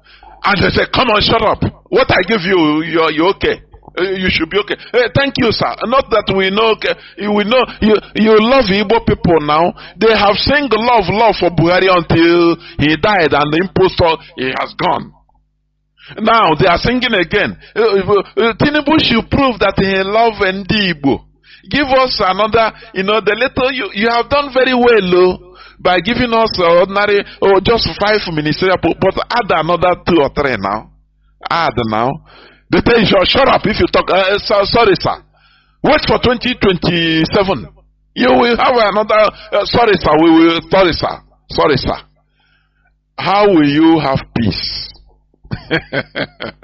How will you expect peace and unity in a country like this, whereby if we have our independence, we will take charge of our destiny and be developing, and we'll be talking to ourselves as equals.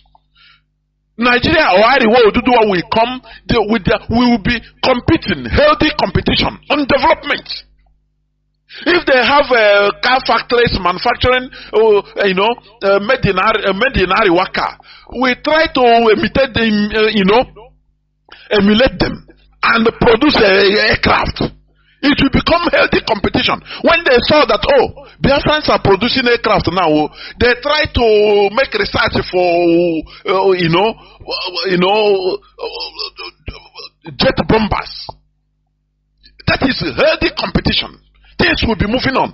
But in a country where all of us are together, we are good for nothing now. We are together. We are begging for our politicians are begging now for another ministerial, at least add 1 or 2 on top of it, so that to prove that you love Ndibo. That is their mantra. So that you prove that you love Ndibo. Where is Igbo presidency in 2023?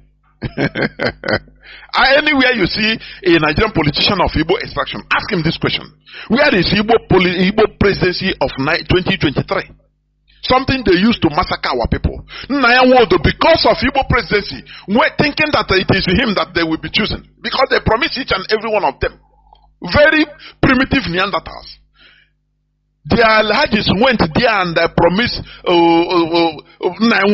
are our man now. We will support you for Igbo praise. You are our man. They will go back and tell Dave Omai the same thing. They went and tell Nyesomuike the same thing. They went and tell Chibukamechi the same thing. You know you're an Igbo man. You just know now. I'm a Igbo now. I'm one Igbo. We support you. Now they went and started singing praises for the killers of our people. They sponsor him to form a Bubago. Remember, you remember 2023. You are our man. So form a Bubago and kill all these Biafran agitators. This is your youth, kill them. He jumped in to say, don't worry, I will do it. I will prove to you. Where is Igbo presidency? For goodness sake. You think we are going to forget it? We will continue asking this question in this platform. Where is Igbo presidency 2023? Where is it? Today, you have done as if nothing happened. You have forgotten, but we don't forget. We don't forget. If you don't give it to us, we know that you have pushed out of Nigeria. If you don't give it to us, we are going to join IPOB in order to look at these very inconsequential idiots. That is why they have been relegated. Igbo politicians are now relegated to nothingness, irrelevancy in Nigerian politics because of their behavior. They don't understand politics. Politics is about local, your people. Being at your back, not killing your people, making enemies against your people. Where is Igbo presidency? That is a question that you need to answer. All these countries I mentioned, European countries, American countries, some are less than 100,000, but they are countries. They are different countries that are managing their lives, living fine. If you go to your country, if you go there, you will even see Biafrans, see Africans hustling there. Seeking asylum there, begging for asylum there. But let us go the way of these people. You say no. Nigeria, my Nigeria. And what is your Nigeria doing for you? Why are you running away from your Nigeria? Gaddafi saw this and he suggested for the dismantling of Nigeria. They came against him. Britain pushed their idiots, Nigerian politicians, in order to come against Gaddafi. Today, Nigeria is still where Nigeria of 1970 is even better than today. Are you seeing it? And people are walking happily as if nothing is happening. They don't care. No electricity in 21st century, they don't care. They don't care. The clergymen are in one place, another side, giving them sedatives. That all will be okay. That your problem is a demon, is the devil. Is a demon, pursue him, cast him in 100 days fasting, cast him away. And the people are following this primitive way of reasoning, outdated, something that Europeans run away from. You are following it. We will never tolerate this type of idiocy in Biafra land. That is why we are sanitizing our brains, whether you like it or not. We must make sure that we sanitize our brains in order to enter into our country. Because with this dirty and compromised brain and of primitivity, superstition, it cannot work. Who is going to build it? They will tell you, no, my pastor said no, demons are there. So let us first of all go fasting for 30 days before I come back. Is that how you are going to build a country? Hey, I will continue. I will open my lines in no distant time.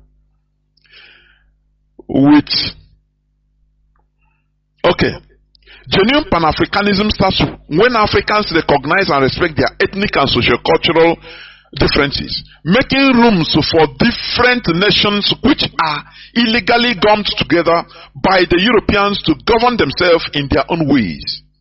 The same way the Europeans allow their different ethnicities, notwithstanding how little they are, to remain independent or voluntarily come together in loose federated unions. With genuine Pan-Africanism in the continent, it will automatically attract diaspora Africans. Do you understand? This Pan-Africanism, if genuine Pan-Africanism will attract diaspora Africans, African Americans, African Caribbeans, African Australians, African Europeans automatically. This is because the white American-led government made sure to prevent African Americans from having contact with their motherland, Africa. It's one thing they fought. You know, they fought black race through everywhere. And, you know, if they tell you, if you really think deep on why we are, black people are disrespected, suffering everywhere. Together with the way we think, black race think. But we are rising up. They made sure the American CIA made the secret services. They made sure to thwart African Americans from coming back to their motherland, having communion with it. You understand? Amen. They made them to stay there. I gotta say, you know, I gotta move. You know, Africa is nonsense. You know, they sold us into slavery. Yes. Our ancestors, yes, they collaborated. Some of them. Many of them, they were overpowered, but some of them collaborated. That is a known fact. But it shouldn't be an excuse. Remember, most of the whites you see today in South Africa and the Americas are descendants of the highly persecuted Huguenots, expelled mostly from France. They grew above this sad history of theirs, and we are able to reconcile and become attracted to their European roots. African Americans and other diaspora Africans should follow the footsteps of the descendants of the Huguenots that were killed and wronged by their own people, but we are able to go back to their European roots. You know the Huguenots. That is a Protestants, mostly in France, as of that time. The 15th, 16th century. When Catholic France started persecuting them, killing them, and they started running away, they were killed brutally, jailed, exiled, they were uprooted from their lands, ancestral homes, and expelled from Europe. They were given option to run away. Many of people, the Boers, even you see, they are South African, white South Africans are the Huguenots, descendants of these Huguenots. Many in America, the same thing. When I talk about America, I mean the Americas. From Canada, the north, down to Argentina, the south. Many white Europeans, you see, many of them are the Huguenots because they organized, they say, okay, they started running away for their lives because they are being massacred in France. You understand? So they have to be expelled. They run away to far places. They were wronged. But after they grew above that situation, and they have to ally with their roots in Europe. Every other race allies with their roots. Only black race that are prevented. Talk about black Africa. You see, many African Americans even have disdain against Africans. It is some you understand? We need to grow above this. We need to, because white people, Europeans that you are seeing today in Argentina, in many places in America, in South Africa, they were also wronged by their European motherland because they were exiled. You understand me? You cannot stay here, you better run, otherwise we kill you. Some are prisoners that we are, instead they said go and die in colony. And they went there, they born children. They were wronged also, but they grew above this and they traced back their roots. That's why American, they have, don't you see that America fought war, revolutionary war of liberation from their motherland, from Britain. But still today they are the greatest allies. Do you see that? There should be no sentiment in international politics. African, the way we see things is a highly primitive, true primitive way. Your ancestors killed us, so why now you are suffering, I'm suffering, everybody is suffering. You are nothing, I'm nothing. We are regarded, we are disrespected everywhere. Why can't we join together and not forget, and grow above that past? We reconcile. and say yes. But the work should start from Africans in the motherland. Like what we are asking for the restoration of Biafra. Because in Nigeria we are nothing. We are marginalized, disrespected, we are mounted to nothing. We are not allowed to take charge of our destiny in a place, in our country, in our part of in Biafra land where we have water bodies everywhere. There is no seaport. But in the north, where there is desert, is in desert that they have a dry dock in Kanu. Any containers belonging to Kanu people, northerners, it will land in Lagos seaport. Now they use train to convey it in Kanu. Now people will take taxi or use their cars for to 5 minutes ride, drive, go to their dry dock, clear it there in Kanu, and take it to their shops. But in our land, in Biafra land, we have oceans, ocean body, we have river body, we have lakes, we have water bodies. We are slave ships docked, during slave trading. But today they close all those places for ships. No wharf, no seaport. Now they suffer us. You have to import your container through Lagos, 400 and something kilometers. As you go to collect your container, every inch of the way you meet military checkpoints, police checkpoints, custom checkpoints, civil defense, boy scout, boys brigade, every type of force. Every 100 meters. And you continue paying. The way they suffer us, no other people on this planet Earth can accept this suffering. But the Biafrans now, why wouldn't we accept it? Where God is in control. Brakata Shatata, I saw that you will succeed in Jesus' name. I saw that your container is coming. Don't worry, the suffering will be over. Just pray and everything will be over. And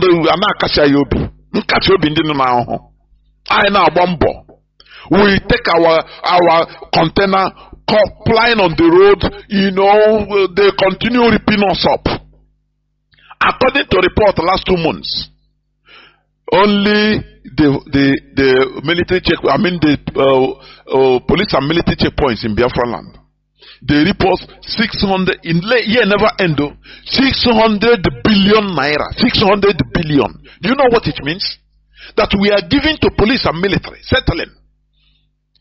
What type of agony do you put us? I want people to you have to raise your chagrin, righteous indignation.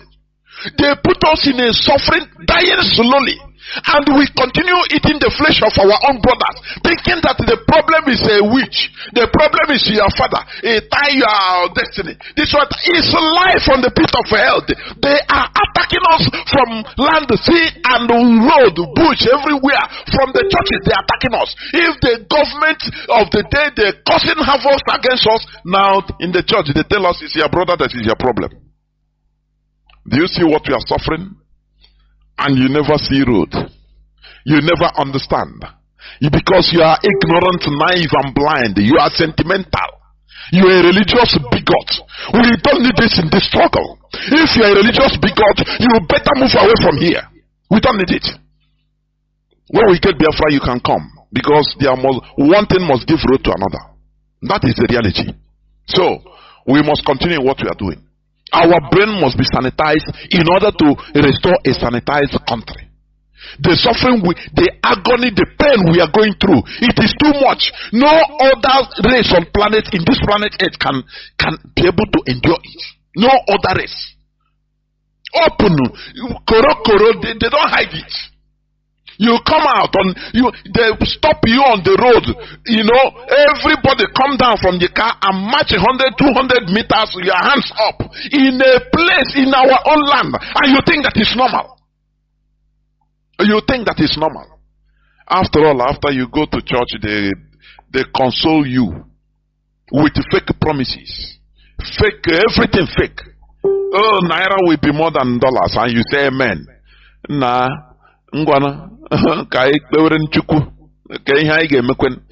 Very miserable situation. That means there is a time we come in somebody's life, you say no, you take this drastic decision. That's why I love white people. They have red lines. There is a red line you cannot cross. Instead, they kill them, they kill you and kill themselves. They don't care. Life is not, it's like that. Everybody will die. But you that is miserable, you like to live and so under suffering, you love it. Instead, and even the life you are not living, you are just surviving. We cannot take it. We shouldn't continue taking it. You understand? So people that are talking about Pan-Africanism as a one big giant country in Africa, take note of Nigeria. You understand? Take note of Nigeria. It's a bad example. Don't go that way.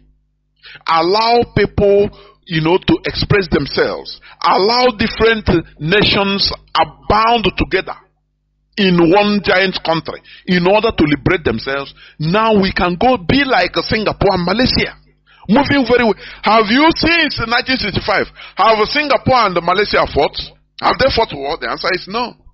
Did they have a fracas? The answer is no. Because now they treat themselves as equals. If we restore Biafra, we don't have to fight with anybody. Now we become friends, heavy brothers and friends. Exchanging, knowledge and wisdom. Helping each other. Because that time we will treat ourselves with equality. Not now, not like now you are in Nigeria. You are begging, Igbos are begging for at least add one ministerial post now. I beg. Nigerian president should prove that he loves Igbo. Very demented, type of statements and reasoning. You love Igbo. You are waiting to be loved. No, don't take your thing. Go continue waiting to be loved. Therefore, Africans with their diverse